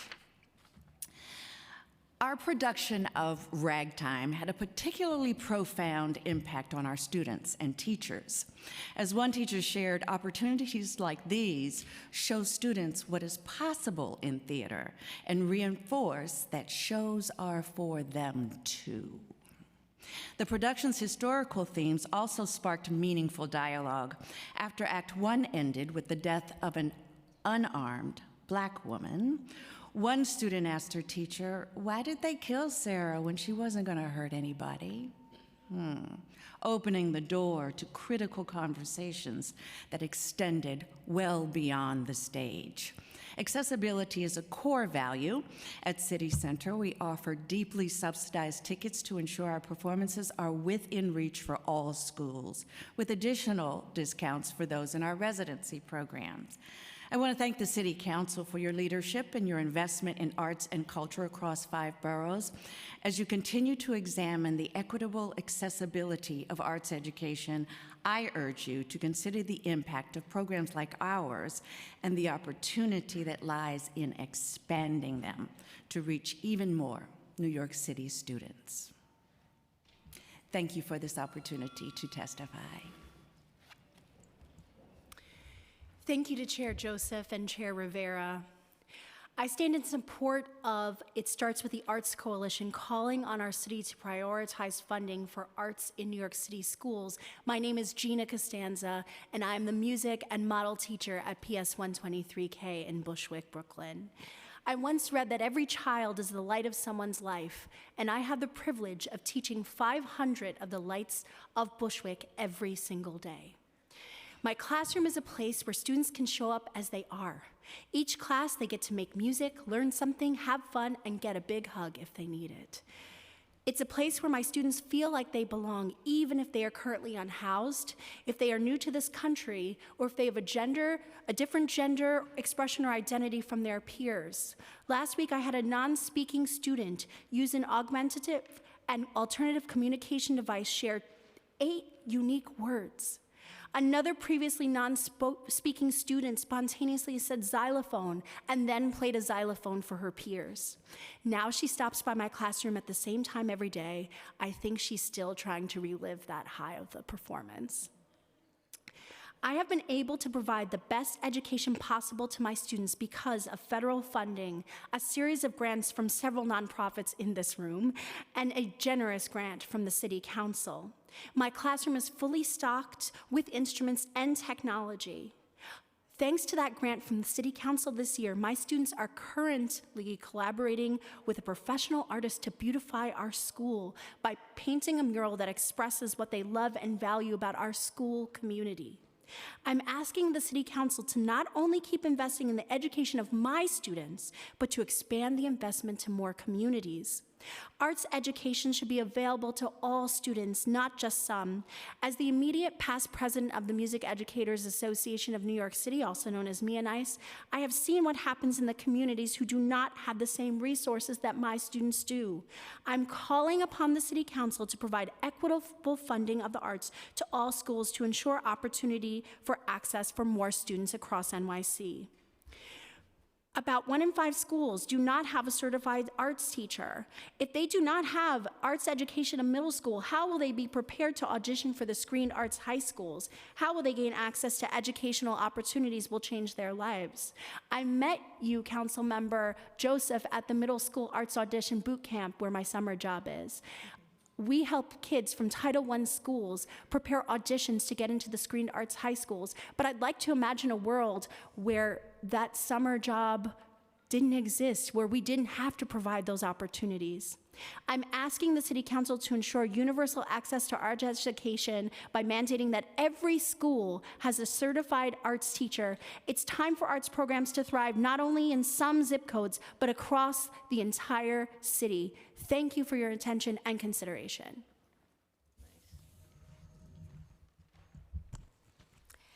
Good afternoon. Thank you, Chairs Rivera and Joseph, for the opportunity to testify today. My name is Ariel Savransky. I'm the Director of Government and Community Relations at the 92nd Street Y. We are a nonprofit cultural and community center in Manhattan. Since 92nd Street Y's founding more than 150 years ago, we have offered services for people of diverse racial, religious, ethnic, and economic backgrounds. By offering scholarships, subsidies, and opportunities for New York City public school students to attend events at 92nd Street Y, we ensure that all people can participate in our programming. I want to start out by saying thank you to the council for our 8 CASA awards, one of which is in Councilmember Rivera's district. PS 116, we provide a creative movement class for kindergartners and first graders. These enable us to reach kids who otherwise would not have access to after-school programs. Our arts programs reach over 7,000 public school students and teachers across all 5 boroughs. Programming provides opportunities for in-depth classroom visits from top teaching artists and innovative curriculum design, interaction with 92nd Street Y main stage talent from around the world, and unparalleled access to professional internships and other early career opportunities. Arts programming includes opportunities for elementary school students to explore a variety of dance and music genres, opportunities for high school students to attend live concerts or readings at 92nd Street Y for free and interact with the featured artists, a series of workforce development programs, and Teen Arts Week, which is a citywide annual celebration of the arts created for teens by teens. This past March, so a few weeks ago, we had 45 cultural institutions across all 5 boroughs offer classes, workshops, and performances for over 1,000 teens throughout the city, and some of those organizations were represented here today. 92nd Street Y has built strong collaborations with our schools through proactively engaging with principals, teachers, and arts liaisons, and understands their unique needs. Partial or full subsidies are provided to most participating schools, ensuring that cost is not a barrier to participation. Approximately 80% of the FY25 partner schools have Title I status, and over 70% of students come from families living in poverty. Ensuring equity and access is integral to our mission, and we look forward to continuing to work with the New York City Council to ensure that all New Yorkers can access high-quality arts and culture programming. Thank you for the opportunity to testify.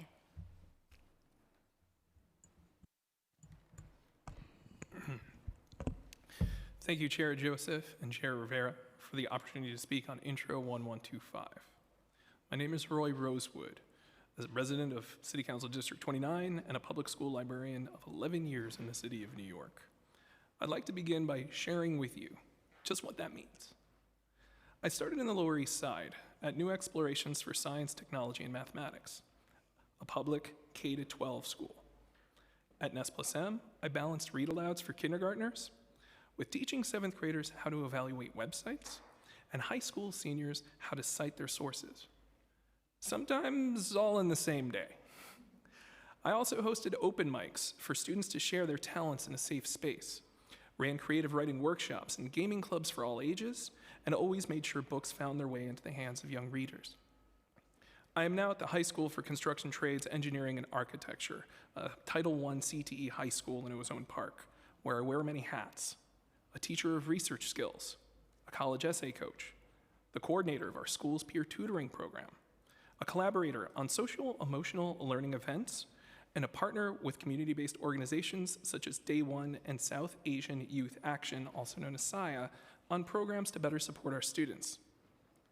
During my time at CTA, I've also connected our students with the Civic Engagement Commission's annual People's Money Project, and with a note of appreciation to Councilmember Schulman, who's unable to join us today, and her staff, on the participatory budgeting ballot initiatives for District 29. Also that our students can make connections between their lives and the power they have as citizens. I share all of this with you to give some context for the great range of services provided by any number of school librarians throughout New York City running their own school library programs.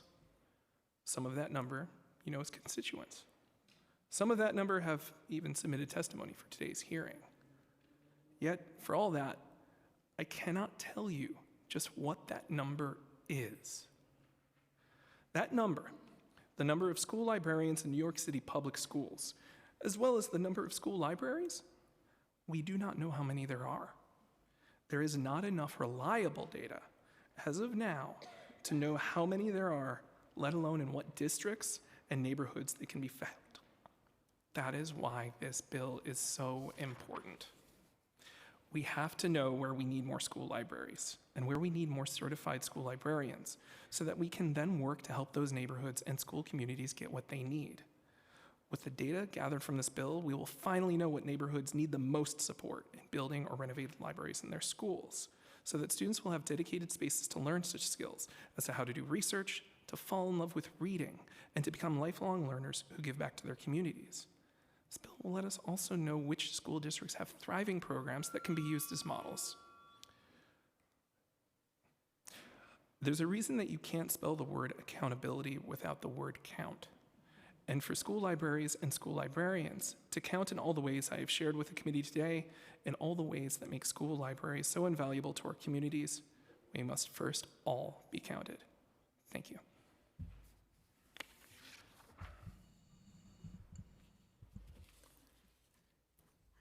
Hello, my name is Christina Gavin, and I'm a librarian at Midwood High School in Brooklyn. It's in Councilmember Lewis's district. I live in Councilmember Joseph's district. My students enjoy accessing a library that's full of diverse contemporary books in different languages and formats. There are lots of graphic novels, tons of manga, board games, arts and crafts materials, and computers. Our library is home to multiple clubs, and we've also hosted author visits where students are able to come together and meet an author, ask questions about becoming writers themselves, and have their books signed. Students do their homework, collaborate with their peers, and study for tests. The library is a wonderful space where students can choose their own adventure, learn, explore, and create without worrying about grades or wrong answers. School librarians also collaborate with classroom teachers to provide instruction on research methods or identifying misinformation. Unfortunately, this is my 13th year in the DOE. I worked for 5 years as a special ed teacher at 3 different school buildings in the Bronx, and until I became a librarian myself, I had not worked in a school that had a functional library. Many of my students report that this is the first time they've had access to a library in their school, or they had one in elementary school but not in middle, or vice versa. And this is a common refrain across the city. That's unacceptable. New York City public schools are the largest school district in the country, in the city that's the hub of industry, the center of the financial world. In many regards, New York City is the most important city in our country, but we're not leading in school library access. There are about 1,600 public schools, but only about 300 certified school librarians, which works out to about 1 librarian for every 3,000 students. But we know that not every student even has access to a librarian. I say about 300 certified school librarians because in June 2022, a reporter filed a FOIL request and found 443 people with the certified school library media specialist degree in New York City DOE. In May 2023, another reporter filed a FOIL request and found 260 librarians. So we can see it's very unlikely that there was a drop of over 200 in 1 year, so this data is not precise. It can't be disaggregated by borough or district, unlike the more robust art counts reporting that we heard about earlier. The New York State Commissioner of Education's regulations mandate that every school in New York State have a school library staffed by a pedagogue, and that every secondary school have a certified school librarian. However, for example, the Harlem Council of Elders frequently cites a statistic that about 90% of Harlem secondary schools do not have a librarian. It is well beyond time to right this wrong. Every New York City public school student deserves a librarian in every school. Intro 1125, the Librarians Count Bill, brings us one step closer to that reality and to giving our students the library access they deserve by letting us see the scale and magnitude of the problem so that it can be addressed, borough by borough, district by district, school by school. I also want to make one real quick clarification. Earlier, Councilmember Ressler asked about the Teacher to Librarian program and how many librarians are in the pipeline. It was mentioned that in cohort 4, there are 100 future librarians. There are 100 future librarians in every single cohort since from 1 to 4, which is spanned a process of more than 4 years. There are not 100 people in cohort number 4. Thanks.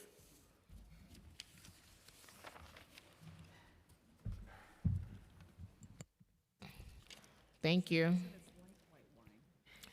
Shea Buford. Arajan Singh Dogra. J.L. Mahler. Lindsay Working. Yep. Leslie Arinsa, Shia Malcolm Hawkins,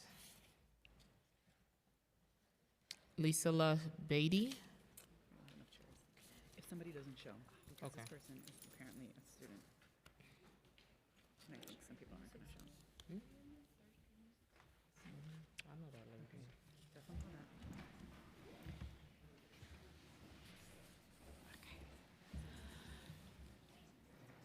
I'm just noting that Che and Arjun had to leave, but I'll mention them briefly, so they're not going to be joining us at the table. Okay, hold on one second. Yes. Okay. Francesca Thomas, This person? Ambreen Gorshi,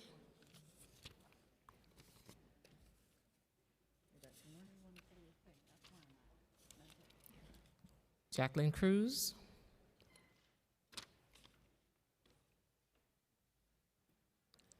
Dr. Tomsey. Oh, Tom Lebinger. He left. Nancy Bedard. Nancy Bedard.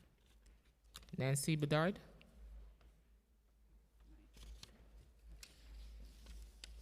Clearing that out. Yes, it's all women. I love that. All women. I love that. Thank you, Chairs Rivera and Joseph, for the opportunity to testify today. It's always a pleasure to be here. My name is Lindsay Working-Yip. I am the Director of Development for the American Composers Orchestra. I'm honored to be joined today by my colleague, J.L. Marler. My colleagues, Che Buford and Arjun Singh, had to scoot out. Arjun is teaching, so that is a good reason for him to not be able to stay, and Che had to go to class. For 30 years, ACO's music education programs have positioned music composition as a gateway to creative thinking, problem solving, and self-expression in partnership with New York City Public Schools. Accessibility is a priority. ACO teaching artists like JL and Arjun have dual language skills, extensive experience teaching classes with multilanguage learners, and experience working with students with disabilities. Che Buford was introduced to our composition classes in high school, and it put him on a path to a musical career. He wrote his very first works as a junior in high school, and he is now a 24-year-old pursuing his doctorate in composition at the Columbia University, in class as we speak.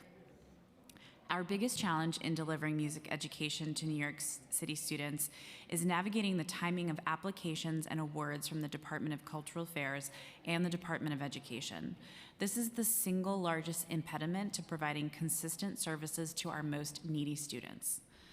I call upon this committee and the New York City Council to address the delays in the funding process and make it easier for organizations to partner with schools. We understand that the council discretionary awards are for a single year only. These are incredibly important resources for arts organizations and schools. The very delayed timing of these awards is problematic, as discretionary awards should be moved out to awardees ASAP after the council makes designations. This year, we waited until February for awards that were made last June. ACO's 2023-24 partnership with M427, whose population consists almost entirely of newly arrived immigrants, was funded by an arts partnership grant for multilingual learners and students with disabilities from the Department of Education. For the current school year, not only was this funding not renewed, the notification came during the final week of September. As a result, M427 told us they could not continue the partnership. This left us little time to seek alternative funding source to keep the 2-year partnership moving forward into a 3rd year. We need awards to be announced at the beginning of the fiscal year in order to provide the sort of consistent year-round, high-quality services that our students deserve. Furthermore, our teaching artists deserve to know what classes they will be teaching and what income they will be receiving with more than a month's, or in extreme cases, a week's notice. Finally, we need to lighten the bureaucratic load on principals and assistant principals so that they have better bandwidth for creating connections between the activities going on within their walls and the larger community. We are grateful that arts grants from the Department of Education exist. However, the department requires that a school staff member submit the grant. Even though our grants writer supports the creation of the grant proposals and materials, they cannot finish the final step. This requirement places an undue burden on the school. Thank you for your time and consideration.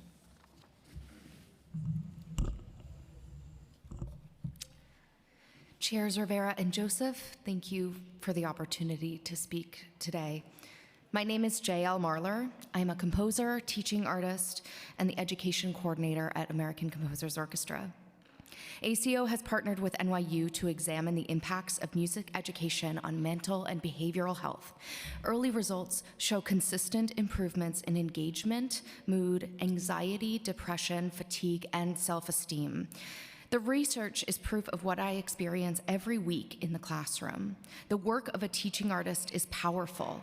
It often feels like social work. I encourage the committee and the City Council to create and expand programs that link and embed arts programming in academic classrooms. At Lenox Academy, ACO provides free weekly musical instruction to students who otherwise would not get this hands-on instruction. ACO is consistently removing barriers. Students who would not self-select music are often the students who benefit the most from these programs. Let me tell you one story of one of these students who I taught at IS 229 in the Bronx. This student had a great personality. She was inquisitive, loud, and expressive, but she was also disruptive. I felt that she was desperate for attention and care. Through the ACO curriculum, we created identity-based original songs. I asked questions like, what did you hear growing up? What songs play in your home? And what kind of music does your family like? She almost always declined participation. I always supported her. Over the course of the year, I checked in with her regularly without judgment. It was powerful for her to be in a playful environment where she could completely be herself without barriers. She began participating more. She ended up writing a song about never giving up, being strong, and the importance of resilience. We performed it together, me playing guitar and her singing in front of the class. During our check-ins, she shared with me that she was in an unsafe environment and was being physically abused by a parent in her home. As she built up self-confidence and esteem, she finally felt comfortable and empowered enough to get help from a school counselor. And over the next few weeks, she was moved into a different home situation, one that she chose. Music education gave her the agency to change her reality. I watched her turn her disruptive habits into action. She very literally found her voice. I must emphasize that this change happened because I was in her classroom 3 times per week, starting at the beginning of the school year. We don't see these kinds of results when our classes happen only once a week or start in the middle of the school year. I echo Lindsay's call to the council to address delays in the funding process and make it easier for organizations to partner with schools. With school budgets and grant notifications confirmed in July, our work would be transformed, and by extension, so too would the lives of thousands of New York City students. Thank you.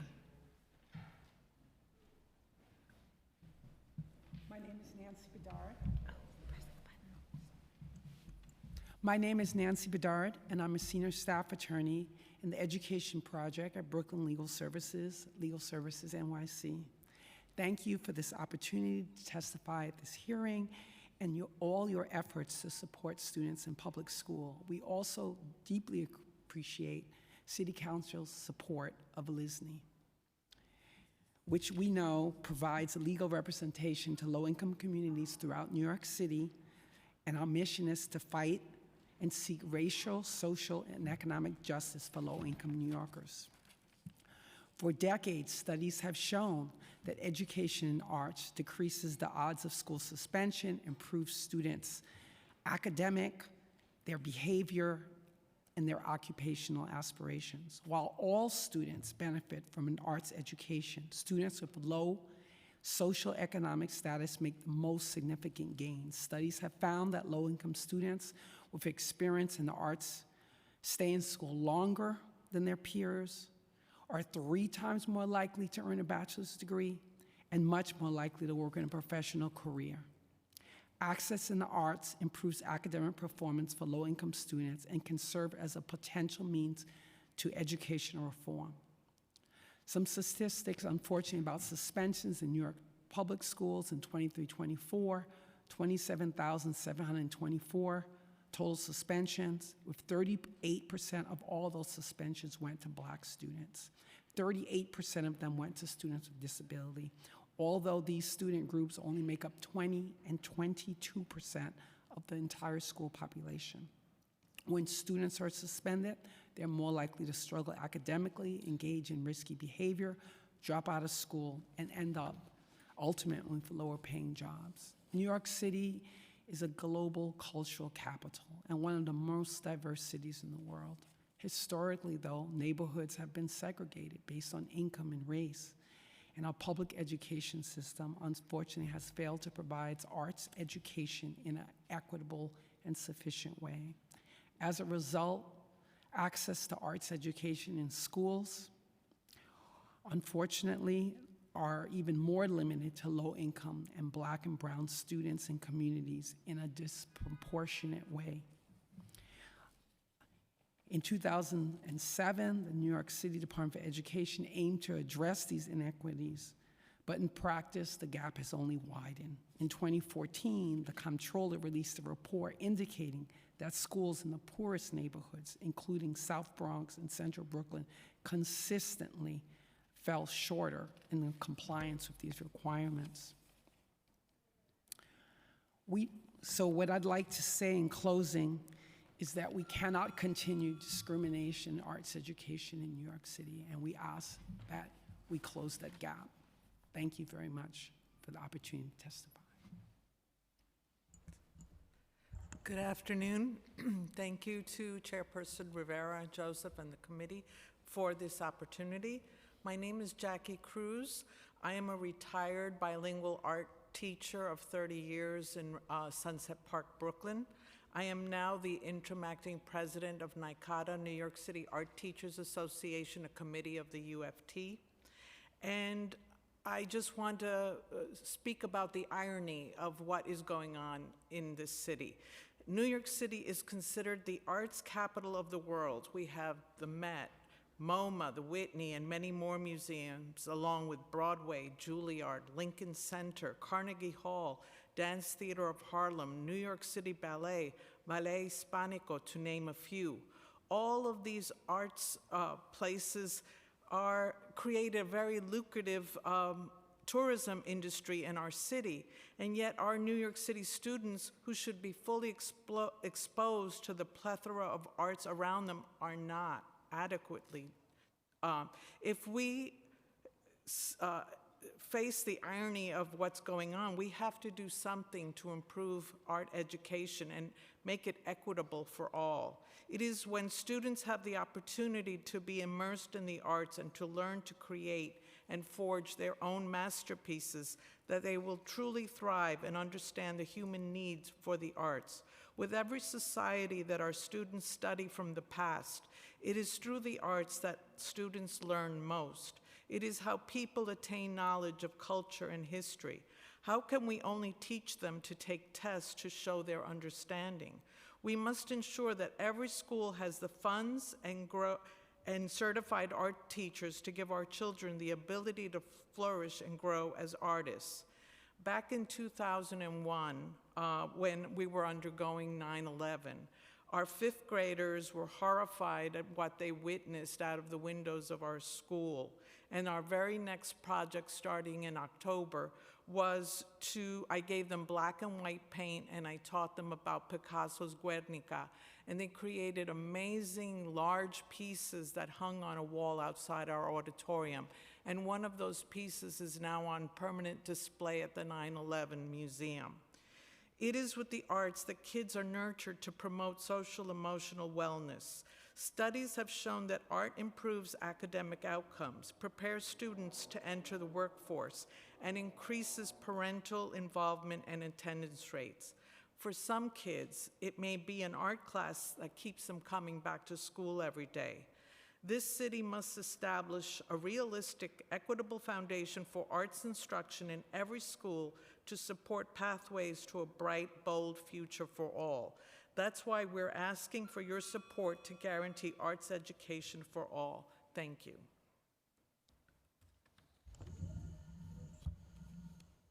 Thank you so much, Chair Joseph and Chair Rivera, for this opportunity. My name is Lisala Beatty, and I'm the Director of Music and the Brain. We are a program of a nonprofit called Building for the Arts. And for the last 20 years, I've spent my time, thankfully, with this program in hundreds of schools in New York City as we support music education. Music and the Brain is a foundational school day music program, and we integrate musicianship and piano learning as a pathway to lifelong skills for kindergarten through 12th graders.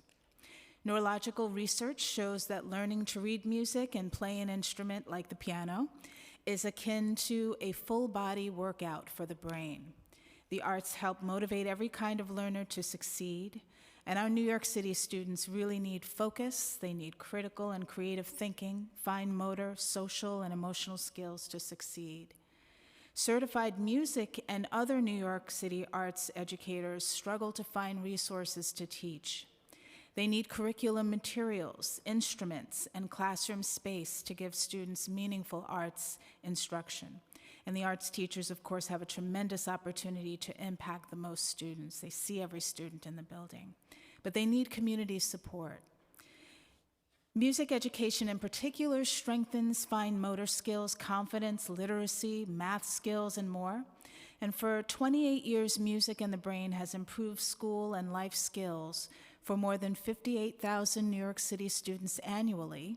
We impact 160 music teachers each year, and we are currently partnered in 152 public schools across each of the 5 boroughs. That also indicates 49 city council districts. We provide schools who have music teachers a robust general music curriculum and a diverse repertoire, 16 station piano keyboard labs, a web platform with a virtual piano that students can access at home, and ongoing support for music teachers. Columbia University research shows a correlation between school partnership with Music and the Brain and higher scores on 3rd grade standardized ELA and math tests, including English language learners, along with dozens of other areas of impact. We never charge New York City schools for our resources, and we haven't done that for now almost 30 years. But we have over 35 New York City school applications on a waiting list, and Building for the Arts, our parent organization, has applied for $50,000 of city council support to maintain and expand our program through 3 citywide initiatives. In closing, I'll just say that I am a proud product of New York City Public Schools. I'm a performing vocalist. I've gotten to travel the world because of music. Everything I've done has been impacted by music education, and I thank you for your time and consideration and support for arts education. Thank you, Chair Joseph and Chair Rivera and the City Council for your steadfast support of arts across New York City. I'm here as a member of the It Starts with the Arts Coalition, calling on our city to prioritize funding for arts education. My name is Ambreen Qureshi, and I'm the Executive Director of EVC, Educational Video Center. EVC's media arts education programming and broader initiatives help young people grow, thrive as learners, leaders, and artists. We build capacity of teachers and public schools to create transformative learning environments and use original media to disrupt systems and narratives harming BIPOC youth and their communities. For the last 41 years, EVC has supported positive life and career pathways for over 30,000 BIPOC and working class young people. We've trained over 1,100 teachers and created 245 highly acclaimed youth-produced documentaries that have gone on to win over 180 awards, including 2 White House honors and an Emmy. Alumni from our programs have gone on to work at the Urban World Film Festival, CNN, and become members of the International Cinematographers Guild. As the economy tightens and more budget cuts loom, financial constraints are already impacting the EVC community and everyone here testifying. Some of our partner schools simply do not have the funds for art teachers, yet their students, already facing barriers to graduation, require arts credits to graduate. These schools increasingly rely on EVC as a provider of credit-bearing arts programming to ensure that their students stay on track to graduate, whilst also exploring possible careers in the media arts. Yet we often have to waitlist schools and students because the demand is so high and funds are so scarce. Over the last 3 years alone, EVC has served almost 1,700 students who have secured over 2,500 credits towards high school graduation and earned over $500,000 in paid internships. Students use their EVC films and portfolios to apply for colleges, including youth like Alexis from Brownsville, who never had made a film before EVC. She received a full scholarship to Ithaca College, graduated from a top film school in New York, became the president of the Black Student Union, and is now working as a production assistant on Marvel's Daredevil. Without access to our free programs, Alexis and the many young people like her might never realize their dreams to become artists and help make our city a more vibrant, creative, and inclusive democracy. Alexis is an inspiration for so many, like our current student, Franny, who, from East Harlem, who will share her testimony shortly. We join everyone testifying here today and asking the city to prioritize funding for arts education programs. We also encourage the City Council to increase the overall allocation to the citywide after-school initiative enrichment. Thank you again for your time and support. Good afternoon, everyone. My name is Francesca Thomas, but you could call me Franny. I prefer to be called Franny, thank you. I am a youth producer at Educational Video Center, or EVC as we like to call it. I am currently a senior at Lower East Side Preparatory High School. I am from East Harlem, born and raised, and I have been in New York City my whole life. I am the daughter of 2 immigrant parents from Honduras. Immigrants deserve to be heard and share their stories, and not to be judged for the color of their skin. My journey at EVC has been a long one. I've been in EVC Youth Documentary Workshop Program for 2 years now, and have made 7 documentaries about stories that me and my peers want to tell from our perspective. All these documentaries I did with a group of students from diverse backgrounds, and I really liked working together with them. We learned a lot from each other. EVC is a safe space where students can be themselves and we work together as equals in our classroom. I have learned and grown a lot at EVC over the last 2 years. I really like interviewing, doing research, using the green screen, and editing on Adobe. I like helping my peers who are just learning to edit too, and did I mention I like making new friends? I am currently making my final documentary this semester on the housing crisis in New York City before going off to college. I am proud to share that I pitched this topic to my group and students voted on it. A film that I made with other students last year called The Grass Isn't Always Greener about workplace exploitation of migrants was selected to the Haitian Dominican Film Festival, and I got to attend. It was the first film festival I have ever been to, and our film was the only one made by high school students. I was nervous because I didn't know what to expect from people watching the film, but they loved it, and we won an award. At the festival, I realized how much EVC has changed my life and how much work me and the group put into this documentary. It was a special moment I won't ever forget. I will be attending City College in the fall and will be studying film production. If I didn't have access to EVC's program, I wouldn't know what I wanted to do in the future. I would have been stuck for the rest of my life trying to figure things out. I am speaking out today because I want to make sure all students across New York also get access to life-changing arts programs like I did. This will make our city a better place. I think the City Council should fund organizations like EVC and many more arts organizations because they bring diverse students together to just create. They help build young people's confidence inside and out and help make art about social issues in New York City and the rest of the world as well. If funding is cut for arts education across all schools, it will be very sad because art is a way for students to express themselves and also to learn skills for future jobs. Also, EVC stands on business all the time. Throughout making films, EVC has helped me and other youth to speak out, stand on what we believe in, and fighting for our power and rights and not letting others tear us down. We all have a story to share. Thank you.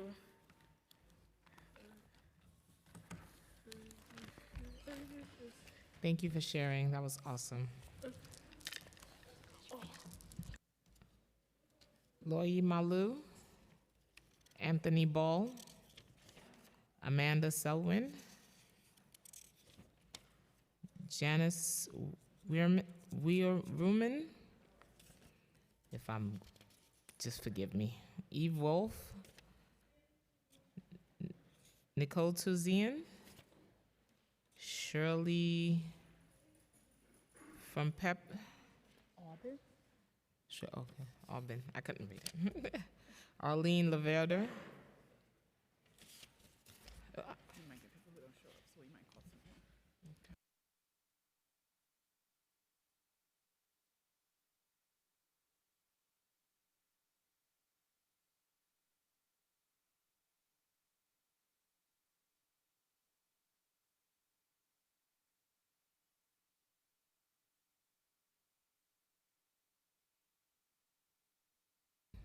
Brian Wagner.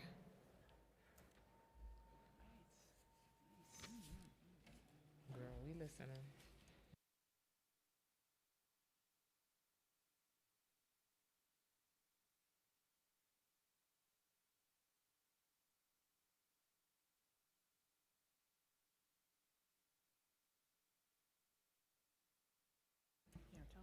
You may begin.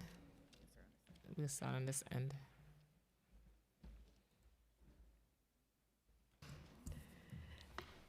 Chair Rivera, Chair Joseph, members of the committee and staff, thank you for the opportunity to provide testimony on behalf of DanceWave, where I serve as executive director. DanceWave is intentional with its efforts to increase accessibility to dance. We explicitly name equitable access as part of our mission, vision, and core values, and we also back this promise through focused action. I'll use my time to share some examples for your awareness and continued advocacy. Our Keystone program brings together youth across 50 New York City public schools for cutting-edge dance and performance training with professional choreographers. We provide free and low-cost access to over 500 deserving and under-resourced young artists each year at the DanceWave Center through city and private investments. While we focus heavily on financial accessibility, we acknowledge that inequity takes many shapes and that there are other barriers to participation. With NEA funding, we piloted a community company program bringing our signature performance training curriculum from the Brooklyn-based DanceWave Center out to partner sites like MS-308 in the Bronx. In communities where arts programs like this do not exist, DanceWave is able to provide real and needed solutions. DanceWave Through College and Beyond is another program seeking to tackle systemic inequity, specifically regarding access to college and careers in the arts.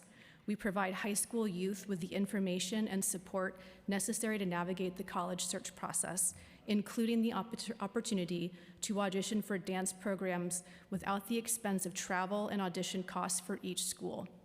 Each year, we transition 400 youth into collegiate and professional training programs at over 50 colleges, with $1 million in scholarships awarded to participants. Despite the current climate, DanceWave remains steadfast in stewarding life-affirming arts experiences for all New Yorkers.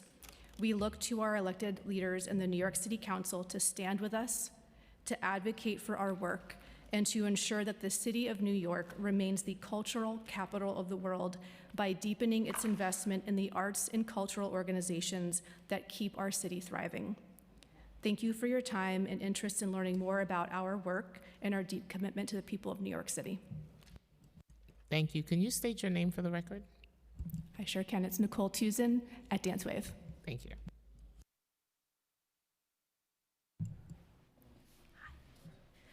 Good afternoon, Chair Rivera, Chair Joseph, and staff and members of the Committee on Cultural Affairs, Libraries, in International Intergroup Relations and Committee on Education.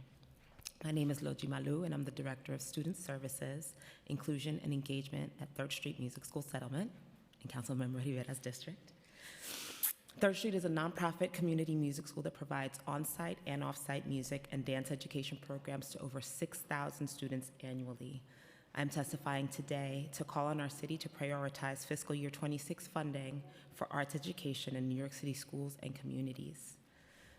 The arts are a core component of a well-rounded 21st century education. Despite the numerous benefits, access to arts education in New York City, for New York City youth remains inequitable, and public schools serving lower income communities are historically the most likely to face funding shortages. They tend to have fewer partnerships with cultural organizations, and their students earn 25 to 30% fewer arts credits. Meanwhile, it is lower income students who stand to benefit the most from consistent access to arts education. Lower income students with high arts participation have lower dropout rates, score higher in math and English, and are 3 times more likely to graduate college than their peers who are not enrolled in arts programs. 3rd Street is one of hundreds of cultural organizations bringing arts education programs into New York City communities by sending professional teaching artists into our vast network of 35 public schools and community sites, some of which we've partnered with for 30 years. Through these partnerships, we reach over 4,000 students annually with arts education programs. I administer 3rd Street's partnerships with 5 public housing and community centers where our arts education programs have a deep impact on students in these communities. 3rd Street partners with University Settlement to deliver a broad range of music and dance community programs to these sites, reaching over 200 students with after-school arts education in a safe and supportive environment. Over 95% of students at 3rd Street serves through these partnerships live below the poverty line, making our programs all the more critical, impactful, and necessary. Arts education is essential to a young person's development, equipping them with the skill set they need to succeed in high school, college, and beyond. 3rd Street requests your support to grow our essential education programs, and I implore the council to invest in New York City's youth and ensure that students of all backgrounds can access invaluable arts learning opportunities. Thank you for the opportunity to testify today.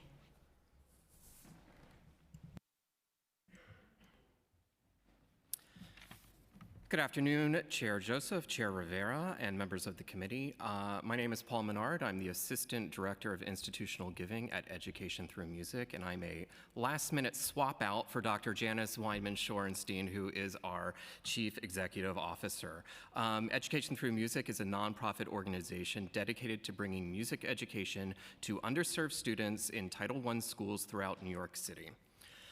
I am here today to emphasize the urgent need for equitable city funding to support arts education in our public schools and to express deep concern over the proposed amendments to the foundation aid formula, which are projected to reduce New York City's public school funding by $350 million.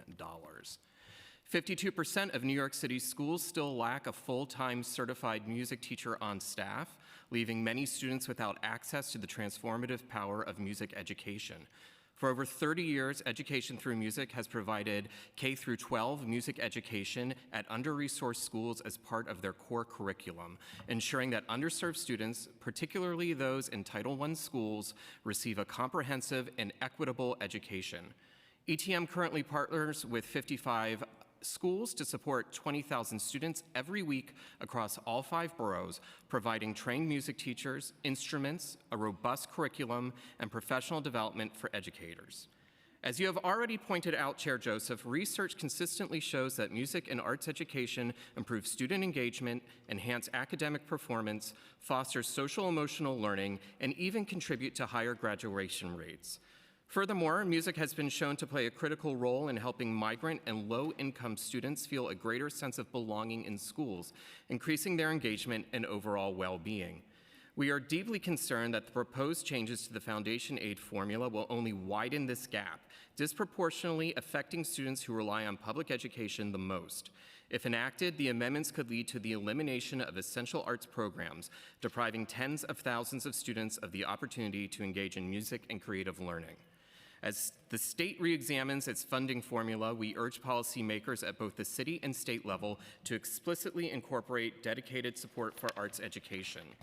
We urge the City Council to prioritize investments in arts education, ensuring that organizations like Education Through Music can continue to provide their life-changing curriculum amid the looming $350 million cut to New York City public schools under the revised foundation aid formula and potential federal reductions to the Department of Education. Thank you for your time and your commitment to the future of New York City students.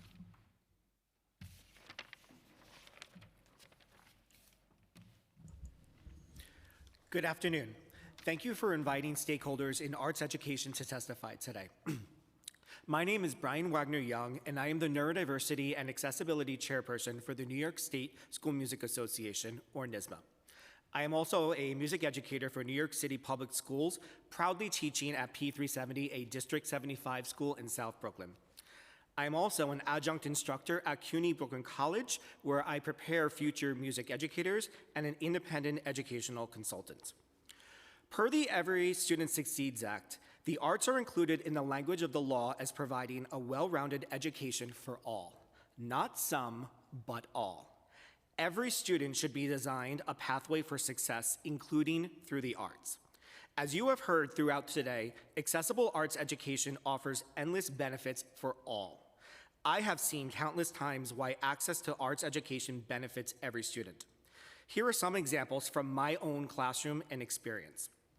Participation in music has increased my students' self-esteem, self-worth, and self-concept. Participation in music has impacted language, social skills, emotional regulation, independence, empowerment, and empathy. You talked earlier about meeting IEP goals through the arts. This is what I do every single day with every single student. Access to music has created a culture of welcome and belonging. You also talked about SEL earlier. Again, what we do every single day with all of our students. Music and the arts are sometimes the only subject area where students can thrive or find success. I have found this with my students. Access to a high-quality music program allows students to have future career pathways through the arts. Access to local and statewide artistic experiences stay with our students for the rest of their lives.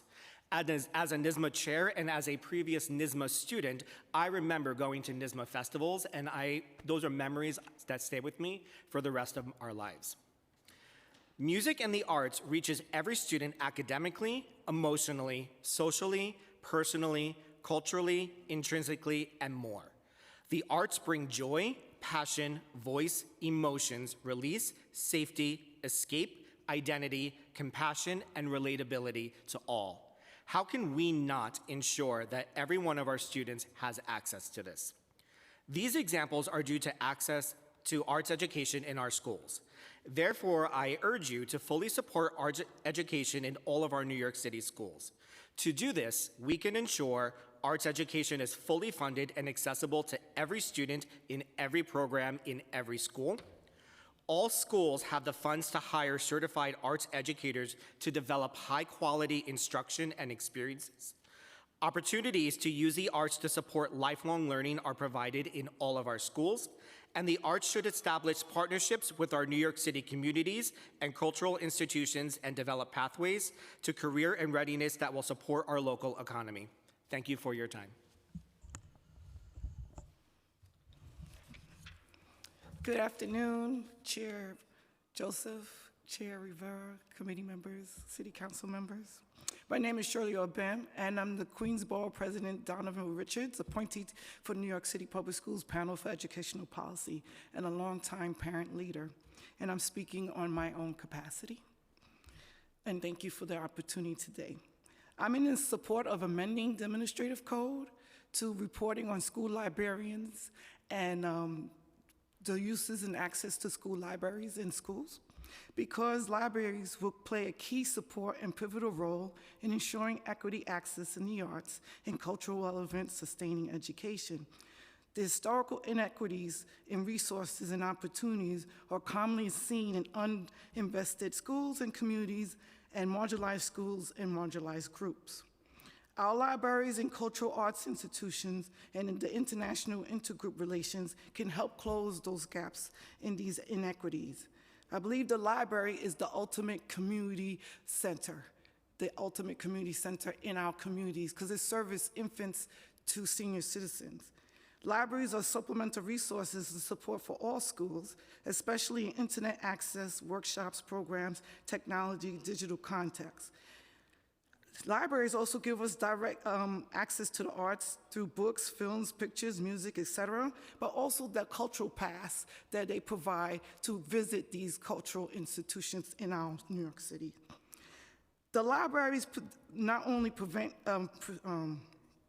have culturally relevant and sustaining education, also the experience and the environment along with the cultural institutions are linked to shape our well-being of our well-rounded scholar and community members. Could you imagine the impact if we have many public libraries in all our public schools, with all the resources they can have to supplement them and create those environments where they can flourish? We need to ensure that cultural institutions are enough of them are each in our boroughs and have them partners with schools within and outside of the boroughs will prove beneficial. If they're exposed to arts at a young age, we know that significant positive effects on children's cognitive, social, emotional, and academic development. For instance, they'll score better on tests. Low-income students 4 more times likely to be recognized for academic achievement and 3 more times likely to receive an award for school attendance. And it's very key, especially in the high schools, to give them other reasons to make sure they show up for school. Re-emphasizing CRC and discovery of self-voice, arts has an enormous impact on social and emotional wellness and increased emotional intelligence, 17% improvement in peer interaction, 20% increase in emotional regulations. I'm going to skip down because you have my testimony at hand. Besides self-esteem, there are 3 key points for my testimony. Not to be cut off from the budget. Even we want to improve math scores and reading scores, we should not be cutting the arts in the schools because the arts enhance and grades in fabric of core subjects and shows real-life applications. And the arts show more related issues on how it impacts our lives, how we can relate to it, the students to the subject matters. And we need to push STEAM and not STEM to ensure equity within our communities. And then just diversify and offer more pathways to this. So in closing, libraries and cultural institutions ties to cultural and responsive sustaining education and social emotional wellness, which aligns with New York City Public Schools, New York City Reads, New York City Solves, Art Counts, New York City Cares. It's simple. Art opens the mind to possibilities, beauties, and beauties that individuals can produce and see in the world. It resonates. It has a lasting impression, greater appreciation of arts. And bottom line, these initiatives promote critical thinking and problem solving versus rote learning. Do we want communities that are filled with robotic-like members? Or do we want caring, inspiring, innovative, solution-based, approach-minded, productive community members, making our city excel and beautiful? Thank you for letting me speak a little longer. Good afternoon, Chairperson Joseph, Chairperson Rivera, and all the members of the committees. I'm Eve Wolf, Executive Director of Dancing Classrooms. Thank you for holding this important hearing. For 30 years, Dancing Classrooms has cultivated engaged learners, collaborative leaders, and inclusive spaces through the joyful art and practice of social dances. We are proud to be one of the largest dance education providers to New York City schools. Each year, our teaching artists bring our culturally responsive programs to more than 12,000 students in over 100 schools and after-school sites across all 5 boroughs at no cost to students or families. Principals and teachers have seen how our programs foster creative, academic, and social-emotional skills like motivation, perseverance, connection, and listening that help students become engaged learners. Access to dance education helps kids build active, healthy habits and equips young people against mental health challenges like isolation and low self-esteem. In a recent evaluation of our early elementary program in Community School District 6, Teachers showed clear gains in student engagement and attendance on days Dancing Classrooms programs were offered. As one teacher put it, quote, "After the students had dance class, they returned to the classroom in good spirits and energized. It definitely motivated them, especially students who struggle in the classroom." Additional research showed that after experiencing our 10-week program for 4th through 8th graders, 95% of students, that is nearly all of them, showed increased engagement and motivation. 89% saw an increase in self-discipline and focus, and 93% strengthened their collaborative and team-building skills.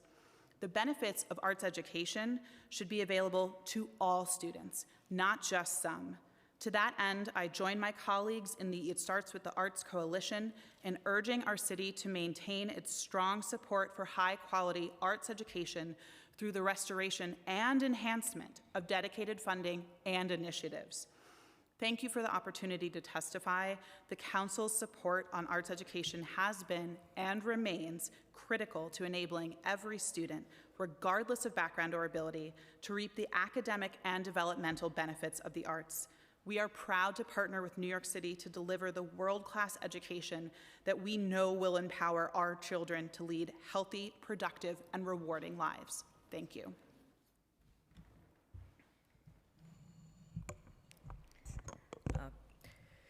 Good afternoon, chairs and members of the Committee Council. Thank you for the opportunity to speak in support of Bill 1125, Annual Reporting on School Librarians and Library Access in New York Public Schools. And thank you to the New York City students who have spoken so eloquently on the importance of school libraries. I am Arlene Laverty, a recently retired New York City educator with over 30 years of experience. I have served as president on both the New York City School Library Association and the New York Library Association, and I'm currently the advisor for the school media program at Queens College, preparing future school librarians. Throughout my career, I have seen firsthand how essential school libraries are and certified librarians to school student success. New York State law mandates school libraries in all schools and certified librarians in secondary schools. Yet, many schools are not meeting this requirement, leaving students without access to these critical resources.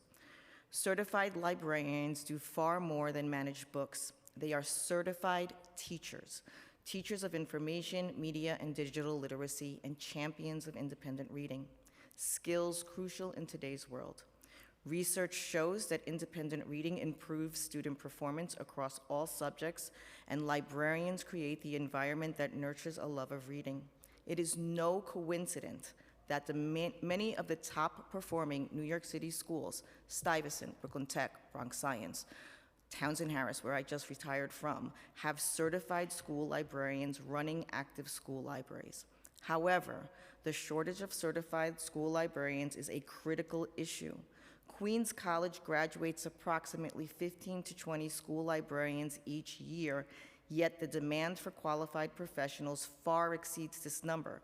Without sufficient numbers of certified librarians, it becomes difficult to place student librarians in student teaching experiences, impacting the training and preparation for the next generation of educators. It's a catch-22. Principals must be held accountable for their failure to prioritize hiring certified librarians, as this directly impacts the quality of education and resources available to students. I'd like to share how school libraries, specifically my school library, has impacted New York City students. At Townsend Harris, I will tell you, I remember vividly a student walking into the library with a book and pointed at the cover and said, "She looks like me." This young African-American student was like, if there were more books like this, I would read more. Well, I took her by the hand and I said, let's find them all. We walked the library, discovering book after book she could connect to, and that moment changed her relationship with reading. I collaborated with a senior government class to teach constitutional rights, focusing on the freedom to read. And I will skip on to the end. This bill is essential for transparency and accountability. Every student deserves access to a library, a certified librarian who can help them develop the skills they need to thrive. Thank you for your time and your support. Thank you so much. Sammy Shoemaze, Ginger Megan, Nandini Seldahan, Megan Mutraja, Jessica Patrick, Frias Dabul, and Mafua Mambo.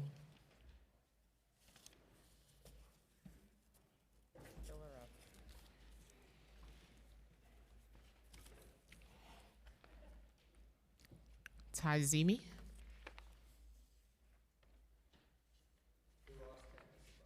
We lost him? Okay. Samantha Lee.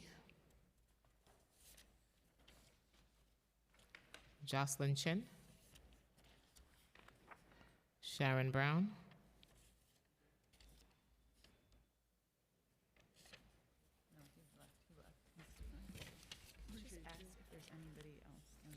Is anyone else in the room that registered and I did not call your name?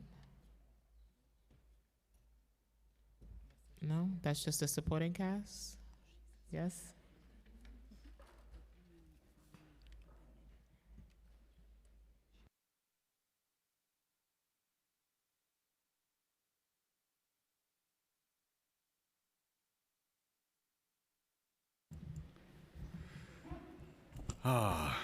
Thank you, committee chairs and council, for sticking through this very long hearing.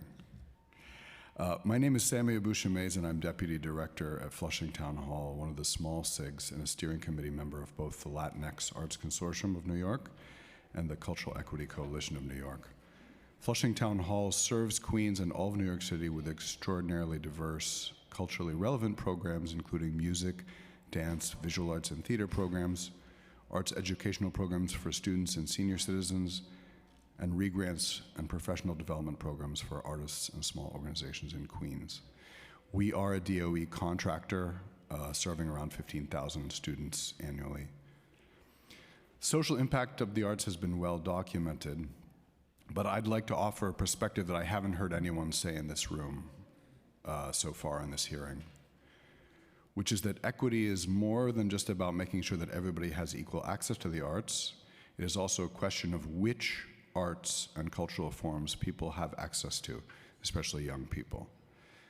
Arts education offerings in the DOE should reflect the rich tapestry that is New York City.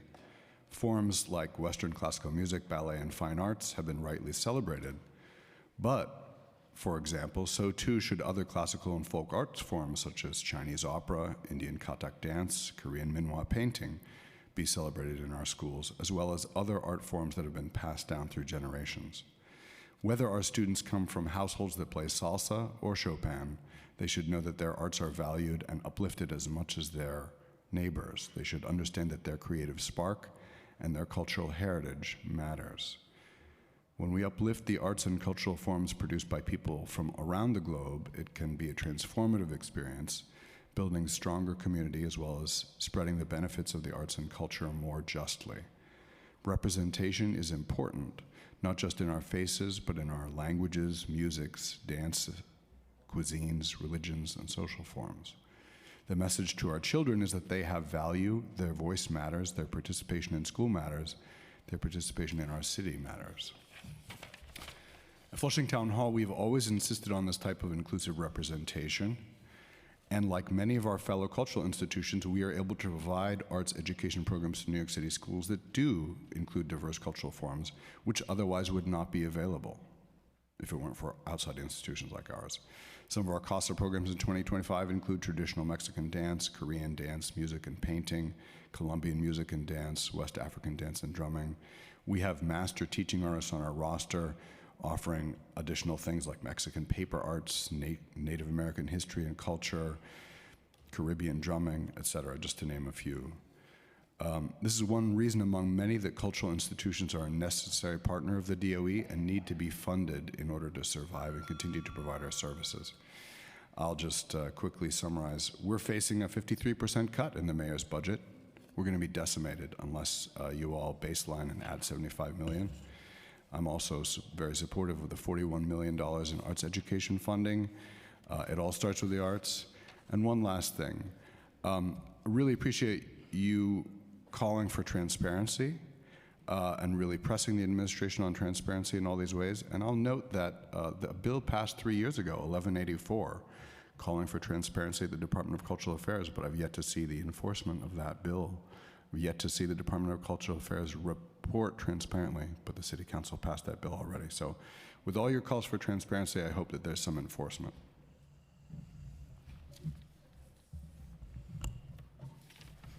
Good afternoon, and thank you for the opportunity to speak to this joint oversight hearing and for chairing this, Council Members Joseph and Rivera. My name is Ginger Mayer, and I am the VP of Programs at TDF, formerly the Theater Development Fund, the nation's largest nonprofit service organization dedicated to building and sustaining audiences for live performance. I'm here today to speak in support of setting a baseline budget of $75 million for arts and culture in FY26, and to urge the City Council to support the individuals and organizations that connect New Yorkers to the arts, many of whom have spoken today and who are our partners. TDF is driven by the conviction that the arts belong to all of us. Access to the arts is correlated with benefits for individuals and communities, associated with lower rates of depression and loneliness, lower crime rates, and increased civic engagement.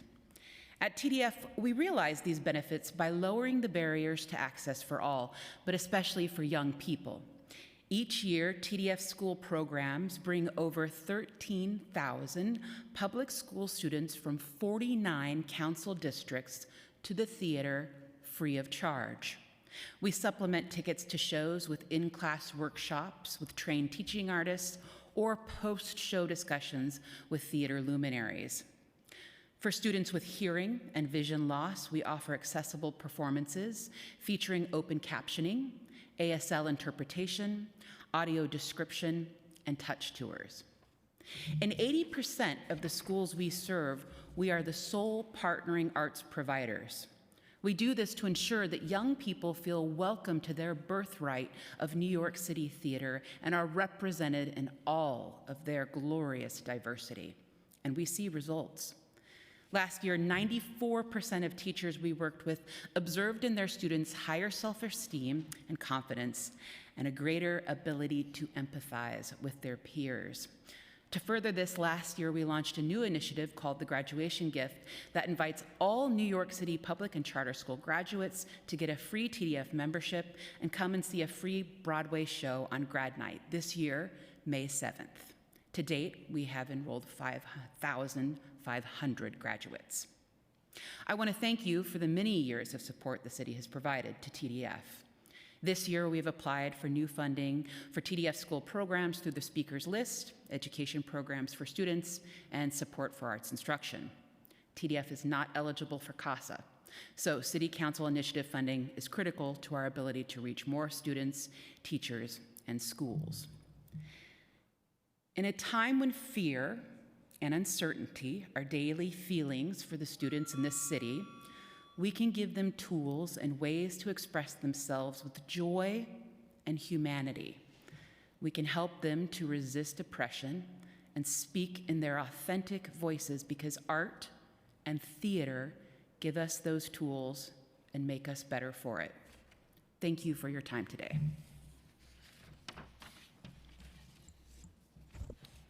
Good afternoon, chairs. Thank you so much for the opportunity to speak today. My name is Megan Mutreja. I'm a resident of Brooklyn, New York, and a parent to 2 children in a New York City public school system at PS 261 in Brooklyn. I'd like to take my time to cover 2 items. The first is what it's like in a public school library when there is no full-time certified librarian. Our library occupies a sunny room on the 2nd floor of our building. On the occasions when we have been able to get a part-time librarian with grant funds or PTA money, which I'll add is not very equitable, there has been someone able to check books in and out and do some general organization of the room, but that's about it. Currently, we have no one. Parents are expected to step in, but we are an inadequate substitute. Returned books are piled high at the desk with no one to check them in. Our nonfiction section is dated with no one around to weed the old books and purchase new books. Parent volunteers open the room in the mornings 2 times per week so that kids have an opportunity to get books. But truly, this is a Band-Aid that does nothing to provide what a full-time professional can bring to the room. Even when we have had part-time help, I've been struck by how many parent volunteers have to come in to shelve books just to keep the room functional. For some kids like mine, there will always be plenty of books at home. But for many of the kids at our school, the library is the primary place where they can access books they can read for enjoyment. And I'd like to add that at DOE, representatives here today talked about Sora as being some sort of a replacement for a library. A digital library is not a sufficient replacement for a physical library and a professional librarian. We would never throw art supplies on a table and call that an art class, and we shouldn't be calling a room with books or a digital library the same thing as a certified librarian. I also want to draw attention to an important part of a certified librarian's job, digital literacy. It's a different world than what I grew up in, and I'm regularly thankful I did not have to deal with social media as a kid. Following the inauguration in January, my 10-year-old started coming home from school with stories about a friend who was buying into all sorts of MAGA fringe ideas from the internet. I had to explain to him that no, Kamala Harris did not kidnap 300 Ukrainian children. A school librarian is a key part in teaching kids about reputable sources, explaining that not all things we see on the internet are true, and giving kids the skills they need to tell truth from fiction, which is sadly more important now than ever. We have been assured that digital literacy is taught by teachers in the school, but with everything else teachers need to get through, this has been woefully inadequate. A librarian is trained for this. It's part of what they do. Thank you for supporting Intro 1125. Good afternoon, Chair Joseph and Chair Rivera and members of the committee. My name is Jessica Patrick, and I live in Brooklyn School District 15. I'm the parent of a transgender third grader. I'm also the parent lead of our school's Gender and Sexuality Alliance and an active member of the PTA. Today, I'm here as a parent and an advocate for LGBTQ+ students in our public schools, especially our transgender and non-binary youth. Our GSA meets every month in our school library, but our students can't check out the books. Why? Because we don't have a certified librarian. I'm here in support of Intro 1125 and to speak about the quiet crisis unfolding in our schools and how it's impacting some of our most vulnerable students. For LGBTQ+ students, school can be a place of isolation, harassment, or invisibility, but a library staffed by a trained and compassionate librarian can offer something radically different. It can be a sanctuary, a place to find not just books, but belonging. Librarians are often the first adults to connect with students about finding with affirming information about gender identity, queerness, and mental health. They curate stories where LGBTQ+ characters aren't defined by their struggles, but celebrated in everyday ways with joy, love, and possibility. They build community, offer care, and create refuge. Without them, these lifelines vanish. This matters. LGBTQ+ youth are 4 times more likely to self-harm and worse, and that risk is even higher for trans and non-binary kids. Affirming stories, trusted adults, and safe spaces don't just help, they actually save lives.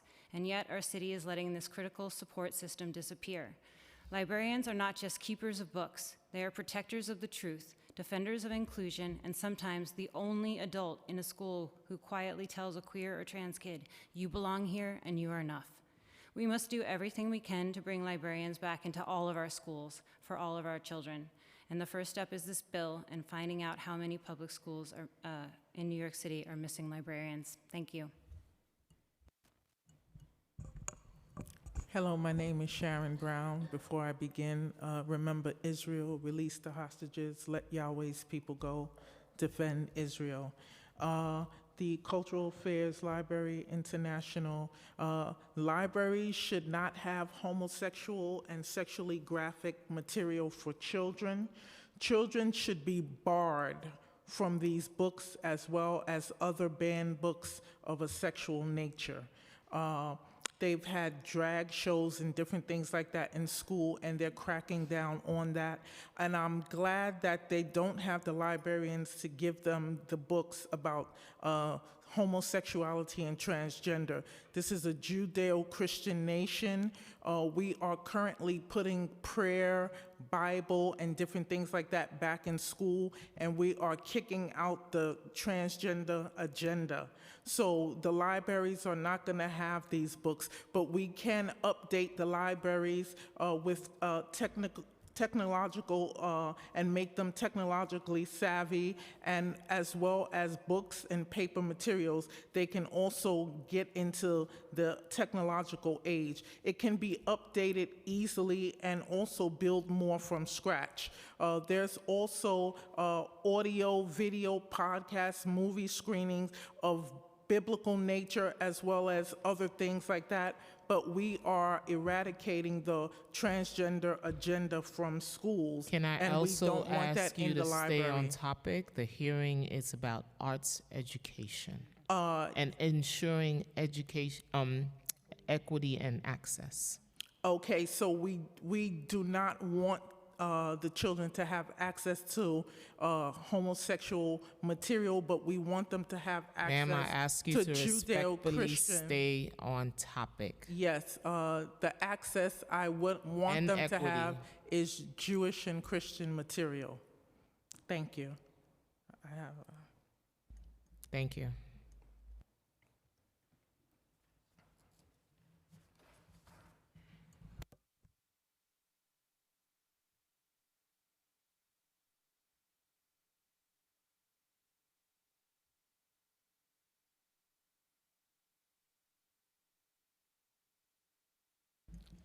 Is there anyone else left in the room who wishes to testify? Please see the Sergeant at Arms and fill out a witness slip. We will now turn to virtual testimony. To our virtual panelists, once your name is called, a member of our staff will unmute you, and the Sergeant at Arms will set the timer and give you the go-ahead to begin. Please wait for the Sergeant of Arms to announce that you may begin before delivering your testimony. First panelist, Noni Lenore Jones. You may begin.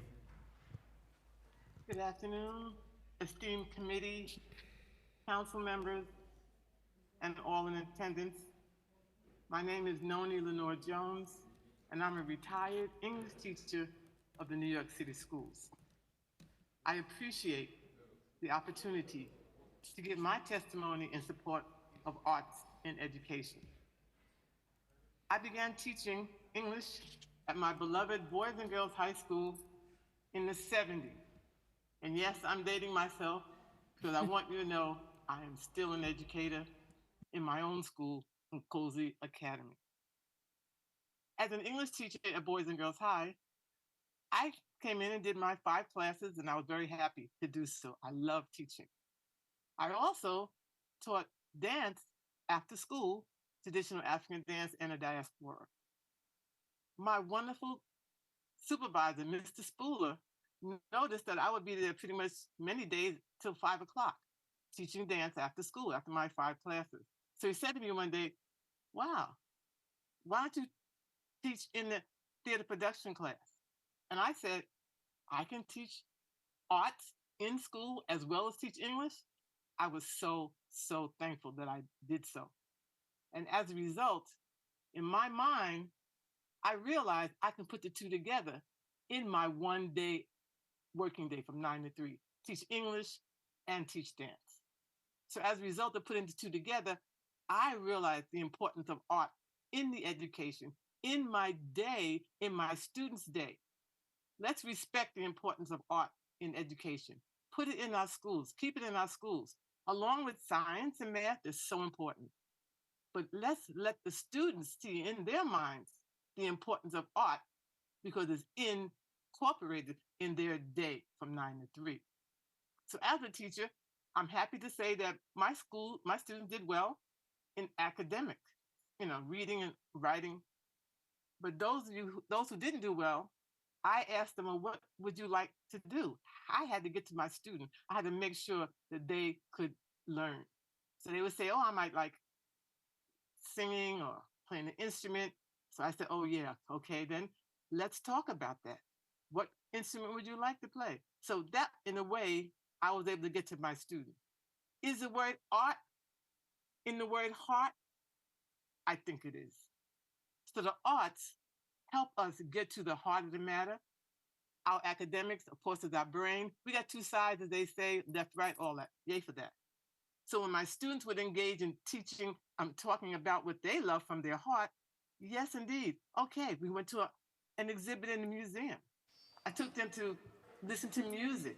And then, of course, I would say, as an English teacher, Thank you for your let's testimony. write Time about has it. expired. Yes, thank you so much. And I do hope that we recognize the importance of art in our education, in our schools. Thank you so much. Thank you. Next panelist, Zalaika Maria Mokim, Lulu Fogarty, Jacqueline Cofield, Emily Grant. You may begin. Hi, thank you so much for having me. I really do appreciate it. My name is Zalaika Maria Mokim. I'm one of the few librarians left in our city's public schools. Before being a librarian, I was a ENL teacher as well in our great city. And today I'm also speaking as a public school mother. To everyone hearing my testimony today, I'd like to ask you, when you were in school, did you have a library? And did you have a librarian? Do you believe that children in our city should have the opportunity to choose books, to have a safe, open space for learning, and to work with a teacher on their own independent inquiry? Throughout our city, libraries have been gutted. Don't get me wrong, they're spending money on renovations, but these renovations are being done without librarian staffing. We're also building new buildings. For example, I live here in Queens. We're going to have a brand new building on Northern Boulevard. But I wonder, are these rooms that are being called libraries going to be access to their full potentials? Because if not, if they don't have a librarian, it's just a space. In our budgets, books are being bought, but collections are not being curated or developed with the population of students in mind to use for years to come. Private schools in our city offer access to the most affluent children, but our public schools are denying the basic educational right to a library with a librarian and also the arts. I want my child and all the children in our city to have the same opportunities as those kids who go to Dalton and Spence. Libraries are not a luxury. Libraries are a necessity. Thank you so much for having my voice. Lulu Fogarty. You may begin. Thank you. Hello, and thank you to Chairs Joseph and Rivera and the City Council for your support of arts education. I'm Lulu Fogarty, a New York City public school kid and Director of Education at Symphony Space. I'm also a new mom of a future New York City public school kid, and I'm calling on our city to prioritize funding for arts in New York City schools. Symphony Space is a performing arts and arts education organization located at 95th and Broadway. Since 1980, our education programs have reached over 300,000 New York City students in all 5 boroughs, from the pre-K to 12th graders who participate in our global arts workshops and performances, to the ESOL and ABE learners in All Right, our unique model for arts-based adult literacy. And Dan Gutman visited our day camp for book lovers 2 summers ago. For over 40 years, our Global Arts program has led New York City school students on a journey of exploration and celebration of traditional arts from around the world. We've served over 17,000 public school students in 50 schools this year alone.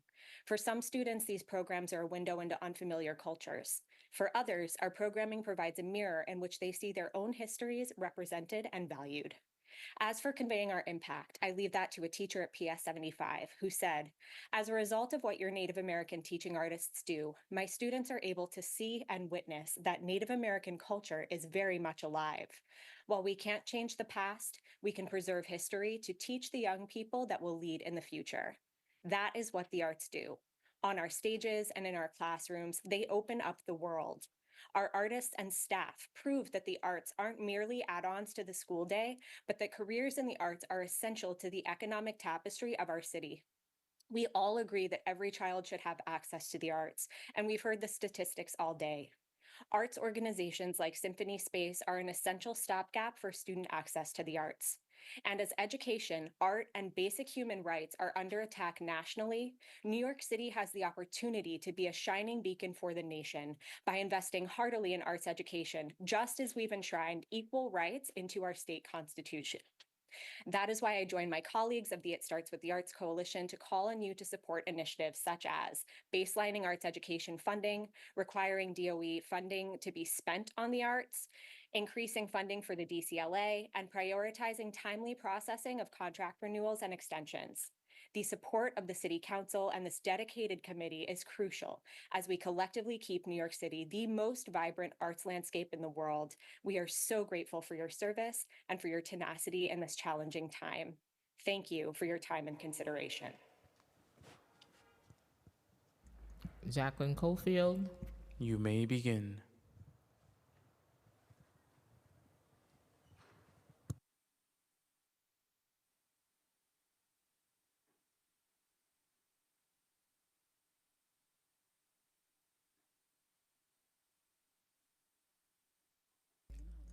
Emily Grant.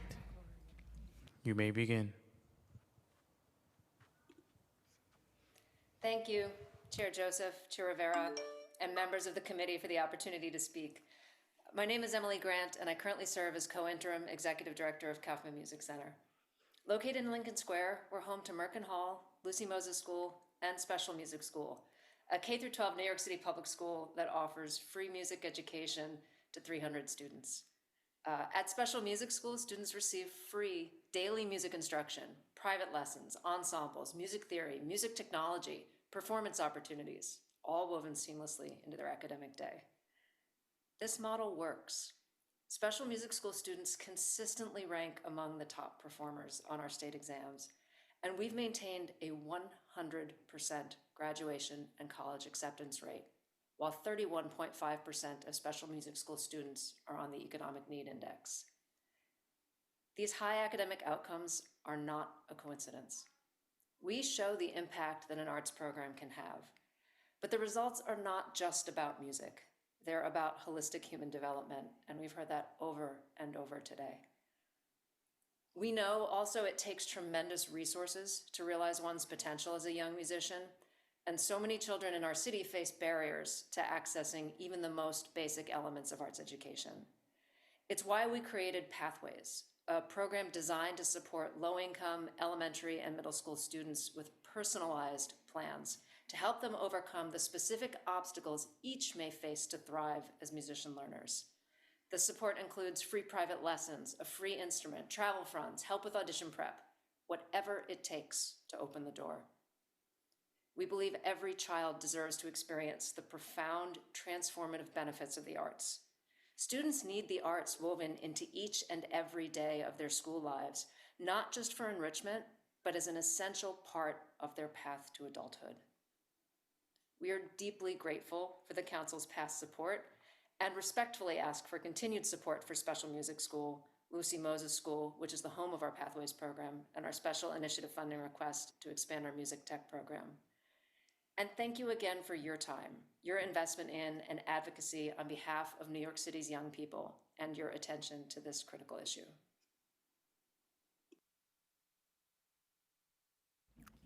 Is Jacqueline Cofield online?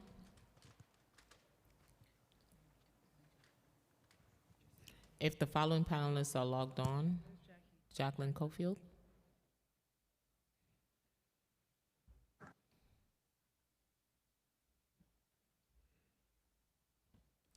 No.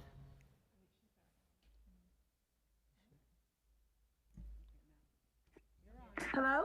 Yes, Hi. it wouldn't let me, okay, can you hear me?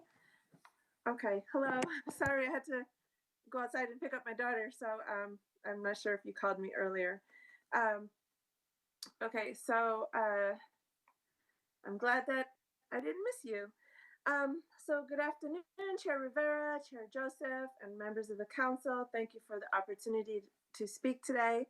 My name is Dr. Jacqueline Cofield. I'm a Joan Tisch Teaching Fellow at the Whitney Museum of American Art, a former New York public school teacher, and a proud member of the New York City Arts and Education Roundtable Advocacy Committee. Across classrooms, museums, and community-based programs, I've seen the life-changing power of arts education, especially for Black, Brown, multilingual, and economically marginalized students. I now work with pre-service teachers and in-service educators at City University of New York, teaching at Hunter College as an adjunct assistant professor, helping them build inclusive curricula that integrates the arts across disciplines. But too often, their passion runs up against underfunded schools, limited resources, and systemic barriers. Citywide data show that 31% of eighth grade students met New York State learning standards for the arts last year.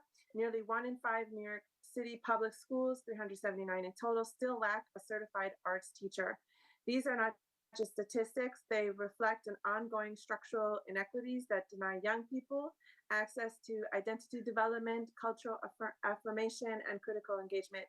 The research is clear. Students in robust arts programs see improved attendance, academic outcomes, emotional well-being, and social connection. A recent Harvard study confirms that arts learners foster not only academic growth, but also builds relationships, empathy, and emotional connection. It helps teachers and students connect beyond restrictive, test-driven environments, building trust and understanding, including with ESL students for whom visual and performance-based modalities offer a more inclusive and affirming pathway for expression.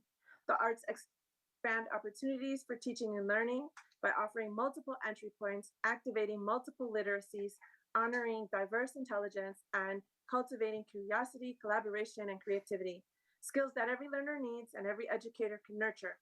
As an educator in higher ed and museum contexts, I've witnessed how the arts foster belonging in classrooms where students feel unseen. This is not extra, this is essential, and it benefits the entire school and I would argue the broader community. Yet delays in MTAC approvals, shortened residencies, and contract bottlenecks continue to threaten this essential work. As a member of the It Starts With Arts Coalition, I urge you to baseline the $41 million in at-risk arts education funding, ensure every school has at least one certified arts teacher, protect and expand funding for partnerships with cultural organizations, and enforce that DOE arts allocations are used as intended. Equity in education must Thank you. include the Your arts. time has Let's fund expired. okay, thank you.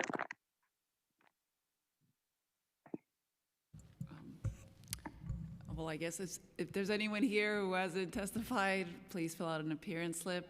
Okay, I just wanted to say that we are here to support arts and education that is inclusive and diverse and that embraces all identities in New York City, including and especially those of our gender expansive youth. I just want to include that for the record. And I want to thank Chair Joseph for being an incredible leader in this space. And to all the staff, thank you. Thank you, Chair Rivera, and I want to echo your sentiments on the record. Thank you. If the following panelists are logged on and would like to testify, please use the raise hand feature and a member of our staff will unmute you. Audra Jones Dosunmu, Tim Lord, Tony Mascochi, Daniel Amadeo, and Ariella Rothstein. If you are on, please raise your hand.